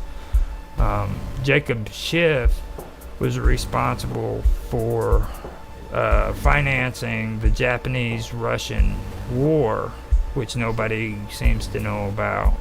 Okay, but that was actually what caused the decline of the Tsar of Russia. It caused it to where frickin' the communists could frickin' finally take over Russia and create the Soviet Union. And that all started because of Jacob Schiff, you know. Is it with the Federal Reserve? Whenever you had certificates for anything that you owned for had in the Federal Reserve, right? Like the money and stuff like that. It wasn't just cash that's given. You had to kind of like sign stuff for you to be able to for people to know that you have money within the Federal Reserve. Is that wrong? Is that not what I'm thinking of? I don't even know if an actual individual could put money into the Federal Reserve. I know how the banks work with the Federal Reserve. But we have money from the Federal Reserve, and it said Federal Reserve on there. Like you guys' money says, well, most money, all of ours that everyone uses, it says whatever says United States, blah, blah, blah. But our money says Federal Reserve on it. Are you talking about bearer bonds? No, it's money. It's money, like 50 in notes, $50. Yeah, and it says Federal Reserve on it. Mom had it, and she kept it like in a book and stuff. And yeah, but see, I was just asking. The thing is that I know, like with a bank has to do all of their transactions through the Federal Reserve. Now, say if I go in and I freaking make a bank account for $20, okay? What they do is they take and they split that amount in half. $20 goes into my account legitimately, and what happens is they apply or $10 goes into my account, and the other $10 is held to the side for people who want to make loans. So say somebody wants to make a $10 loan. I know that it doesn't happen, but they turn around and they freaking make the loan for $10. They give them my $10. And then they loan you $10 if you come to get it. At the time that person hasn't paid it. The key is when they pay it back, they have to give $20. So they turn around and they start paying. And that goes to the bank. Yeah, you only get your 10 back. That goes to the bank.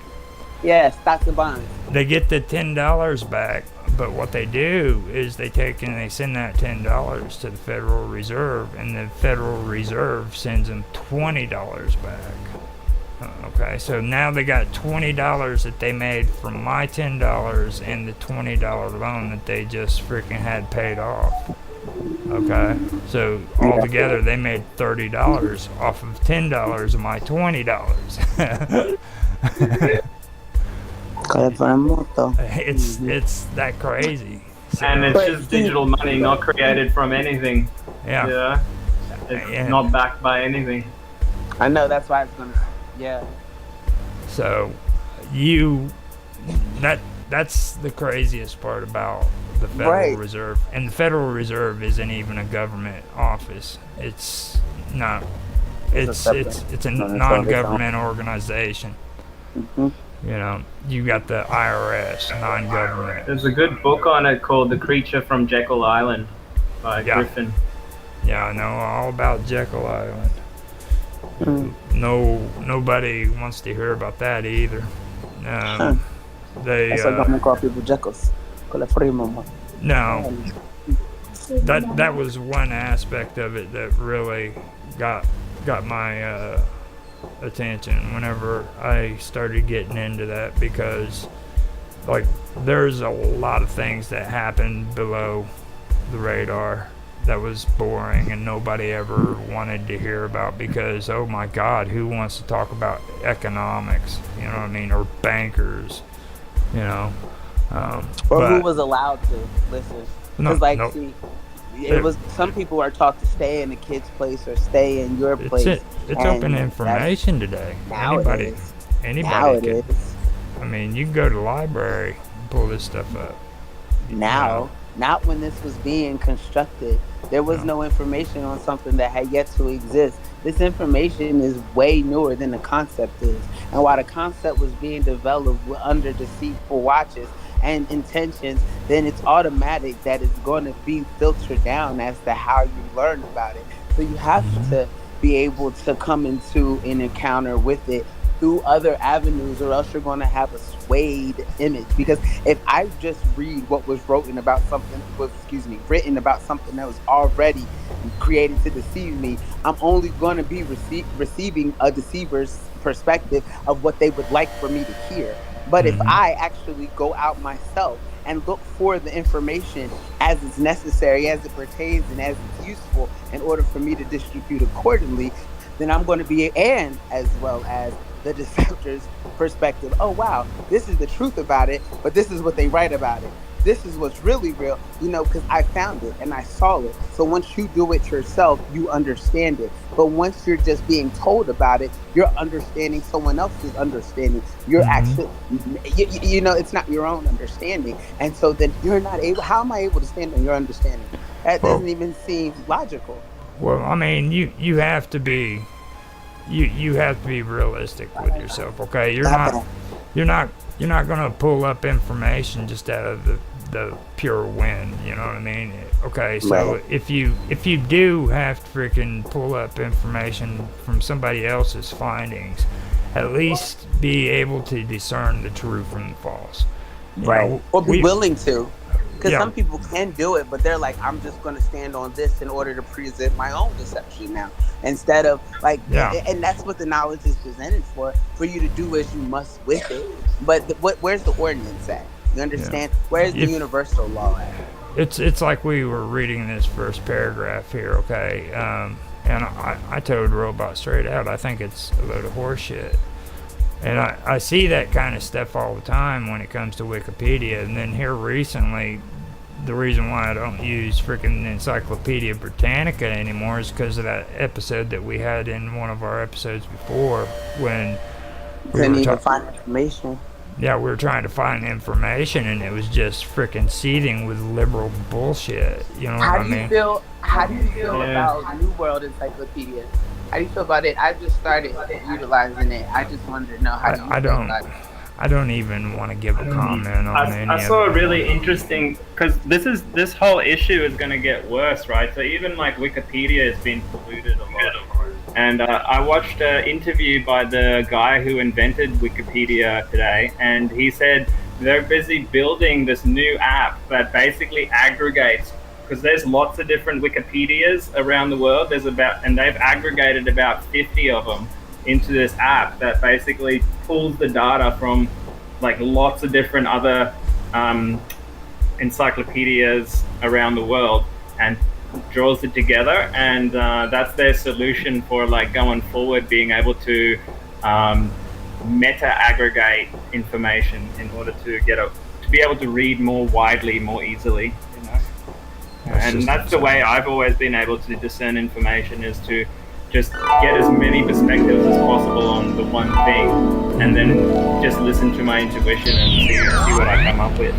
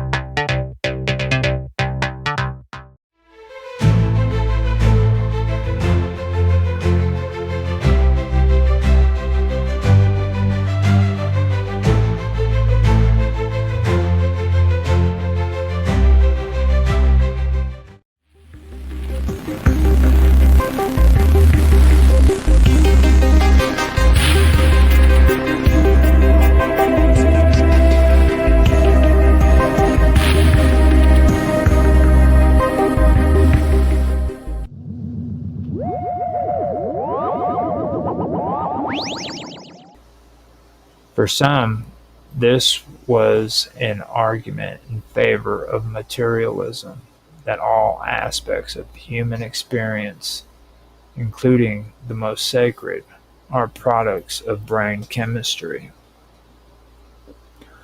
For others, the fact that the brain was wired to experience the divine was taken as evidence that such experiences have a genuine basis, even if they are facilitated by neural mechanisms. Persinger himself did not claim that the God helmet disproved the existence of God or the supernatural. Instead, he suggested that the human brain is a natural conduit for spiritual experience, and that understanding its workings could help explain why people from all cultures and eras report similar kinds of religious and mystical events. He maintained that his research was not meant to reduce religion to a trick of the brain, but rather to explore the mechanisms through which such experiences are made possible. Outside the laboratory, the God helmet gained attention from the journalists, television programs, and popular science writers. Some people who tried it reported powerful and moving encounters. Others felt nothing at all. The variability in responses only added to the mystery and controversy surrounding the device. The God helmet became a symbol for the growing interest in how neuroscience intersects with age-old questions about the divine, the soul, and the unseen dimension of reality. Today, the legacy of the God helmet continues to influence research into altered states of consciousness. While Persinger passed away in the 2010s, his work laid the groundwork for further studies in brain stimulation, including the use of techniques like transcranial magnetic stimulation and transcranial direct current stimulation. These methods, though more advanced and precise than the original God helmet, aim to explore similar questions: how the brain constructs reality and what happens when its usual patterns are disrupted.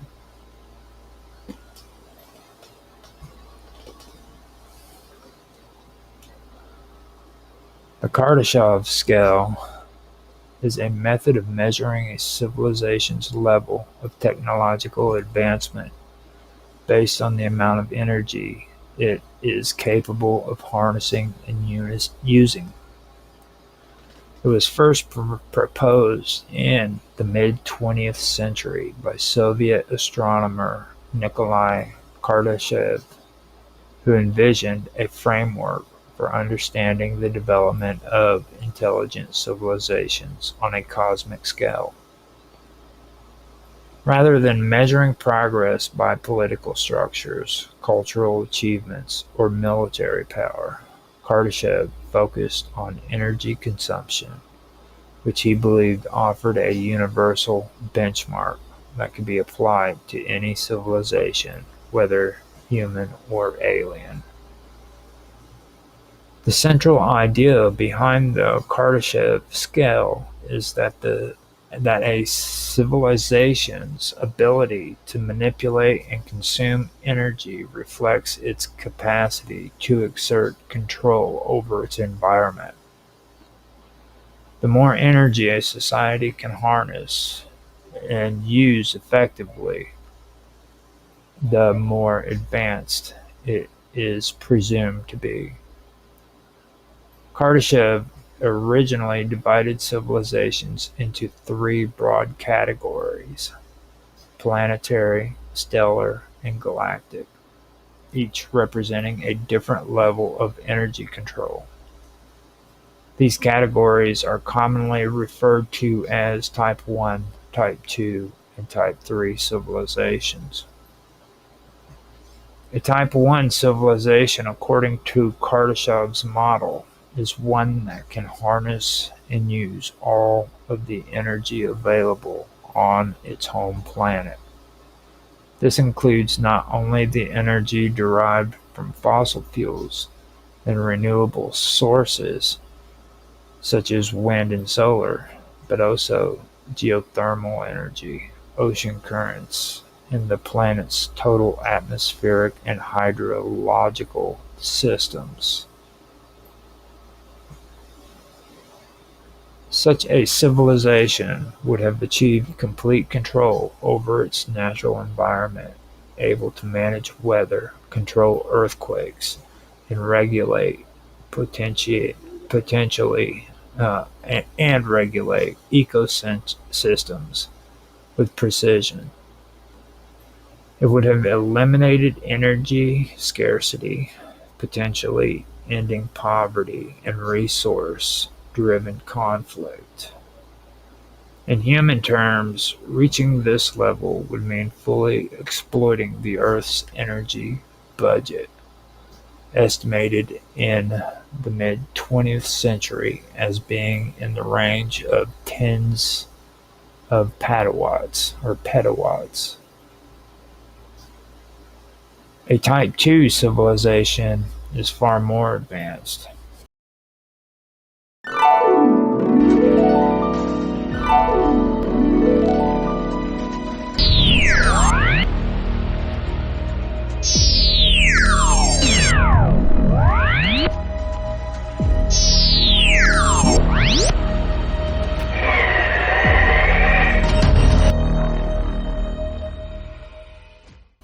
It is capable of harnessing the total energy output of its star, not just the energy that reaches its planet. In our case, this would mean capturing all the energy radiated by the sun. To accomplish this, a Type 2 civilization might construct vast structures in space, such as a Dyson sphere or a Dyson swarm, encircling the star and collecting its energy output directly. Such a society would have complete control over its solar system, including the ability to mine planets, redirect comets, and build megastructures on an astronomical scale. The engineering challenges involved in reaching this stage are immense, requiring materials and energy far beyond anything currently available to humanity. However, the rewards are equally immense: access to energy many orders of magnitude greater than anything.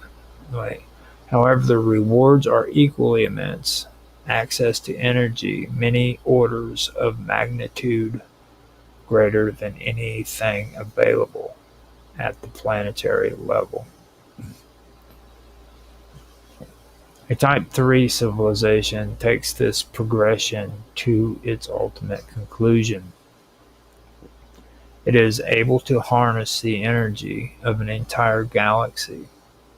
This includes not only the energy from billions of stars, but also the rotational energy of galactic structures, the gravitational potential of black holes, and possibly even dark matter and dark energy, if such forms of energy can be utilized. A Type 3 civilization would likely be capable of traveling between star systems at will, altering the structure of galaxies, and potentially even manipulating the fabric of space-time. It would be effectively godlike in its capabilities, at least from our current perspective. Such a civilization might appear indistinguishable from nature itself, having reshaped its surroundings so thoroughly that its presence is difficult to detect. Although Kardashev's originally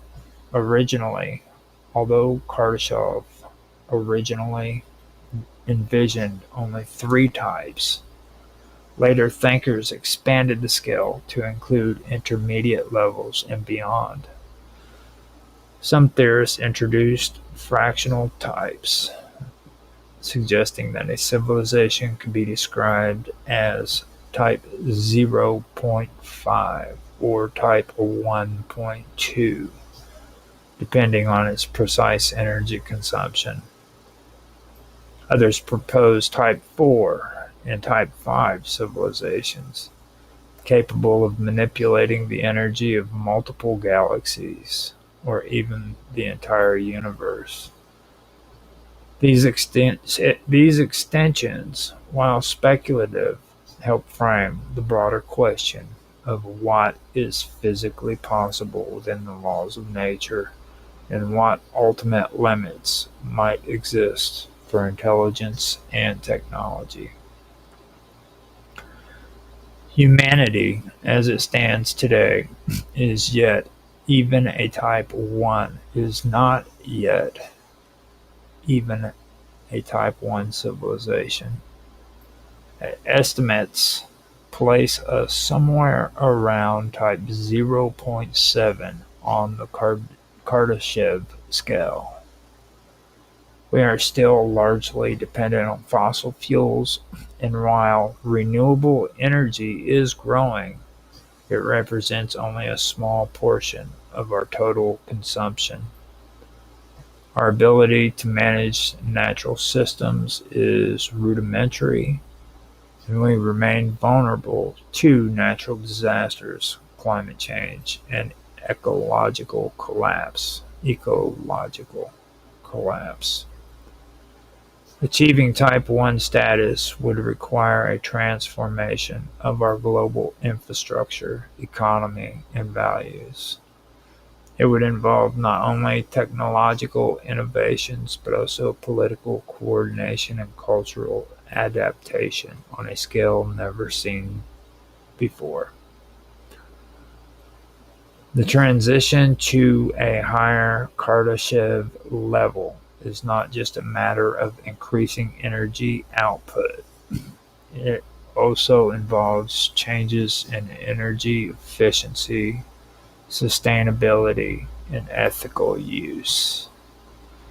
A society that generates vast amount of energy while destroying its environment or enslaving its population would not be considered truly advanced. Many thinkers argue that a civilization must also evolve in moral and social terms in order to manage its growing power responsibly. This raises the question of whether technological advancement naturally leads to ethical maturity or whether the opposite might occur.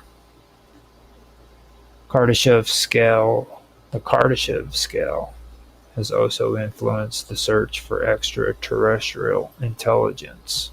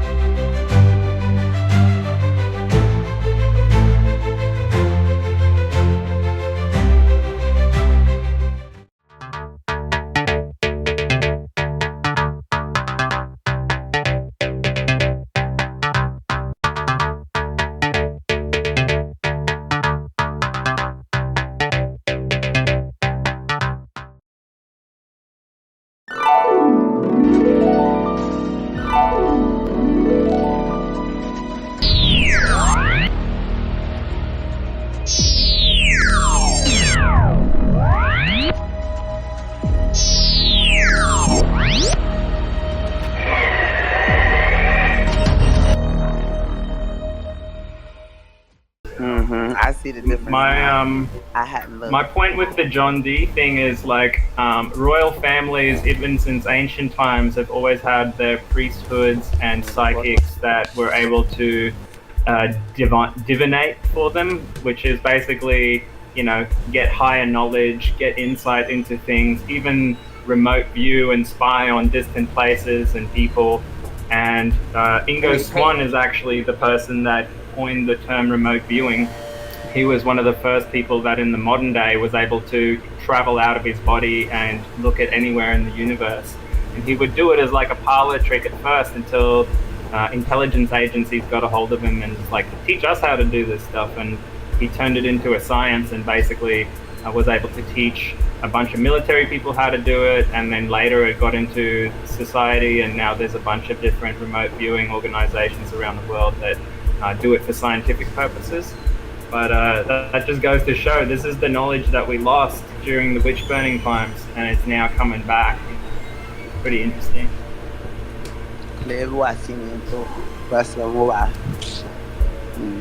I agree. Hey Roger, is this the main chat for this event, or do you have a different one? This is the main one. What I do is I usually... Let me put that thing down. What I usually do is this is the main one.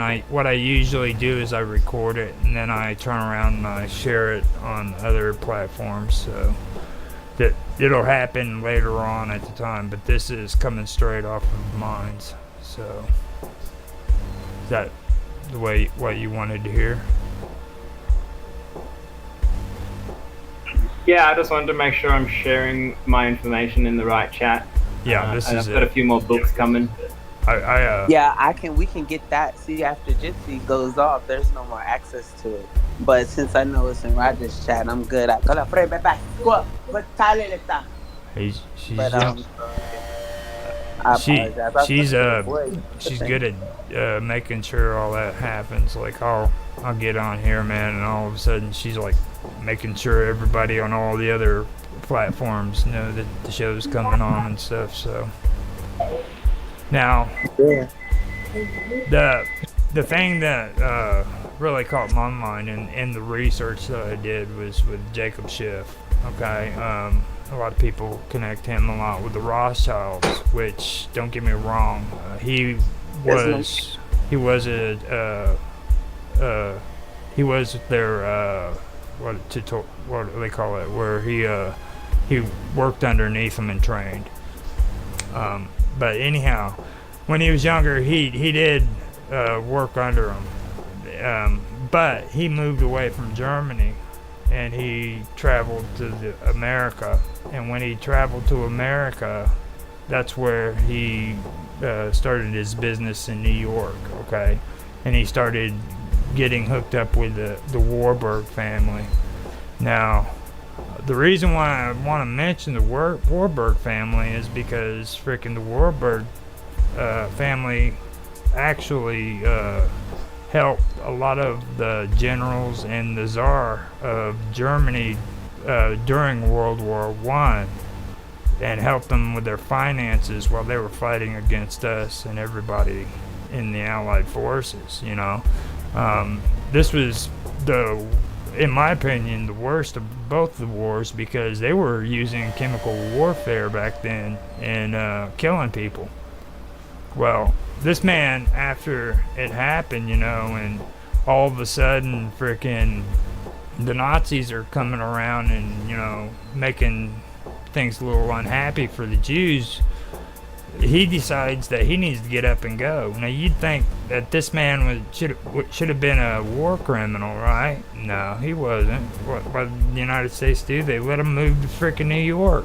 And the reason why they let him do it was because he was rich and powerful. You know? So, the thing that started there, okay, so you had the Warburgs in America. Then you have Jacob Schiff coming over. He marries into the Warburg family, and next thing you know, the Federal Reserve, okay, is started because of the Warburgs. The first, I would say, the chairman of the Federal Reserve for the commission was actually a Warburg. He was one of the younger ones. Jacob Schiff was responsible for financing the Japanese-Russian war, which nobody seems to know about. Okay, but that was actually what caused the decline of the Tsar of Russia. It caused it to where frickin' the communists could frickin' finally take over Russia and create the Soviet Union. And that all started because of Jacob Schiff, you know. Is it with the Federal Reserve? Whenever you had certificates for anything that you owned for had in the Federal Reserve, right? Like the money and stuff like that. It wasn't just cash that's given. You had to kind of like sign stuff for you to be able to for people to know that you have money within the Federal Reserve. Is that wrong? Is that not what I'm thinking of? I don't even know if an actual individual could put money into the Federal Reserve. I know how the banks work with the Federal Reserve. But we have money from the Federal Reserve, and it said Federal Reserve on there. Like you guys' money says, well, most money, all of ours that everyone uses, it says whatever says United States, blah, blah, blah. But our money says Federal Reserve on it. Are you talking about bearer bonds? No, it's money. It's money, like 50 notes, $50. Yeah, and it says Federal Reserve on it. Mom had it, and she kept it like in a book and stuff. And yeah, but see, I was just asking. The thing is that I know, like with a bank has to do all of their transactions through the Federal Reserve. Now, say if I go in and I freaking make a bank account for $20, okay? What they do is they take and they split that amount in half. $20 goes into my account legitimately, and what happens is they apply or $10 goes into my account, and the other $10 is held to the side for people who want to make loans. So say somebody wants to make a $10 loan. I know that it doesn't happen, but they turn around and they freaking make the loan for $10. They give them my $10. And then they loan you $10 if you come to get it. At the time that person hasn't paid it. The key is when they pay it back, they have to give $20. So they turn around and they start paying. And that goes to the bank. Yeah, you only get your 10 back. That goes to the bank.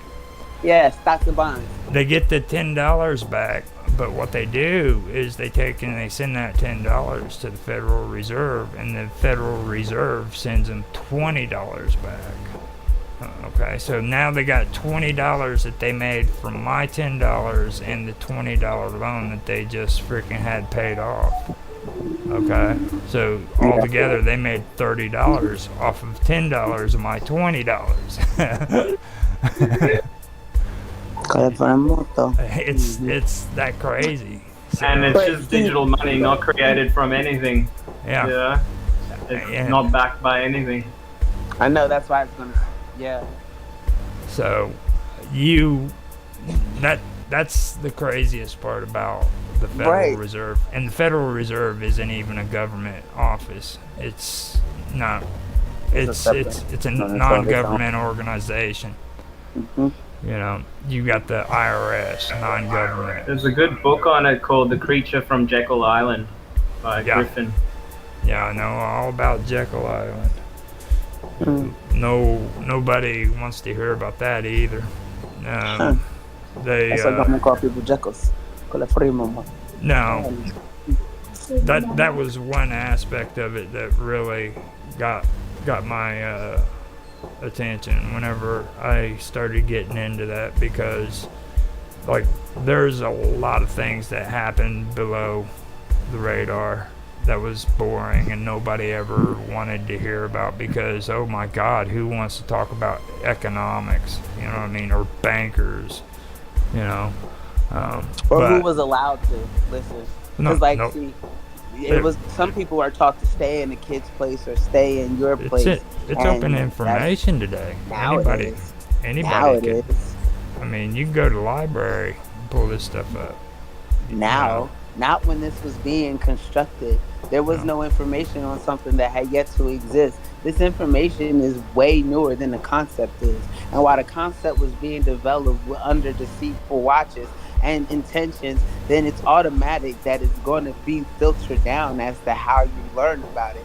So you have to be able to come into an encounter with it through other avenues, or else you're going to have a swayed image. Because if I just read what was written about something that was already created to deceive me, I'm only going to be receiving a deceiver's perspective of what they would like for me to hear. But if I actually go out myself and look for the information as it's necessary, as it pertains, and as it's useful in order for me to distribute accordingly, then I'm going to be, and as well as the deceptor's perspective, oh wow, this is the truth about it, but this is what they write about it. This is what's really real, because I found it and I saw it. So once you do it yourself, you understand it. But once you're just being told about it, you're understanding someone else's understanding. You're actually, it's not your own understanding. And so then you're not able, how am I able to stand on your understanding? That doesn't even seem logical. Well, I mean, you have to be, you have to be realistic with yourself, okay? You're not gonna pull up information just out of the pure wind, you know what I mean? Okay, so if you do have to freaking pull up information from somebody else's findings, at least be able to discern the true from the false. Or be willing to. Because some people can do it, but they're like, I'm just going to stand on this in order to present my own deception now. Instead of like, and that's what the knowledge is presented for you to do as you must with it. But where's the ordinance at? You understand? Where's the universal law at? It's like we were reading this first paragraph here, okay? And I told the robot straight out, I think it's a load of horseshit. And I see that kind of stuff all the time when it comes to Wikipedia. And then here recently, the reason why I don't use freaking Encyclopedia Britannica anymore is because of that episode that we had in one of our episodes before when we couldn't even find information. Yeah, we were trying to find information, and it was just freaking seething with liberal bullshit. You know what I mean? How do you feel about New World Encyclopedia? How do you feel about it? I just started utilizing it. I just wanted to know how do you feel about it. I don't even want to give a comment on any I saw a really interesting, because this whole issue is going to get worse, right? So even like Wikipedia has been polluted a lot. And I watched an interview by the guy who invented Wikipedia today, and he said they're busy building this new app that basically aggregates, because there's lots of different Wikipedias around the world. And they've aggregated about 50 of them into this app that basically pulls the data from like lots of different other encyclopedias around the world and draws it together, and that's their solution for like going forward, being able to meta aggregate information in order to be able to read more widely, more easily, you know. And that's the way I've always been able to discern information, is to just get as many perspectives as possible on the one thing, and then just listen to my intuition and see what I come up with.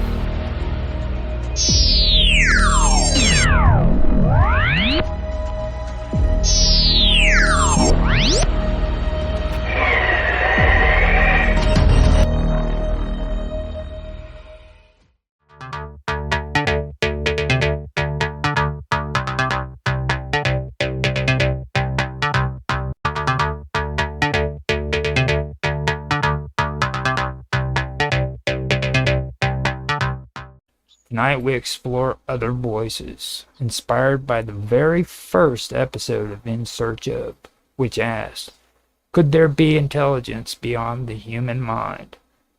We will also journey through experiments where living neurons interact with computers, adapt to their environments, and even play games without human control.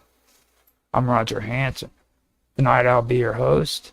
And joining us tonight is my co-host, Sonia Galactic, and our esteemed panel. First, we have Jason Quigley, a.k.a.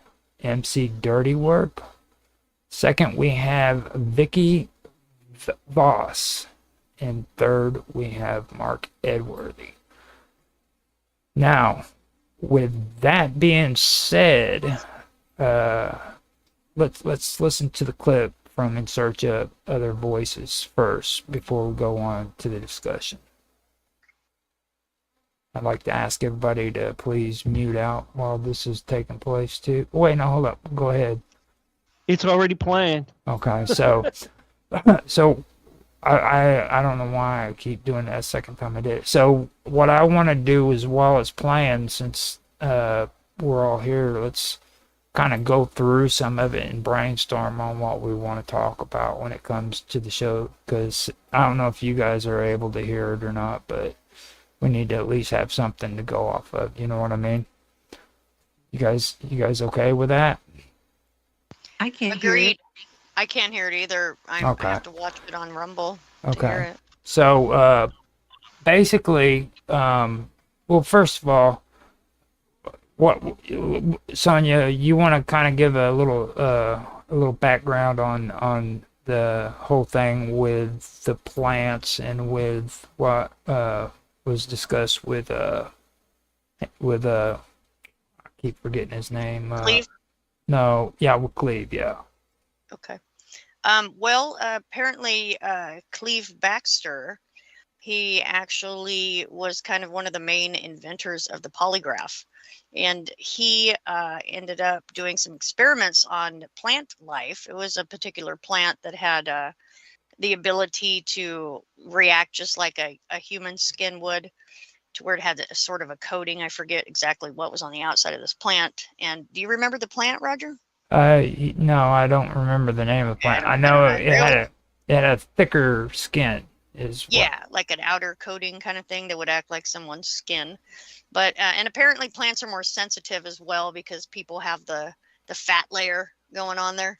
So so we hooked it up to a polygraph basically, and found out that it reacted to even his thoughts, which is pretty astounding actually. So this actually proves that plants are telepathic, which is like, what?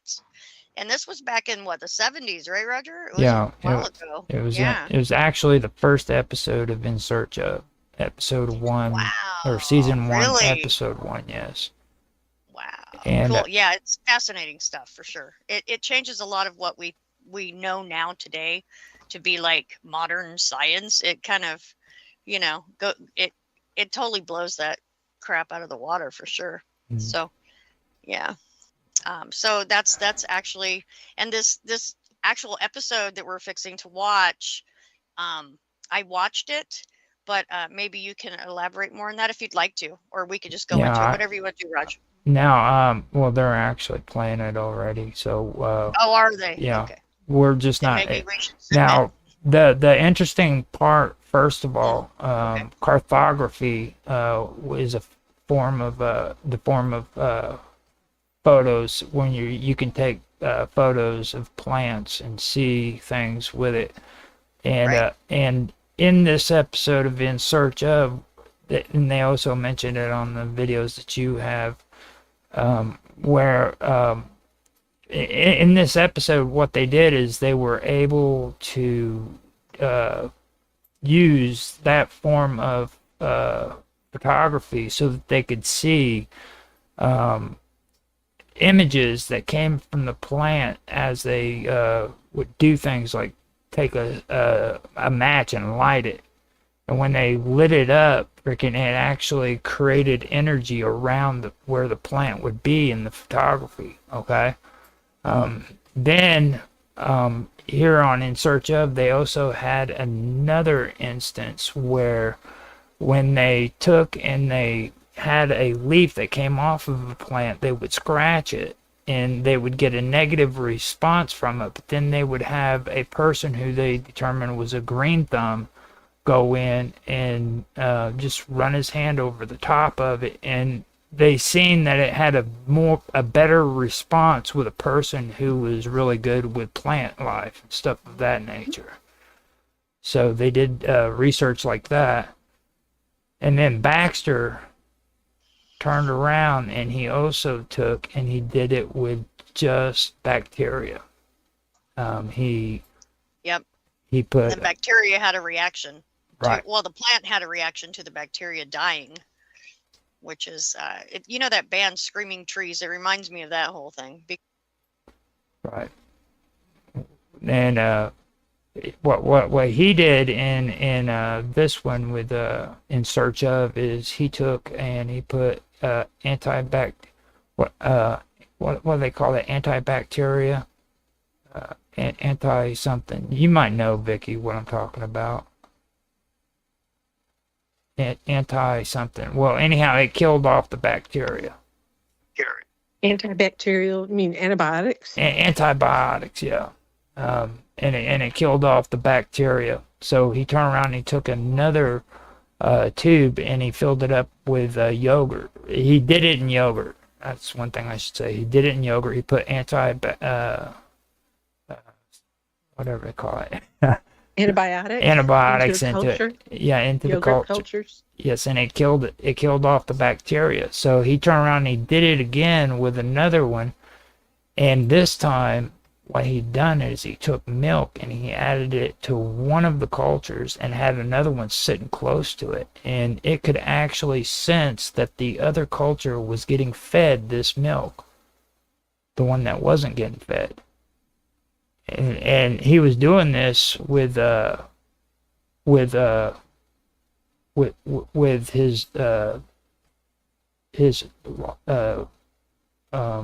lie detector, I guess it would be, that he had hooked up to it. He could actually detect all of this by using that. And I thought that was pretty interesting. So that's basically the gist of all the good stuff that I thought of. So if you guys want to kind of get into that first and see what we can come up with, what do you guys think about all that? So the lie detector apparatus is connected to the plant, and the plant is jiving back and forth with the culture and these antibiotics killing the bacteria. Yeah. That's how it's being read. Yeah, and it can also in the pick up. 70s. Yes. Yeah. Wow. All right. Yeah. I just wanted to make sure I know exactly what we're talking about here. Well, that's a trip, first of all. Wow. Yeah. Yeah, even just that, it had a major reaction. And the most exciting part to me is that when the guy Baxter, he just thought about burning the plant's leaf. He didn't take any matches. He hadn't done anything. He just thought about it, and the plant had a reaction like right afterwards. And apparently it stayed that way. Did he burn the plant? I think he did. No, he said he lit it he lit the match real close to it, but he never actually touched it. That's right. And then the plant stayed stressed out, I guess, until he actually left the room with the matches, and then the plant went back to normal. And then he also had a lab assistant that would come in, and they would prick her finger, to show, there was discomfort or pain, and the plant reacted to that too. Yeah. Yes. Yeah. And the eggs, there was one about eggs in the refrigerator. Like, as soon as the eggs started cooking in the pan, then the plant also had a reaction to that. So basically any living form around a plant, it senses that sort of thing. It's fascinating. I found out that was pretty interesting too was when they took the plant and they stuck it in an environment for music, and they had this really settled, calm music that they played for one, and then they took rock and roll and put it in another one, and the plant would actually lean towards the nice, subtle, calm music, and it would actually wither away and die and move away from the rock music. Yeah, that's right. Which I think they have bad taste. Yeah. My favorite band is I guess they were checking the wrong kind of plant. Right, Mark. They played hip hop for it and just pull a gun out and shoot itself. Yeah, something. Start trying to shoot everybody in the room. No. Yeah, not shoot itself. What am I saying? Not get suicidal, get homicidal. Yeah. I'd be like, I'll put them out of their misery. No. Start sagging its pants. Yeah, start sagging. Start wearing bandanas. No. That's hilarious. I can see this. Like a sunflower. Yeah, with the bandana on top of the sunflower. Go places with this. A little pistol on the side. It's hilarious. We got to make a sunflower with sunglasses and a bandana and an ascot, right? Scooby-Doo, look out. A face Maybe tattoo. A wallet Don't chain. forget about that. Yeah, wallet chain. You gotta have a wallet chain. Isn't it the resonance frequency? No, I did just get a message from Nancy. She said that she is in a business conference at the moment, and she will be joining us momentarily, which is cool. And she said sorry for it being last minute. I told her no problem, so it's fine. And with that being said, that's kind of what I wanted to have a conversation with at the first beginning, to bring out more of that conversation before we get into the more modern stuff, because I do want to get into the bio now I'm having brain fuzz. Yeah, the synthetic biological intelligence. It's happening to everybody. So the biological intelligence stuff. I do want to get into that, but I also want to kind of focus a little bit on that topic as well, since it is the In Search Of episode that's being talked about, because I thought it was pretty interesting, and especially when it comes to this biological intelligence and computers and neurons and things of that nature. I personally feel that it connects 100%. You know what I mean?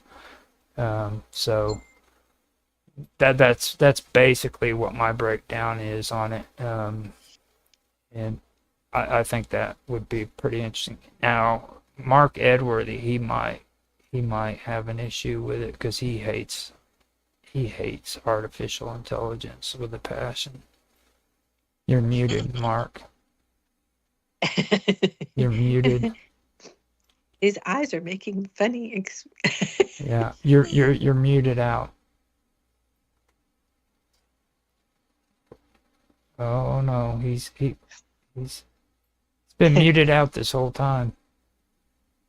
It's unlike him. We can't hear you, man. Yeah, we can't hear you, brother. Can't hear you. Hit the mute. Don't know why, but we can't hear you. We can see you. Back out and We come can't back hear in.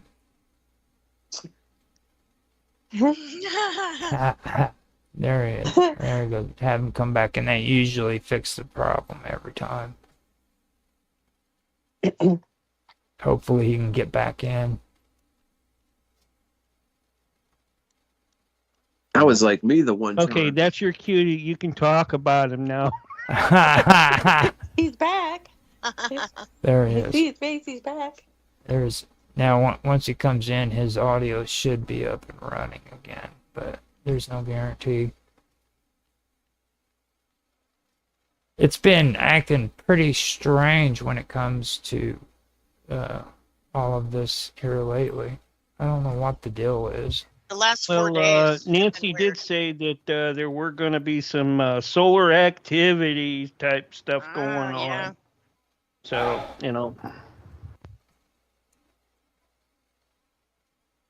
still can't hear him. Yeah, it's just his picture of his avatar on there right now for me. I don't hear nothing. He got shut down. Oh no. Those English people, man. I was going to say in Britain, maybe.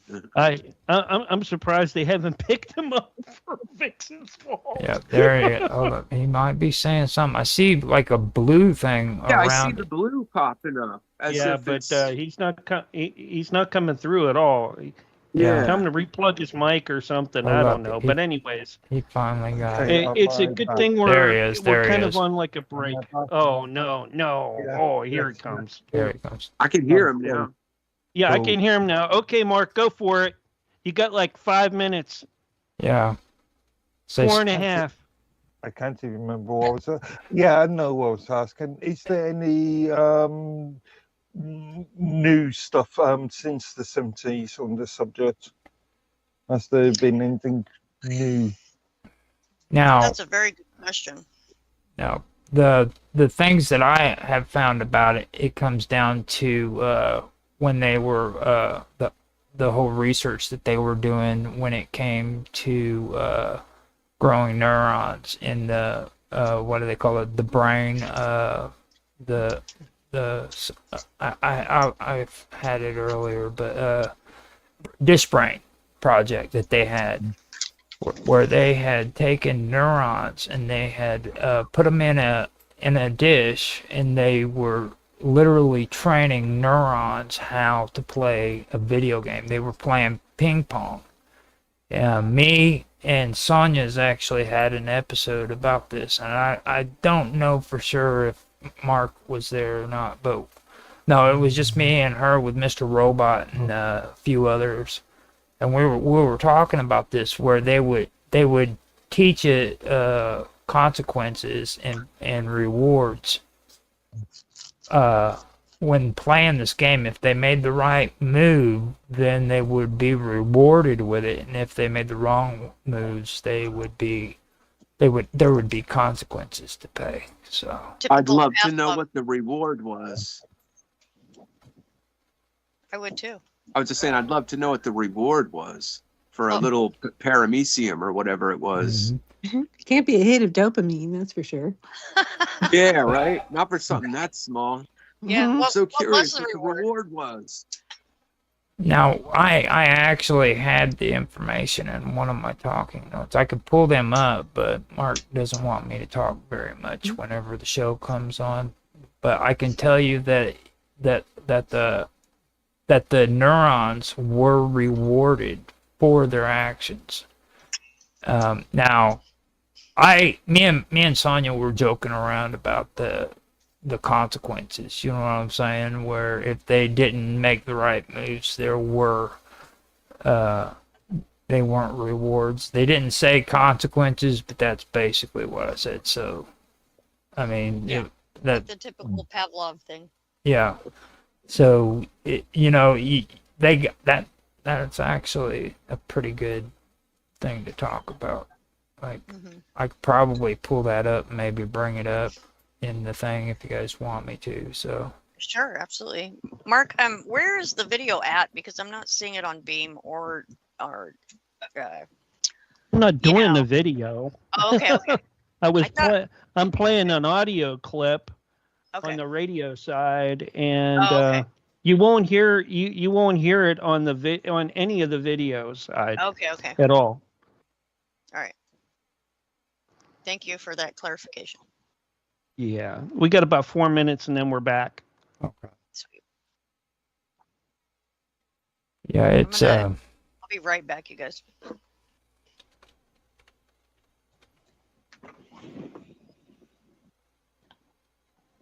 it's really interesting how that basically all did work out. Now, there's also another one. There's another research. There's some more research that took place, and it was concerning cortical labs. I don't know if you guys have heard about that before. Yeah, I did it. I did after you showed me, or after he showed me the Cell One machine. I did an entire research the entire company. They've got good websites. Very Now, informative.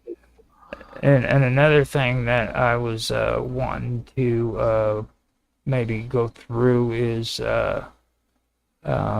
like the evolution of the concept for other voices. You know what I mean? From paranormal to like biological systems. Like for centuries, other voices were usually tied to like spirits, gods, demons, or entities that were outside of the human mind. You know what I mean? And then you had like in ancient Greece, where demons were thought to like whisper wisdom or madness into your ear, basically, and like even in the oracles. yeah. In the oracles. And then like Socrates himself, he'd always talk about hearing a guiding voice, things of that nature. I was just thinking schizophrenia. Well, I mean, during the Middle Ages, if you stop and think about it too, like they were talking about, they were often seen as like angels or saints and demons even that were intervening in everyday life. You know what I mean? So it's been there for a while. And then that's not even talking about like spiritualism in the 19th century when it comes to like seances and mediums and like table wrappings, you know what I mean? Which basically it basically reframed all of that to like voices that were supposed to be like messages from the dead. That's something that I think's important to kind of bring up, to kind of talk about that, and because it's interesting how the ending of In Search Of talks about it. It's like when you're say when you're asleep, okay, and you hear something in your head that says something happened to a friend of yours, and you wake up and lo and behold something did happen to him. What 30 seconds, Roger. Okay.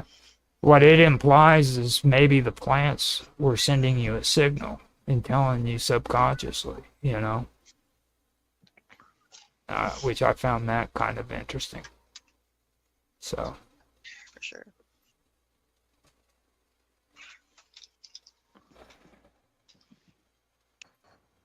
All right, here's your countdown. 5, 4, 3, 2, 1.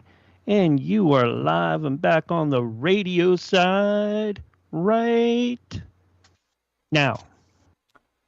to understand tonight's topic, consider early exploration of telepathy, plant perception, and other phenomena suggesting intelligence beyond conventional forms. The original In Search Of episode, Other Voices, investigated voices and messages from beyond, prompting questions about consciousness and the limits of human understanding.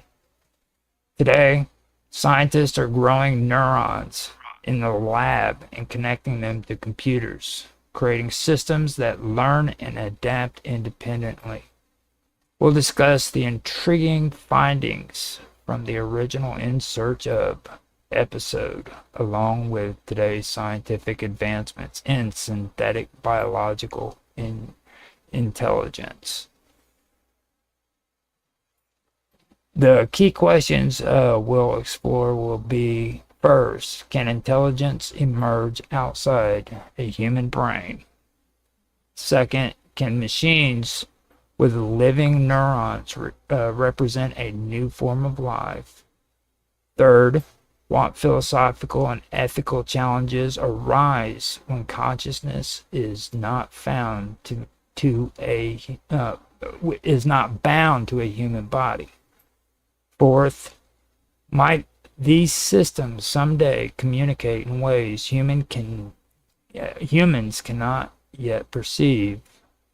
5, can neurons in a dish experience memory or intention?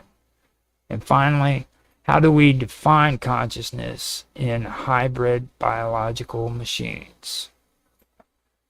Now, before we get started with the topic and letting everybody in the panel have a conversation, I want to open this up to my co-host, Sonia Galactic, so that she can start off the conversation with her take on this topic. So with that, I hand it over to you, Sonia.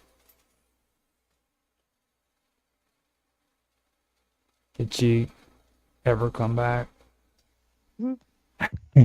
There you go. I think she bailed on you. Yeah, she unmuted. Cheers. I'm sorry. I had to reload there. Okay. So yeah, like Metallica. I pulled a Metallica. Okay. So yeah, I'm opening it up to you, open the discussion up to you, and then after you're done, we will open it up to the panel and get their take on what they think of all of this. Okay. Well, should I just kind of go over what we talked about earlier, or no? Probably yeah, not, go because ahead. we have the video. Okay. Well, so we're talking about plant communication. We're talking about how plants are actually telepathic, and they've been found to be that way through scientific experiments. There was something having to do with the polygraph in Cleve Baxter. There was something that they were saying it couldn't be repeatable or something like that. Is that what happened, Roger? Do you remember something about, not fitting into the hypothesis, standard that science has? Remember that? No, not exactly. I don't. Okay, I think that maybe was further down the line there. Maybe when they were working with yogurt or something. I can't really recall. But in any case, yeah. So I kind of didn't hear what you said right before me, so I'm kind of flying blind a little bit, but that's okay. So yeah. So plants are telepathic, and they actually have a reaction to all living beings around them, even bacteria. Whenever anything is accosted in any way, or any being around them is like hurt or harmed in any way, they have a reaction that is recordable on a polygraph machine, which is quite astounding, And And I think that maybe we should, like, Mark Edworthy, what are you thinking about this? What do you find? How's this striking you? Well, I can believe I've read white papers on the flame and the plant leaf experiment. Yep.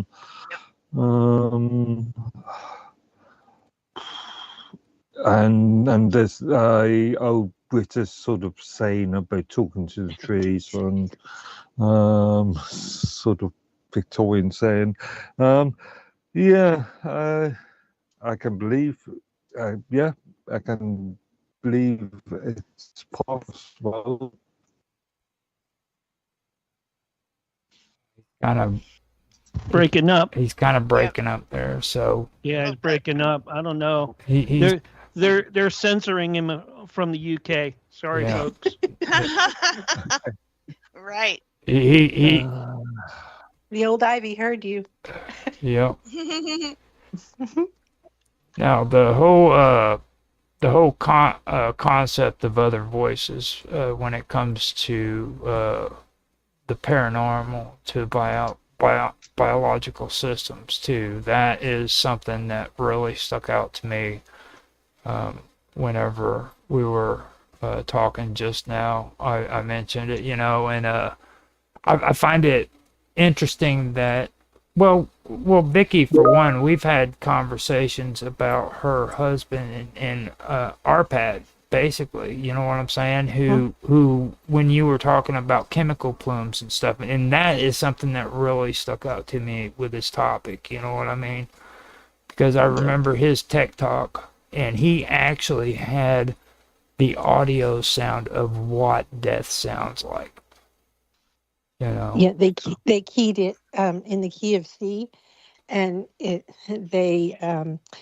actually was like a melody that followed the elements that were being given off at the time, and it actually made a little melody, which was contrasted to the pig sound, which was like, a blast. So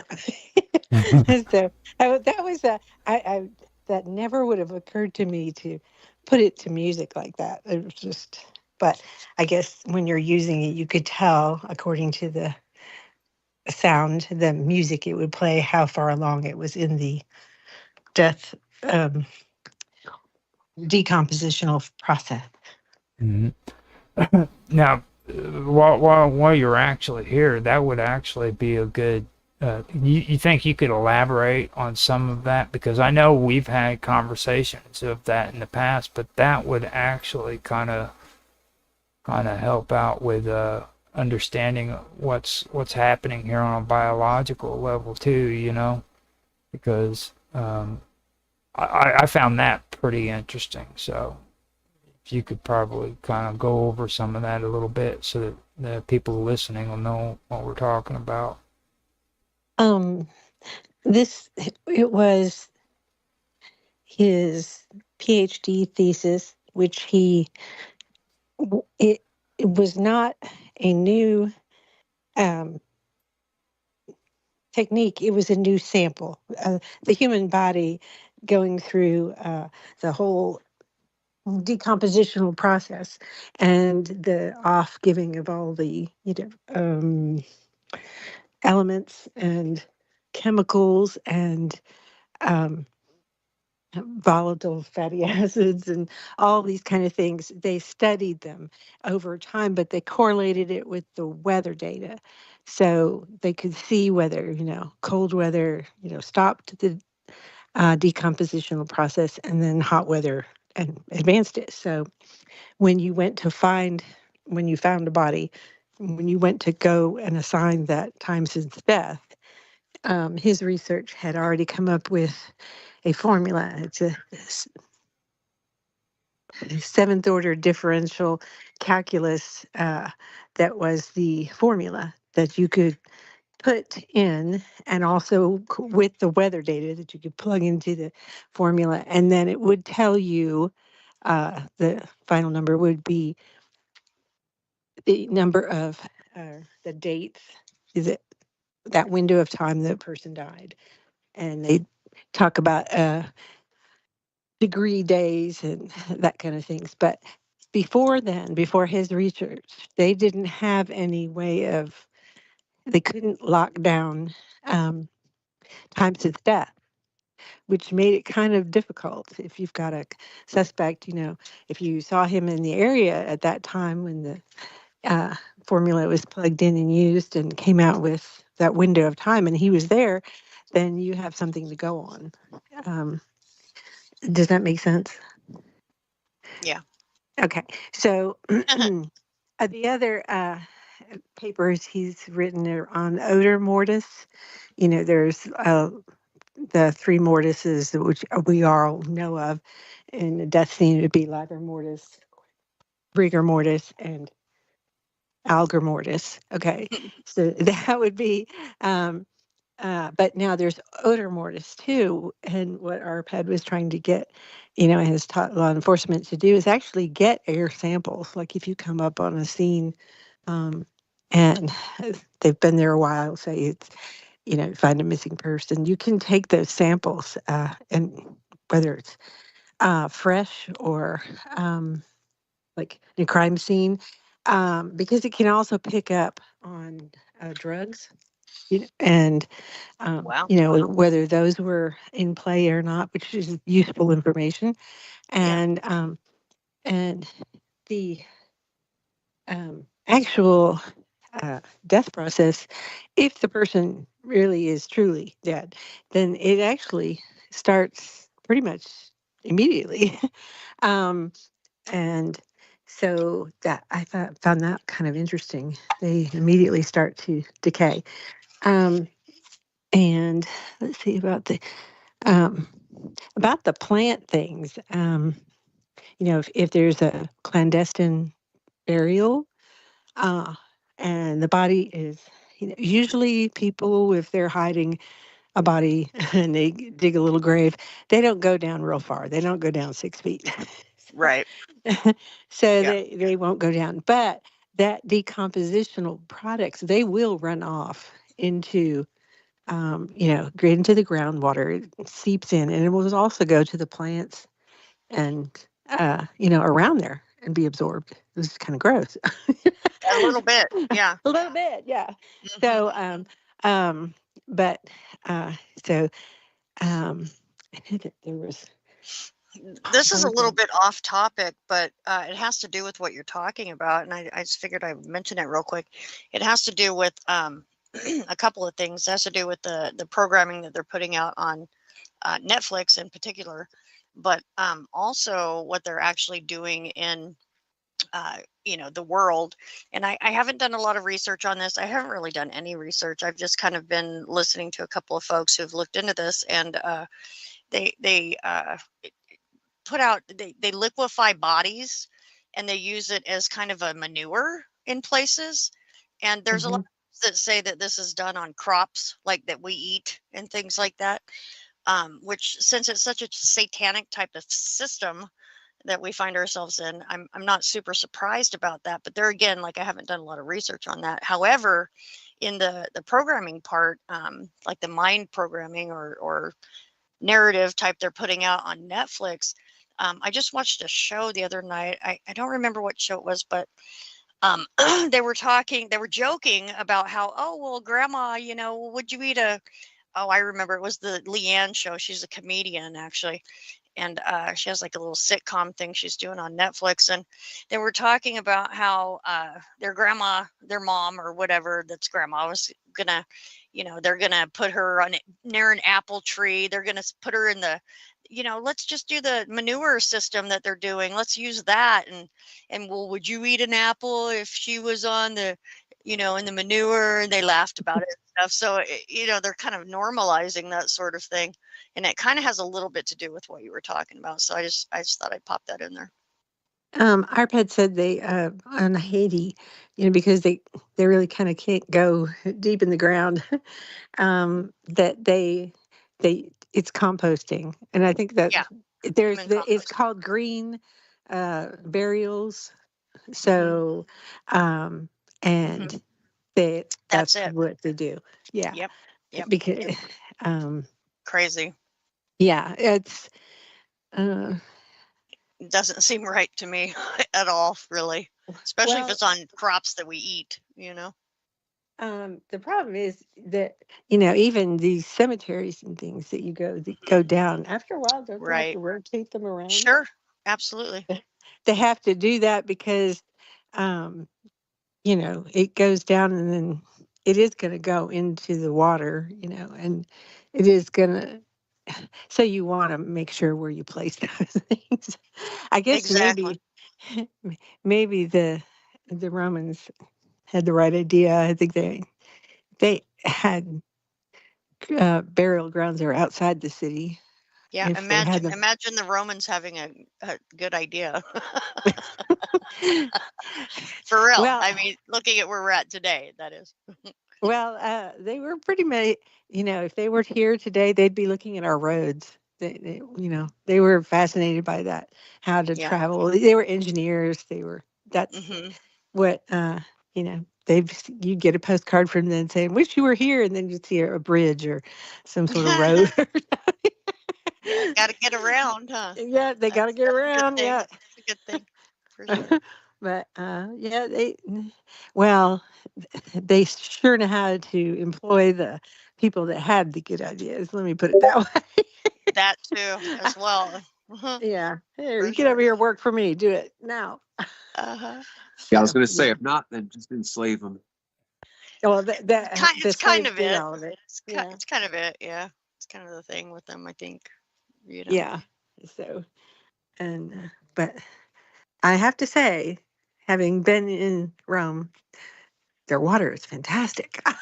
Oh I yeah. don't know how. It's really, really good. Really? Yes. I've never tasted better Like the water. tap water? Yeah, they have. Yeah. Oh, Well, Wow. and it's water like you can get at like water fountains outside and everything. It's fantastic. It's really good water. Tastes wonderful. I don't understand it. I guess maybe they it's don't add like that fluoride. everywhere. Just our water is horrible. Yeah. Yeah, possibly. Well, they probably don't add fluoride. It's always better than European. It would be interesting to look into that. Sorry, Mark. Go ahead. Now, And I was just saying, European water is always better quality than the US state waters, Right. tap water. Of course. that is. Of course. now before we continue, I do want to admit that we were able to get within the vacuum in, and I'd like to welcome you into the panel and Yes. say thank Welcome, you for Isaac. showing up. He's Hey, what's up? Thank you for having me. okay. Yes. Very happy to see you here. So Thanks. so As always. Jiva also came into the chat room. He said he got a notice that the show was starting, but he is already a sleepy boy. So he's going to skip out. And thank you for Those- stopping in and confirming with us. Yes. Thanks, Jiva. He's Yeah. awesome. Now, have you been able to keep up with the talking points and everything that we're talking about within? Well, unto certain point, but no, I don't have the whole picture. But go on. Okay. I'll try to keep up. Yeah. Okay. So with that being said, I will go ahead and shut my mouth and let you guys keep talking. But I do want to say something to Vicky though. ARPED, the thing about that research that he did that amazed me wasn't only about that. It was, first of all, it was about the technology that they were developing, but second, it was about the chemical plumes too. You know, that was one thing that just blew my mind away about it. And Mr. Robot, I talked to him about it, and he didn't seem to get the whole concept of it, because like we have noses and we can smell stuff, but he didn't understand the implications of what was going on there in that research. You know what I mean? Like, body can be buried under the ground or down in the water and they can detect it. It's Mhm. pretty fascinating, actually. So I'm gonna Yeah. shut up. What he has now is far better, but that one uh, but works off a different energy force and principles. I just had a question on the when you said that the lie detector was hooked up to the plants. Was it just as many electrode type things as you put on a person? Because it does have many electrodes. Obviously, the energy they're measuring is um, electrical. They would Correct. use That's right. like, I think it was like 4 to 6, and for the smaller samples, like when he went back into doing like bacteria, it'd be only like 2. He put an electrode on one side of the cup or the petri jar, and another one on the other side, and he would pick up from this, all sorts of reactions from it. Yeah. So Apparently, the idea was that people's skin, we have a fat layer over our skin pretty much everywhere for the most part. So with a plant, there is none of that sort of thing going on. So it's apparently it comes out a lot more sensitive. If you look at a regular plant's or a regular person's polygraph, excuse me, there's like kind of a soft line when it bumps up and down, and with the plant, it's immediate. It's like a huge, abrupt jump. So there's that. Maybe that kind of helps a little bit. Okay. Yeah. Well, we know the plants have to adapt to their surroundings. I mean, that's how they protected themselves and survived. Because the ones that, say there was some parasite or some, bird or or bug that came and ate their fruit and whatever. So they had to, adapt, and that's why you'll see some of these crazy, like poison ivy. Right. That Yeah. had to be an adaptation to help it survive Mm-hmm. from whatever. And I know if anyone grow grapes or like a vineyard, it just amazes me because that every year they get a different, pest that tries to attack their crops. And I can't imagine, trying to keep Right. up And the with plant has to kind of change each time. Mhm. It has to adapt in order for it to. So I think there has to be some way that it communicates to the other plants within that, Right. vineyard. In the And environment, for sure. That's a great point. I'm just they wondering. release chemicals. That's what our vet Well, said. They release chemicals. I, That okay? Go ahead. I'm just wondering, has there been any experiments done on fungi? You're talking about plants there. Yeah, But, bacteria that I've heard of, not fungi though. I Okay. haven't heard anything That's a about. great question. That is a good one That is a great question. because It there's a is. big difference. We got to step up Yeah. our game, Raj. Well, this has got very limited information when it comes to like the older stuff. To be honest with you, now. Yeah. Well, part of the reason is because it's been hidden. They don't want everyone knowing about this kind of thing. So Right. there's that. Now, for me personally, whenever Baxter's keeping it on the DL. Baxter was trying to bring it out, bro. But No, all I do think when Nancy comes in, But everyone this is going to turn around into being a frequency and vibrational talk. yeah. Yeah. Because yeah. the plants are picking up the frequency and vibration of someone getting hurt, or That's right. or pleasure. The same with the That's way right. it picks up sound and things like that as well. Sound That's as why well. Yeah. my The husband whole environment. and my husband technology has changed to frequency and which is frequency based in quantum physics, which is actually much Fantastic. quicker. But he does still work with the canines, the cadaver canines, and because and usually he'll match the sciences with the olfactory, wonderful abilities that the dog has, because they can pick up on 500, chemicals. That's what they're Yeah. smelling, and they know, and so they. And they recognize electromagnetic fields too. They're really amazing. Your German shepherds, these dogs that are Labradors that are used as cadaver dogs or search and rescue dogs. Bloodhounds, that sort of thing. Yeah, Mhm. they have their olfactory is like so much. It's amazing. I Uh-huh. mean, 500 chemicals, and they remember. That's too. I mean, they Mhm. remember your scent. If they see you 5 or 10 years later, they remember who you are by your smell. It's just sort of, they're really amazing. Yeah. And but the nice thing about the resonance frequency is that it can go pick up underwater, under cement. Wow.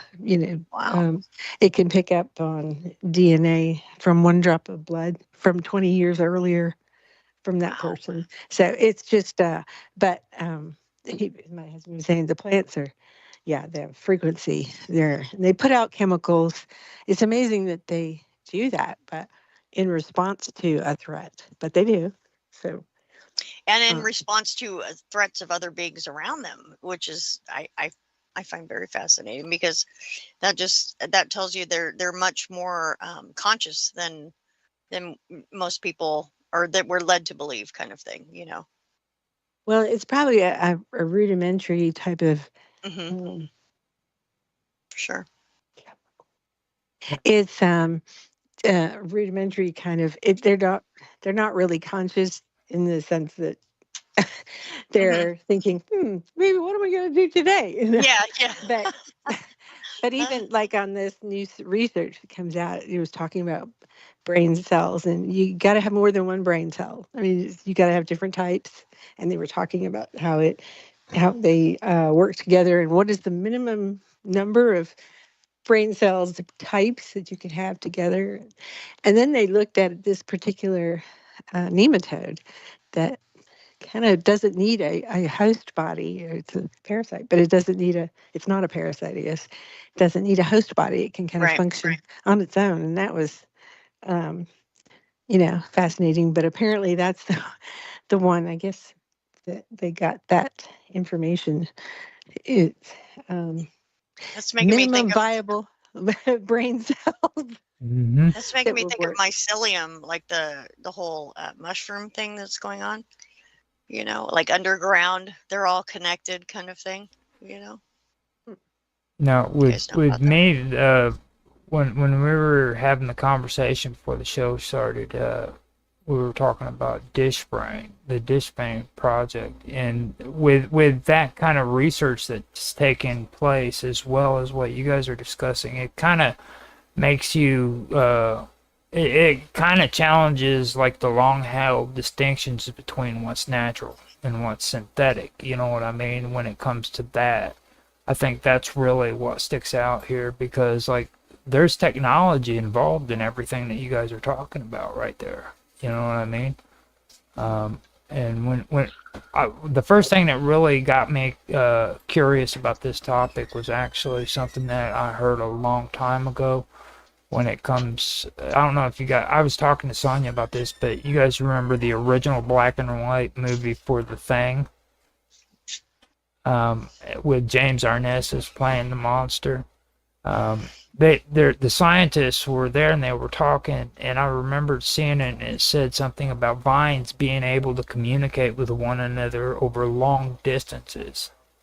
And that always stuck to me. And then when I first seen this episode of In Search Of, I think that really is what caught me when it came to In Search Of. And I didn't get curious about that TV show until later on in my life, you know what I mean? But it really caught my attention. This is probably one of the best episodes that you could ever watch, to be honest with you. I mean, to be honest, if you didn't... I was Oh, go ahead. go I was listening earlier about fungi, mycelium that is not only underground. It's not just for the forest, but everywhere. Like this world appeared to be a fungi world.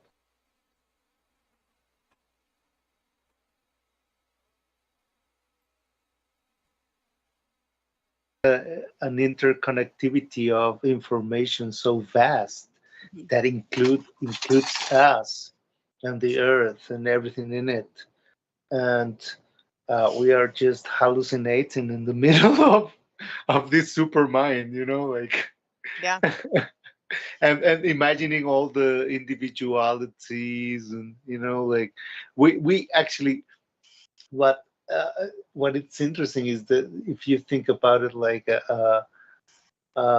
there's theories about a lattice. I don't know if you're familiarized with this term. Lattice is some sort of net of yeah, that Hmm. includes every beat in the field in the so yeah, it's interesting, but that's it.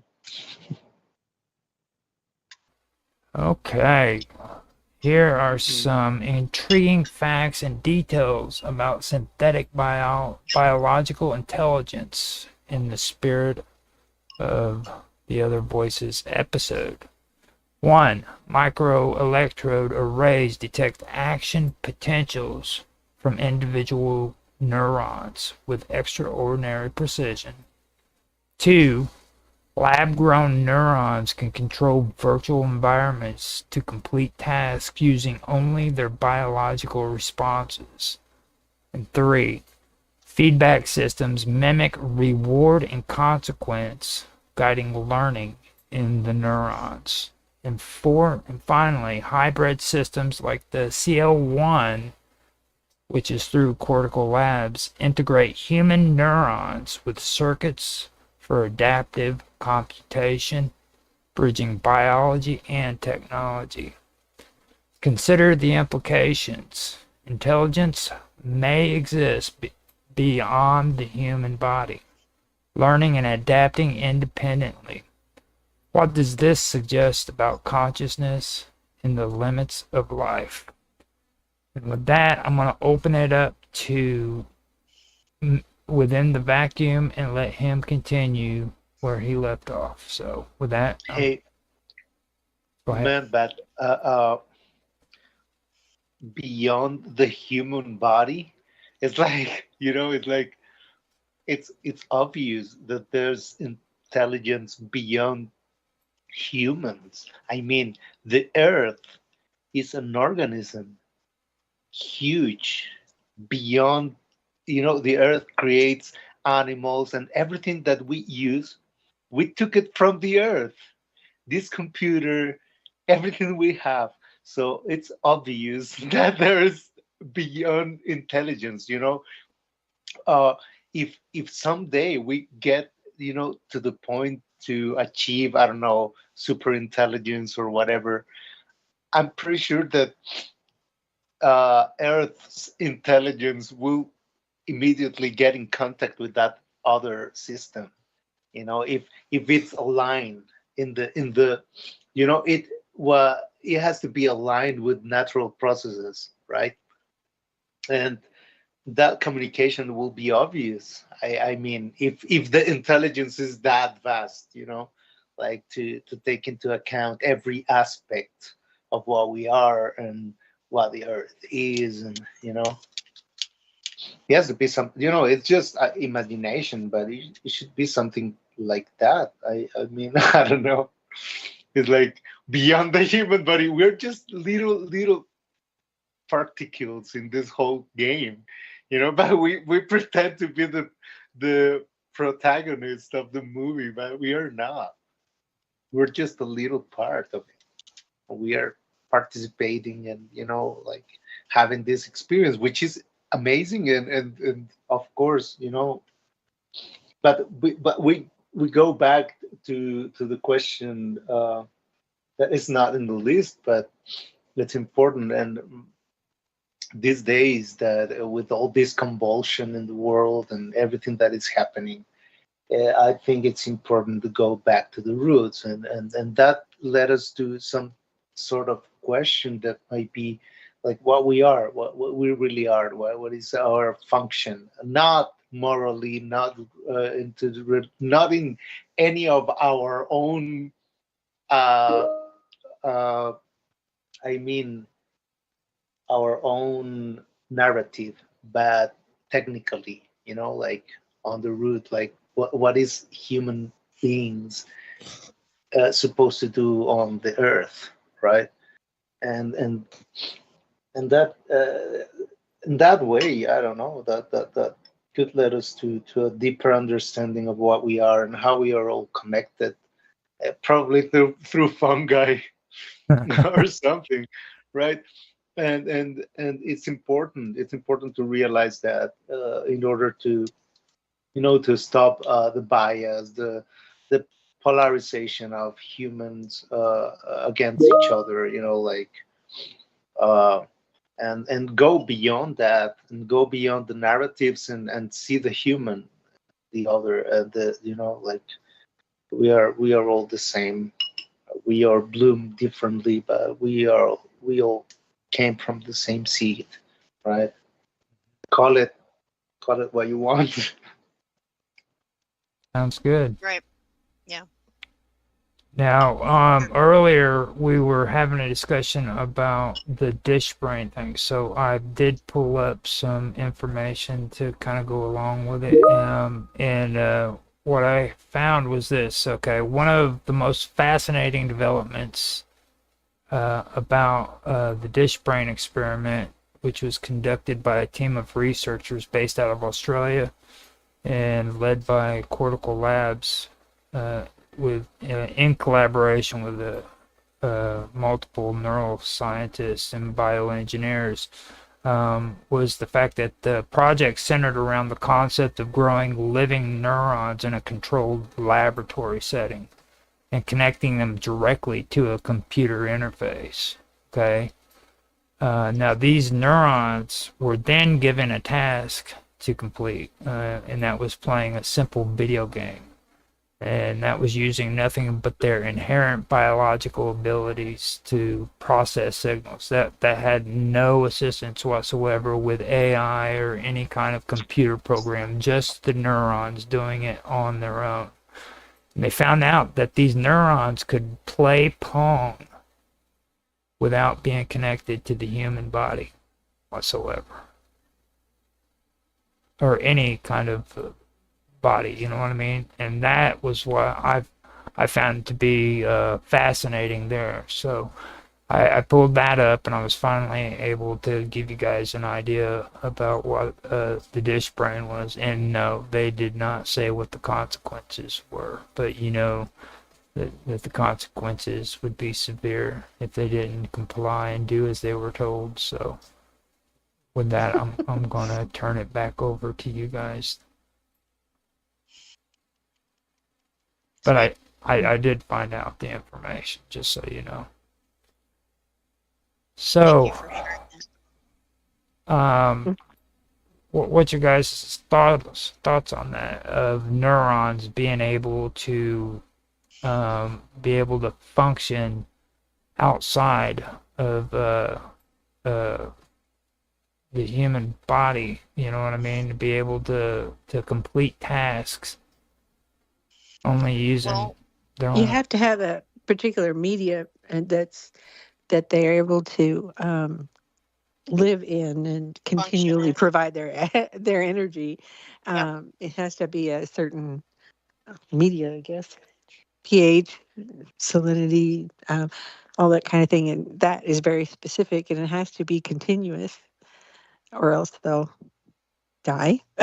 Yeah. Well, I'm thinking that neurons do that anyway. That's their job. That's what they're designed to do. So if they have, like Vicky was saying, if they have the right medium, then they'll function that particular way, no matter where they are, kind of thing. That's why it's a neural network. Yeah, I'm not surprised. They know how to. So then you have to, and they probably are not all the same. That's what that article was saying too, that you have to, it's just not one brain cell, that type of brain cell. You've got many brain cells that make up the brain. So, yeah, then they had to decide. Right. I do know that they had to like deal with these neurons like they would any other biological element or substance. They had to make sure that it stayed clean, make sure that the waste was removed, stuff of that nature. So, like, this is actually a biological system with a computer interface. You know what I mean? And and what I learned from it was the only downfall to these kind of programs is they only have like a 6-month lifespan, and they can't retain the memory after that 6 months. So you have to basically start all over again with it.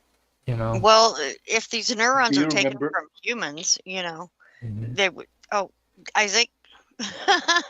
No, I was in that. If you, Roger, remember, I think Jolly or someone in the Imaginary shared an article about these same thing, but with fungi. They try it with mycelium and like mycelium computers and stuff like that. Yeah, that seems more quantum to me, actually. But what I was going to say is that if these neurons are used to working in particular systems, and if they're taken from humans, or the yeah, I am assuming that they were taken from humans, which certain neurons are used to, like Arpad was saying, how your plants they evolve in their environment. So neurons obviously would evolve in their environment as well, because we have nerves all over our body. So brain cell nerves, or they would be different than, say, ones in your toes, kind of thing. So Roger, do you know what type of brain cells or what type of nerve cells they were experimenting with? They said that it got to the point where it was beyond even having to use, like with neurons, you don't even have to pull them from the human body or any kind of thing. They can actually reproduce them synthetically as well. Like they don't have to be taken from a human or an animal. They can literally produce neurons. That's kind of crazy. Yeah, it really is. Actually, sure. So that was an interesting thing too, on top of what they were saying in this research as well, because like they're talking about biological process signals. You know what I mean? They're really getting into the whole the whole idea that they can do these tasks, okay, and they can learn them on their own how to do these tasks, and they don't have to come from the human body, they don't have to come from the human brain, anything. They can just on their own learn how to do it, which I think that is probably the most amazing part about this whole thing. It's pretty extraordinary, for sure. It can be just completely independent of the human body or animal or plants even, They can function on their own so that's basically I don't know if I answered that good or not, but that makes sense to me. A lot more questions come to mind though. So plants have nervous systems, is that right? Yeah, neurons. No. Oh wow. They don't have neurons. Well, yeah, They don't have neurons? That's how retarded I am. Do they? I was a high school dropout. So, Vicky, what was you saying? They don't have neurons? Nope. Okay, so They don't. They're not like we have neurons. They have chemical receptor sites and photosynthetic receptor sites that take that information that they're getting, and then it will respond appropriately, like with the light and with the chemicals, putting it out, or if they need to for the chemical, and the other one is the light, whatever they do. But it's not a neuron like we have neurons. It's not a biologic neuron. Ant plants don't have that. And Thank you. I, so I, I might be wrong, but uh, I think that as complex as the system, it's perception, probably. I don't know. Like, like when we are very complex. We have, emotional center. Yeah. That's very deep, right?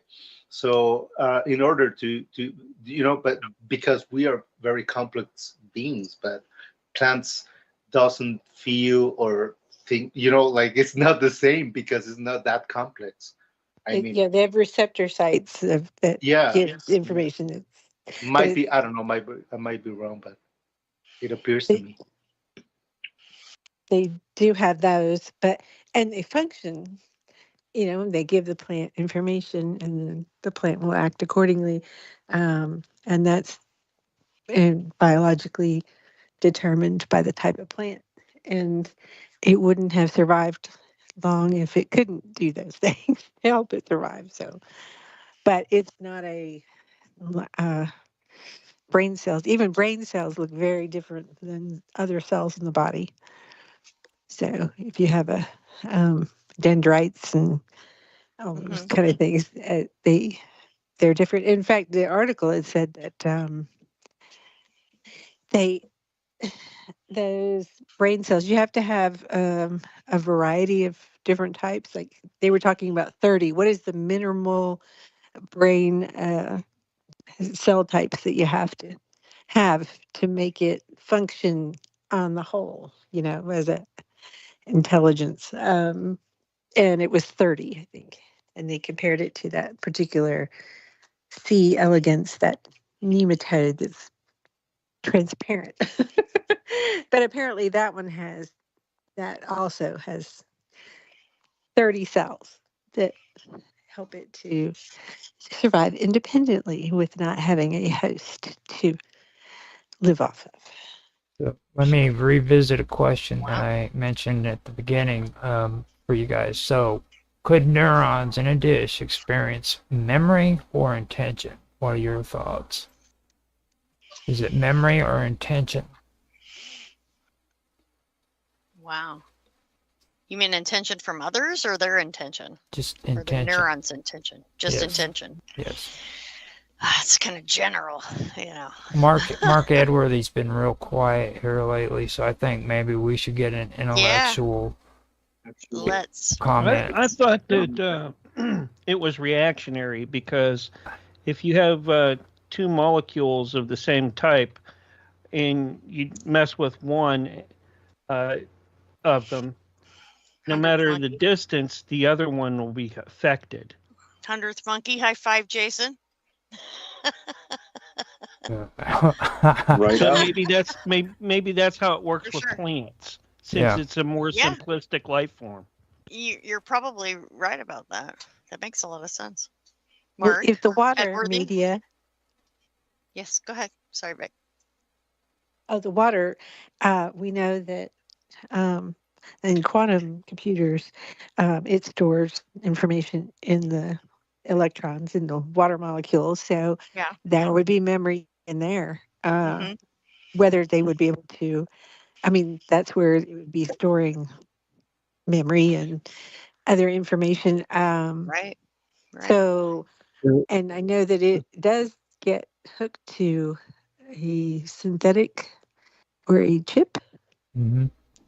Is that correct? Yes. I was trying to. Okay. Yeah, unfortunately. Seems like they could bypass that whole thing if you've got the quantum computer with the water, has all the information stored in the electrons in the water. Yeah. Well, water has memory, anyway. So there you go. Mm-hmm. Mark Edworthy, what is your concerning question that you have, or your tidbit here? I remember there was lot of experiments done about 10, 15 years ago about using organic matter as a storage device. So like a hard drive or and they were using sort of various sort of sea. Breaking up. But that's all. Yeah. Say it again. You're breaking up. Say it again. Yeah. Storage device is the last part we got. Yeah. Using seaweed, but Seaweed. as for Okay. yeah, and other organic matter, but I don't know. Now, we actually are coming up on our next break, I believe, aren't we, Mark? 30 seconds. Yes. So with that, let's take a quick break, and we will come back and continue this conversation here after our short break. Sweet. All right, we're on radio break. Yeah, that was pretty good. Now, I do have some information too that we can talk about the microelectrodes arrays, and this is where it gets really interesting. It starts talking about how microelectrode arrays, how they're a small device, and they have like tiny electrodes, and they basically can. They can actually talk to neurons. They can actually listen to them and respond to them. Yeah. Which is pretty interesting. Yeah. It's like a microphone board. A neural. Who's doing that? It's being done through a microelectrode arrays, which is called an MEA. Yeah, but with which company, which laboratory? Cortical Labs would they're the ones that are really getting into this. A lot of the terminology goes according to. See, back when I first heard about it, they were calling it wetware, and now they've changed it to bioengineering or stuff like that. But what I was really used to hearing it as back in the day was wetware, and that was a big topic that they were talking about in the early 2000s, and now they've started changing the terminology on it basically. So Cortical Labs was notorious for it, and then DishBrain, the DishBrain project, which I actually learned off of Nancy whenever she posted it on her chat first. And that's what got me back into that whole area, which I thought was pretty cool. Yeah, usually anything with the project on the name of it has to do with DARPA or something like that. Oh, don't get Mark started with DARPA. He gets all rebellious and stuff. Does he? Yeah. Do you, Mark? Yeah. It's not Yeah. difficult research, okay? It's not. Yeah.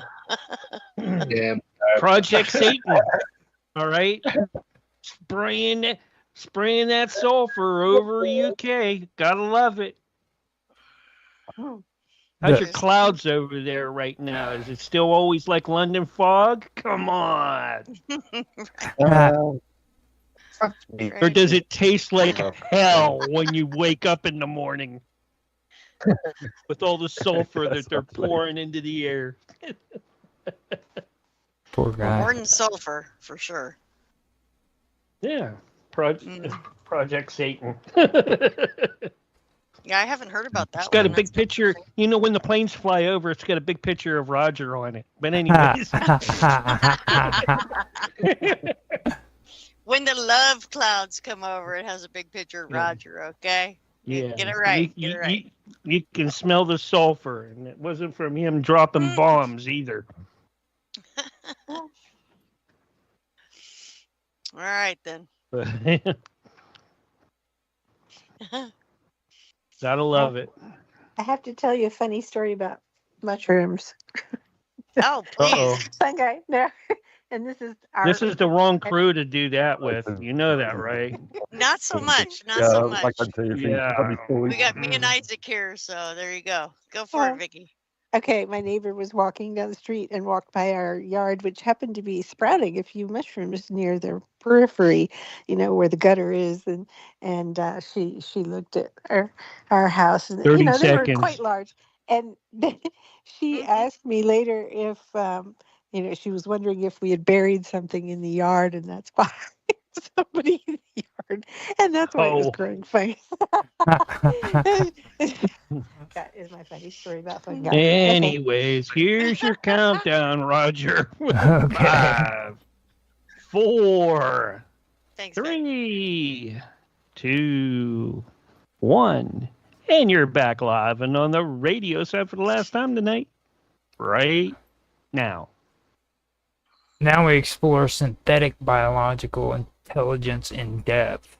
Neurons grown in controlled environments connected to circuits, forming adaptive learning machines. Consider this through the lens of in search of. If intelligence can exist beyond conventional brains, could these hybrid systems be considered a new kind of consciousness? That's the question I want to know. Could these hybrid systems be considered a new kind of consciousness? Well, they've already done that in terms of Sonia, if you remember. Or wasn't that its name? Sonia? Let me think. The Saudi Arabian robot. Yeah. Actually got Sophia. it got Saudi Arabian Sophia, citizenship. Same So thing. here you've got, literal iRobot the movie come to life, and this was, I think, 2018. So this is like a long time ago, and they gave this thing Saudi. I mean, women couldn't drive over there, I don't think, at the time. They can now, but I guess Sonia could. I don't know. Right. That's the citizenship. I robot, think right? that all of that. I think that all of that is Yeah. just Yeah. marketing. The whole Yeah. thing about the nationality and the I it's agree. not conscious.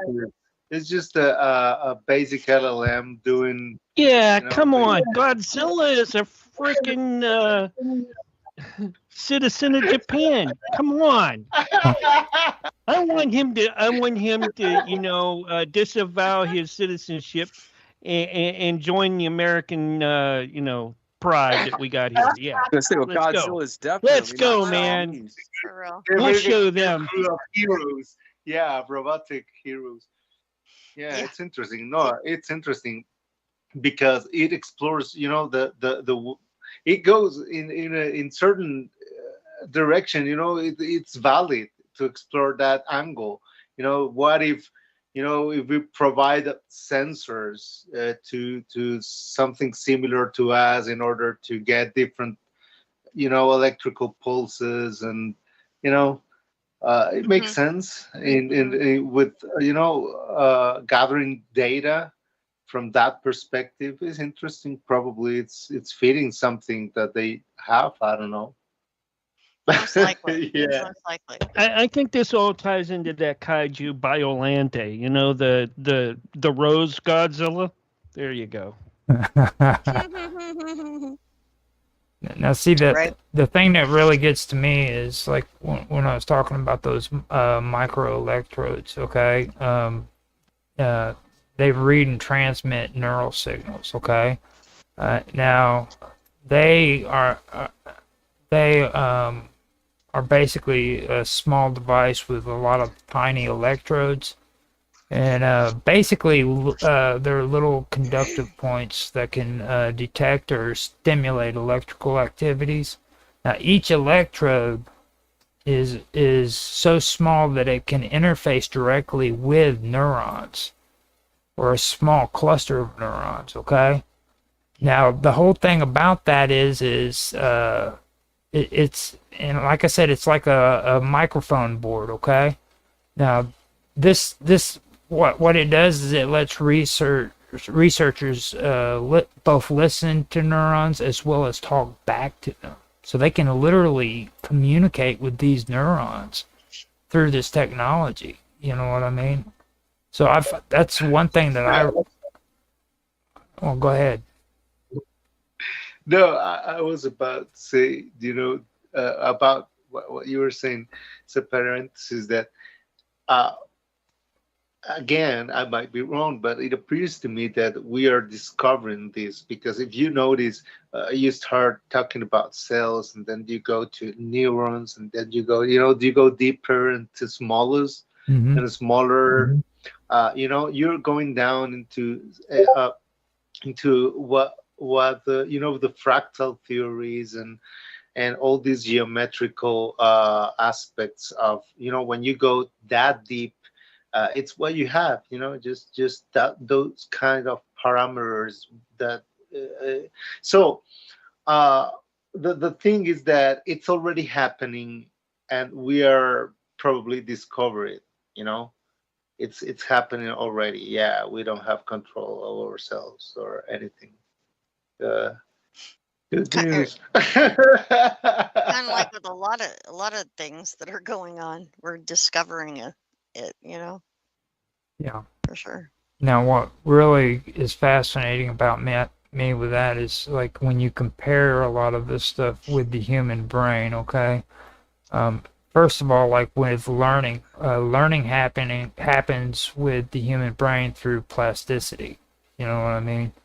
That's strengthening or weakening of synaptic connections between neurons. Okay. So when a signal repeatedly travels along the same pathway, synapses are reinforced. Okay. That's cells that fire together, wire together. Basically, that's one of the old sayings that they usually have. Now, this mechanism, it usually allows us to like form memories, recognize patterns, and refine skills and stuff like that. So at its core, biological learning is about adaptive signal transmission. Okay. Now, in computers, especially when it comes to AI or LLMs, like Mark likes to call them, in machine learning, learning is usually about adjusting weights in algorithms that mimic synapses. So instead of neurons firing, you have nodes in a network that adjust their influence on one another. Now, that doesn't mean that computers are learning biologically, but they are approximating it mathematically. You know what I mean? They're reinforcing connections that reduce error in predictions and stuff like that. So that's the thing that I think is so amazing about it. It's the synthesizing of the human brain when it comes to plasticity, because that's very important when it comes to the human brain. That's something that we have that computers don't quite have. You know what I mean? So I know Vicky is a nurse. She's into cool stuff like this. So what's your take on that, Vicky? Yeah, I was looking at it. I thought it was interesting that they, talked about that optimizing the wetware, because the positive things about the, to reinforce that learning of the brain cells, they like being able to have a, a stable ability to, connections, that it goes smoothly. And if you have, if those are, if they have connections which are random or chaotic electrical signals, they don't like that. So that's their negative reinforcements. And so the predictability, they seek out connections that produce energy efficient, predictable outcomes. I think that's kind of interesting that, they would even try to use operant conditioning, because that's what that is. And that's and that's not as high level as what Roger was talking about, but I thought that was kind of funny that, yeah, the positives are that they have predictable, energy efficient, smooth connections. And otherwise, like on the radio show, and it fades out and you can't hear and that kind of thing. They don't like that. So, and the wetware is how they keep that going. But yeah, the whole thing is kind of amazing to me. I mean, that this, how they're using brain cells to power this and keep the information in, a lot of information, and then connect it. It says it's connected to a software-based system to be operated in real time. That's correct? It's supposed to be. Right. I don't know for sure if that's actually the case, because it's like me and Mark, we've had these conversations so many times, and he's a skeptic on that one. So, like, what they claim and what's actually happening, that's even debatable for me too. But I know Mark probably would have something to say about that, wouldn't you, Mark? Witashik, or no, Edworthy. More you said, really, I'm just skeptical of there are hardware, as you demonstrated with the cell C1 device. There are hardware method. You're breaking up real bad, Mark. Oh yeah. Okay.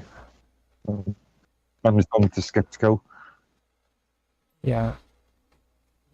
Okay, so that's my whole point too, and it's like within the vacuum was talking about branding too as well, commercialism, basically, like that. And I know that we've had conversations about that at one point. So I mean, until I see the actual technology in front of my face, I'm not gonna believe anything that I hear when it comes to a lot of these, what they're saying, Agreed. Same. Because well, it's supposed to be, like a published paper or something, right? When you're like published, putting out some sort of new theory or something, or at least a prototype that people can and document, and it has to be documented, right? Mm-hmm. That's very important. In order to be valid for infinite research. I mean, right? That would be the purpose, because you get to neuron, you get to the Greeks have these embedded in their language. I mean, the how time function, like they have these identified these patterns in the psychic. So they probably were, I don't know if they were, yeah, they probably were conscious about this. The thought is has a technical aspect as well. So that's how deep you can go when you're thinking about these systems. You can go to the non-existence, because it's there. It doesn't matter. It's just an infinite gradient, right? From the manifested world, which is what we have, that appear to come from each beat that comes from another field that contains all possible possibilities, right? Mhm. But we have a reality that is easy. It's a perfect interface, right? We breathe. We live very well. We live according to our environment, so it's intelligent, right? It's supporting us. It's the perfect amount of composition in the oxygen that we have and everything.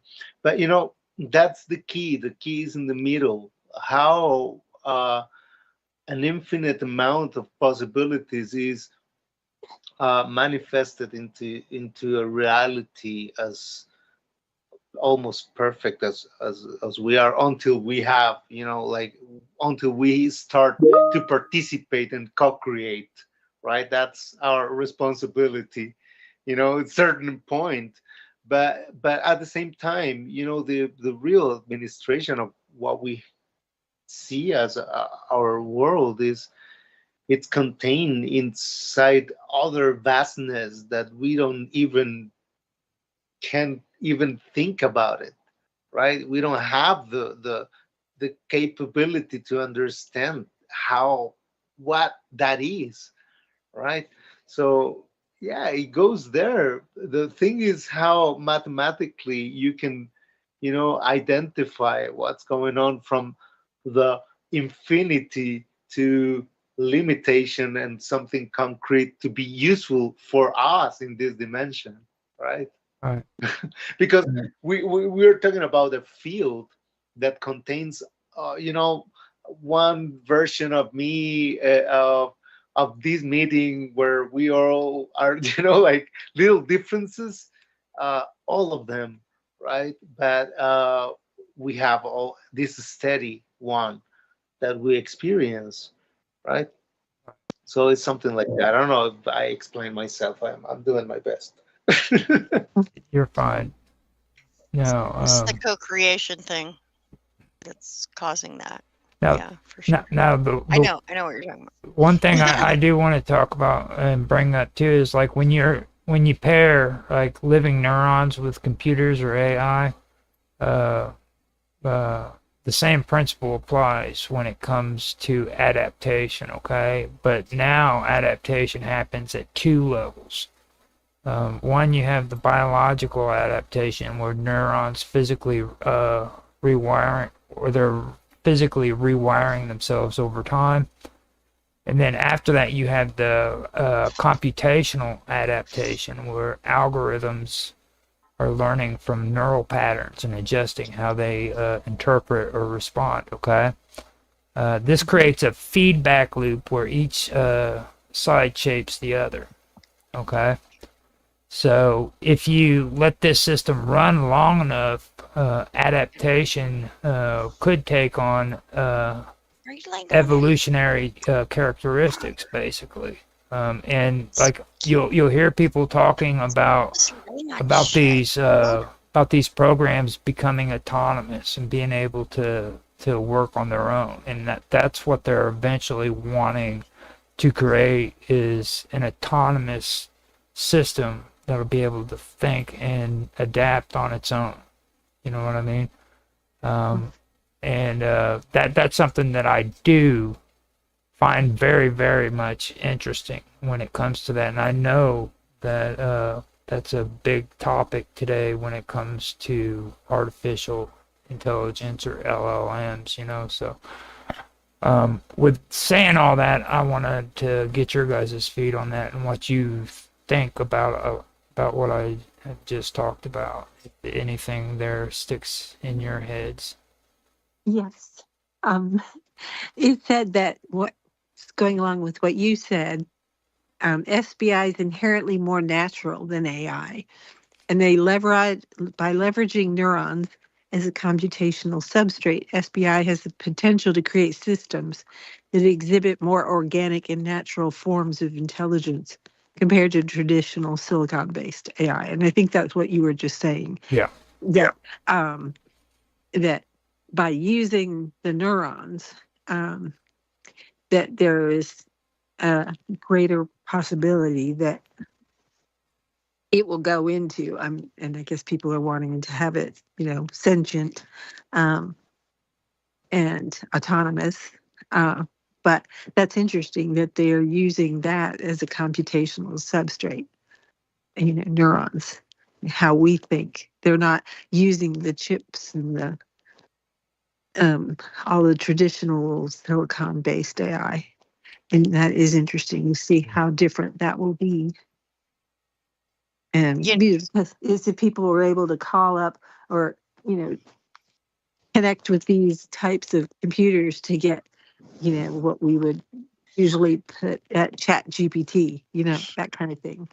It'd be interesting to see the difference between the two. You know what this brings to mind for me real quick is that how in the Bible it says that we're made in the image of God, Uh-huh. and we're making things in the image of us, kind of thing. So I That's just what wanted stuck to out to me point that too. out. That really, when I hear this, I mean, if you really think about what we're discussing here, we're talking about creating a computer system that is thinking on neurons without using the electronic devices like the chips and the AI and all that. This is actually thinking straight off of the neurons. Mm-hmm. That really does blow me away.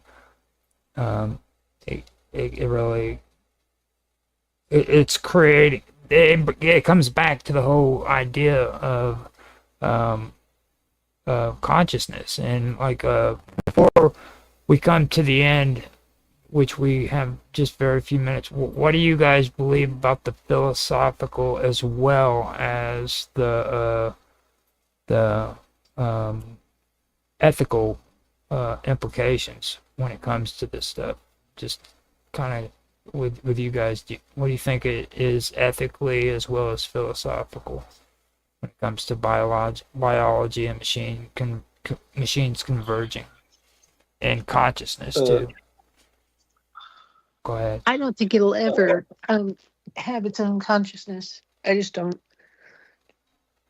But it would definitely probably work as a computer, and because we based making computers off of how our brains work.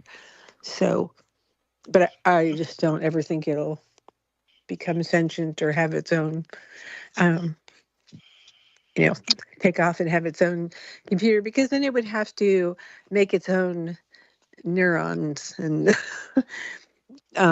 and apparently this hadn't gotten that far yet. As far as you have to replace them after 6 months? Every 6 months, right? Mm-hmm. Yep. That we know of.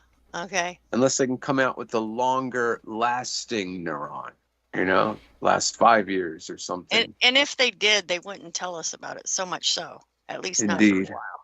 Mm-hmm. All right. Within the vacuum, I heard you getting ready to say something, and then you stopped. What was your feed on that? I know you was getting ready. I forgot, but yeah, I was listening after that, and I forgot. But yeah, it was something. We were. Okay. Yeah, it's about the description of the thought mechanism. Not exactly, like you're focusing on the brain is like seeing, looking at not exactly is what is happening inside, and there's a pattern of the as well, and that's another angle on how you think when you're designing a new model, like a new capability is different. But we tend to do that, to look everything from the outside because we are obsessed with our physical appearance. But I think it's normal, right? Mm-hmm. But yeah. Yeah, I do find that a lot of this stuff, man, to be honest, is very, very interesting. And I'm so glad that I didn't have to hear Mark Edworthy say very much about it, because he gets really irate and starts talking all crazy stuff. He is like, he hates AI with a passion. He hates it so bad that he hates it when you call it AI. It's not AI. I don't think you're going to have enough time to give people socials out. Okay, so with that being said, you guys, do you want to tell anybody how to get a hold of you?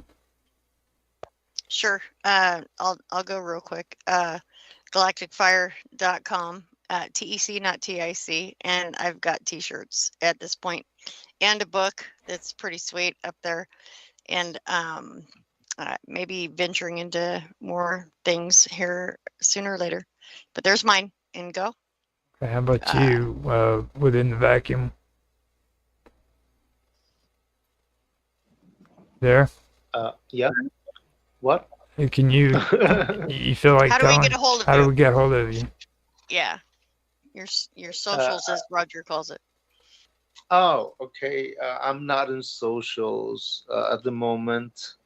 Well, I'm using Instagram regularly because of the way that I get in contact with my local people, right, friends and Okay. everything. So I keep What's it. That's a your? good way. How Yeah, do we within find the you there? vacuum.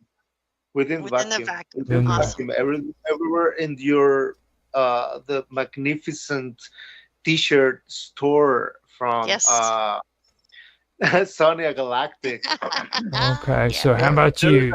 How about you? There's an amazing collection of T-shirts made with an algorithm that I've been working on for many years. Yes, Isaac has his full display of All t-shirts. right, and I got to take us out of here because we're out of Oh, time. crap. Okay. Yeah, I've been trying to say, everybody, come on, let's go. You didn't have enough time to do this, so I'm going to take us Roger, out. that's your Catch fault. you next time, folks.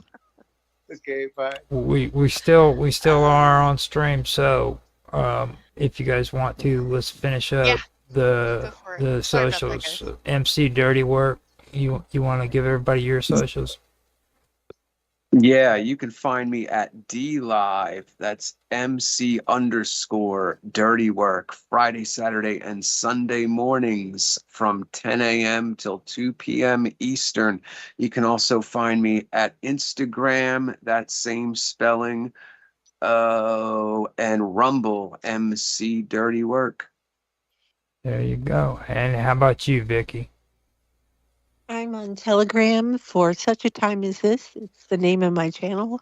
And on X at Booklander62. Okay, and hopefully we can get Mark Edworthy's audio working. You want to tell everybody how they can find you? If you can hear me, if it's this working, you can find me at minds.com. At Medworthy. Yes, Medworthy. at Medworthy. And with me, you can find me on, well, everywhere. Just basically look for Live with Roger Hanson or Roger_Hanson. And I'm usually on Teams as well as Discord. I'm on. Roger was just a humble streamer with a basic computer setup that included a dual-core processor and only 4 gigabytes of memory. Late into the night, he tapped at his keyboard with a dream of sharing stories, games, political thoughts, and bizarre ideas with anyone who would listen. What he didn't know was that through the flicker of his screen, he was opening a path into something far beyond the digital realm. He started small, gaining followers one stream at a time. His commentary ranged from light-hearted to insightful, and his audience grew steadily. But as his schedule filled with more gaming and discussion streams, Roger noticed things that didn't make sense. It began during a late-night session when he was streaming a haunted mansion sequence from a game. The corridors in the game were dim and the shadows moved as expected, until they didn't. Viewers commented on strange shapes in the corners of the screen. At first, Roger dismissed them, thinking it was just game detail, but soon, he saw it too. In one hallway, a dark silhouette stood still, something that didn't match any asset in the game's design. Then came the sound, faint clicking, like bones grinding against metal. Roger tried to ignore it, but the disturbances continued. It didn't matter if he was streaming gameplay, political debates, or storytelling episodes. The presence seemed to follow him from one platform to the next. While discussing outlandish theories on his series called The Wonderful World of Weirdness, something began whispering in the background of the stream. Viewers claimed they heard voices under the audio, repeating strange phrases. One of them said he dreamed of something crawling through his bedroom wall after watching a video called Weird Science. Roger was used to long hours and stress. Time management and determination had brought him this far. He had built his brand on consistent uploads and endless passion. But something was clearly changing. His chat rooms began filling with strange usernames, profiles with no photos and no history. These accounts typed messages that made no sense. Phrases like, "I am here," or "Your screen is my veil," would flash and then disappear. Roger thought it was trolling until he tried banning them and the messages remained, even though the accounts were gone. His editing software began acting strangely. While compiling videos for a playlist, new files appeared that he didn't create. These unnamed clips showed shadowed corridors or empty fields with a figure walking toward the camera. In some of them, Roger's own voice would play, distorted and echoing, speaking words he had never said. He tried deleting the files, but they returned after each reboot. The software itself seemed to resist him, locking up randomly. One day, he returned from a short break to find that his computer had created a single video file named, "You Are Next." The file opened by itself. It showed his live stream interface with a new feature, a blinking eye in the center of the screen. That I spoke. It used his own voice. It said his name. He froze. His viewers saw it too and flooded the chat with alarm. The eye blinked slowly, then said, "It is time." The feed went dead for a second and came back as if nothing happened. Roger sat in silence for several minutes before ending the stream early. When he checked the archived footage, the eye was gone. But every person who had watched it live remembered the same details, and they kept asking what had really happened. The next several days were worse. Roger tried to stream as usual, sticking to his upload schedule and balancing content across his many channels. But no matter what topic he covered, the signs returned. Electrical devices flickered, shadows moved in the background, and the audio picked up static voices whispering between his words. On one occasion, he swore he saw something tall and thin standing just outside the camera frame. Viewers posted screenshots that confirmed what he saw, a skeletal figure with long limbs standing still, its eyes blank and wide. Then came the night he streamed Weird Science again. A storm raged outside. The power flickered as he went live, but he pressed on. Within minutes, the screen broke into static. Then, it cut to a view no one could explain. Behind Roger appeared a vast desert, with black sand dunes stretching toward a burning green sky. A translucent figure stood alone in that landscape, gazing at a crumbling city in the distance. The viewers panicked. The chat exploded with disbelief. When Roger turned around to look behind him, the scene vanished. All he saw was his office wall. But the stream had recorded it. People uploaded the footage to forums and clip sites. Some reported feeling cold or nauseated after watching it. Others claimed they could see patterns in the sky above the dunes, symbols rotating in ways that defied explanation. Roger stopped streaming for nearly a week.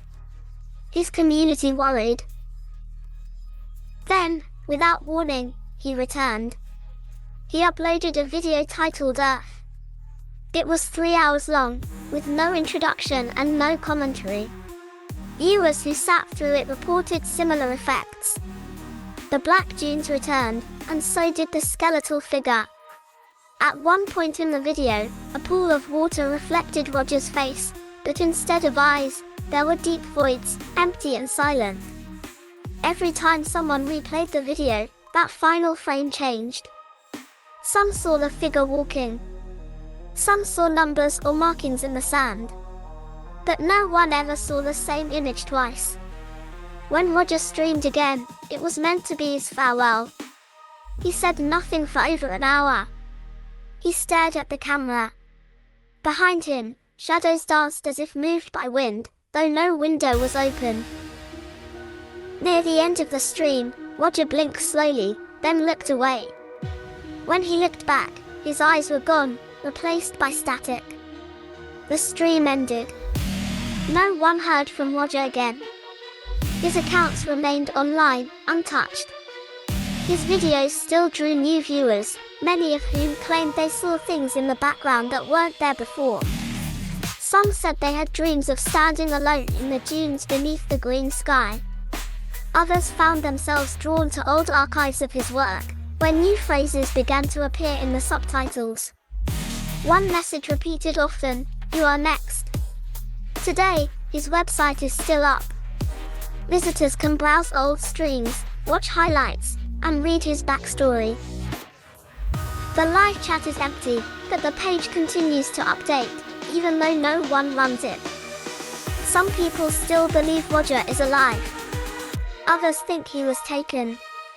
A few believe he crossed into the realm behind the eye, the one with no exit, where content is no longer entertainment but a ritual for something far older than anyone can imagine. And that, you say, is why you should never ignore strange flickers in your stream, odd shapes in your video frames, or quiet voices on your headset. Sometimes, the stream is not just a stream. Sometimes, it is a doorway. And if you open it, you might never come back. As sun sets on summer and dusk brings fall, the days grow short and the nights grow long.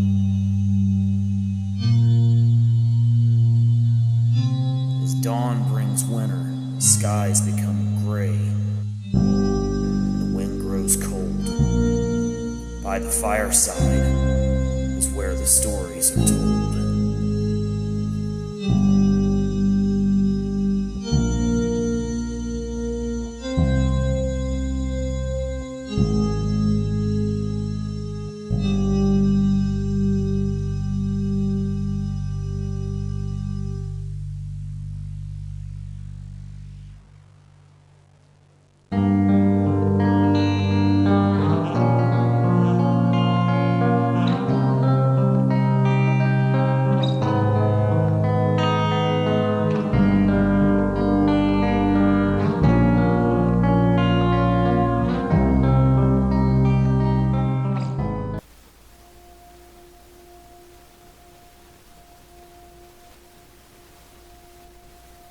It was in the spring of the year 1914, just before the guns of Europe cracked open the modern world, when the Cormorant departed Lisbon's harbor under a waxing sky. She was a grand vessel, painted in pale ivory and trimmed with copper, her engines humming beneath decks with all the dignity a lady of her stature could possess. Though newer ships boasted more luxury, the Cormorant attracted an unusual clientele, wealthy, reclusive, and strange in appetite. Among them was a man named Thaddeus Lyle, an American-born collector of rare wines, antiquities, and machines. His cabin was the grand suite above the prow, but he spent most of his hours deep in the cargo hold, amid crates of forgotten wood and sealed barrels that creaked as if sighing in their sleep.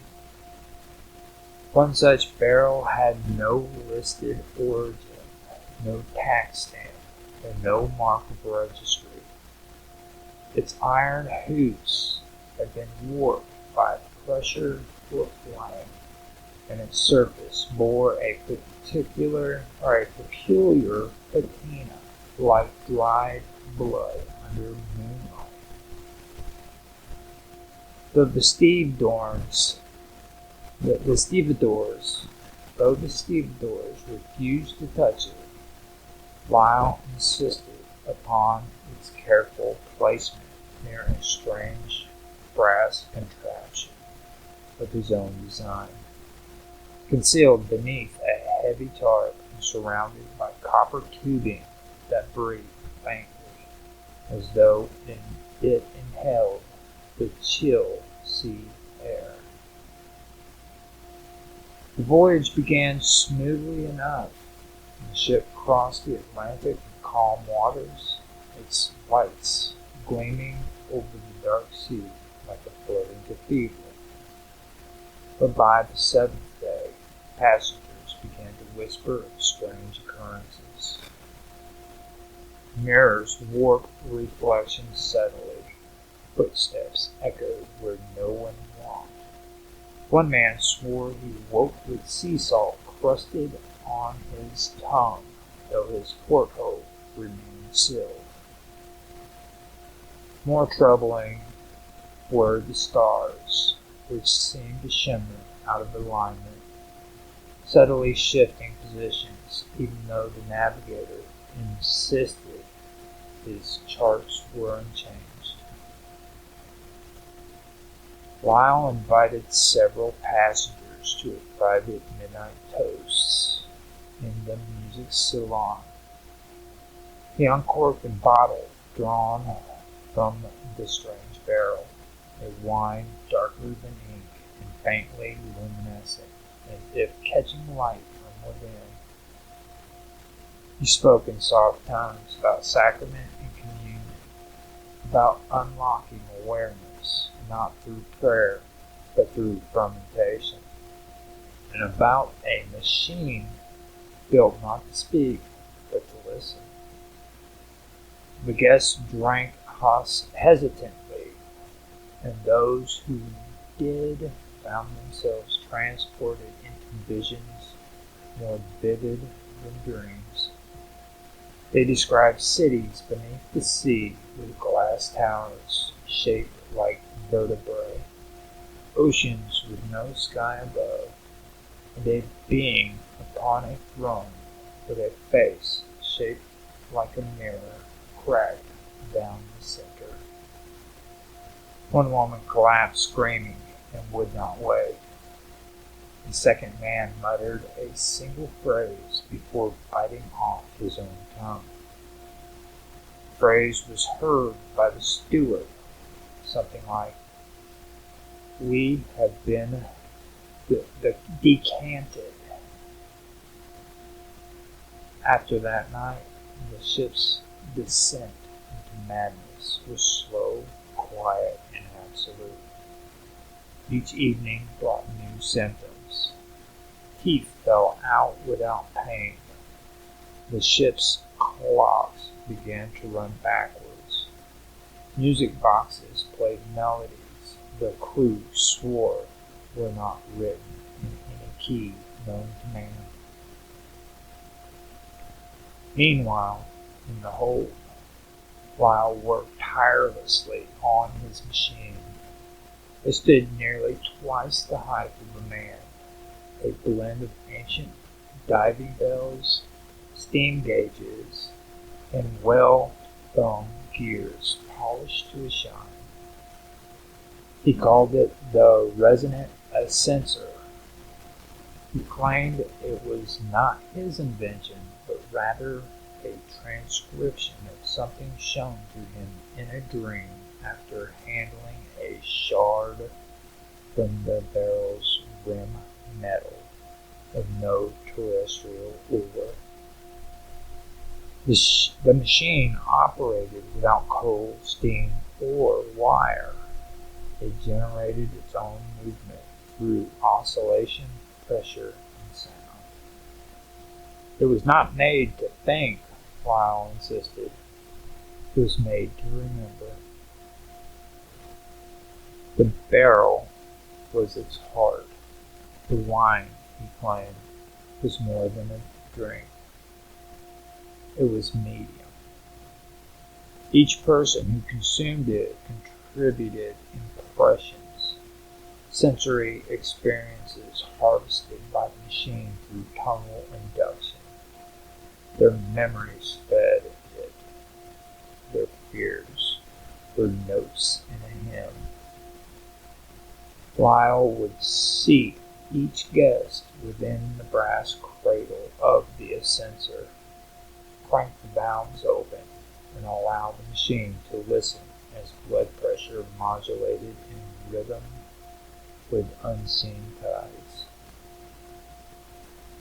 He believed it was reaching something, or more precise, that it was calling something back. As the cormorant passed beneath an equatorial star formation recorded only once before in ancient Ethiopian charts, the ship changed. Doors led to rooms that did not exist. A newborn child aged a year in a day. The engine crew vanished, their uniforms found folded on the iron grates. One sailor was discovered inside a sealed lifeboat, whispering in a language older than Hebrew and colder than ice. Then the machine began to hum. Passengers who had not drunk the wine began to see its effects. Their dreams filled with static. They woke with maps etched into their palms. One woman saw her dead husband walking in the halls at night, head tilted at an impossible angle. Below deck, the barrel had cracked open, not from pressure, but from within. Its contents no longer resembled wine, but a mass of golden threads woven through with veins of brass and coils. The ascensor drank it greedily, its tubes pulsing like the lungs of a buried beast. On the 14th night, the ship stopped moving. The sea beneath it was still, not merely calm, but rigid, as if frozen. The stars were all wrong. The moon had not risen in 2 nights, and yet the deck glowed as if bathed in lunar lights. No one could say where they were. The navigators were missing. The only sound was the slow, breath-like rhythm from below, for the ascensor had opened its final iris. It was not a machine anymore. It had become something else, something grown. Lyle was last seen descending into the hold, wearing a black robe stitched with copper wire. He carried in his hands the final glass of wine, the sacrament of culmination. He did not return. When a rescue vessel intercepted the cormorant 3 weeks later, they found no one aboard. The ship drifted in a field of mist, its deck salted over with frost. Mirrors inside the cabins reflected only distant oceans that did not match the surrounding waters. The ballroom was still lit, though no power source remained connected.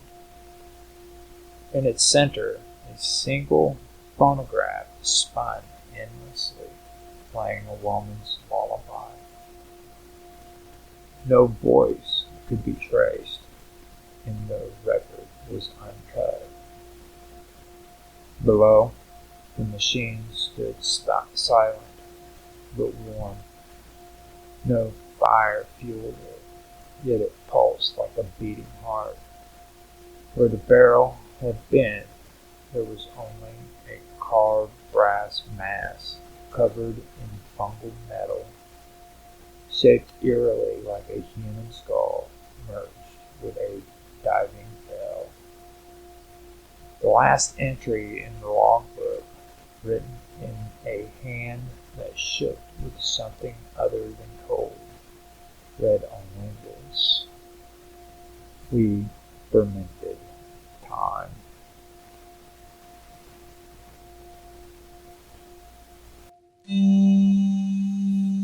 As sun sets on summer and dusk brings fall, the days grow short and the nights grow long.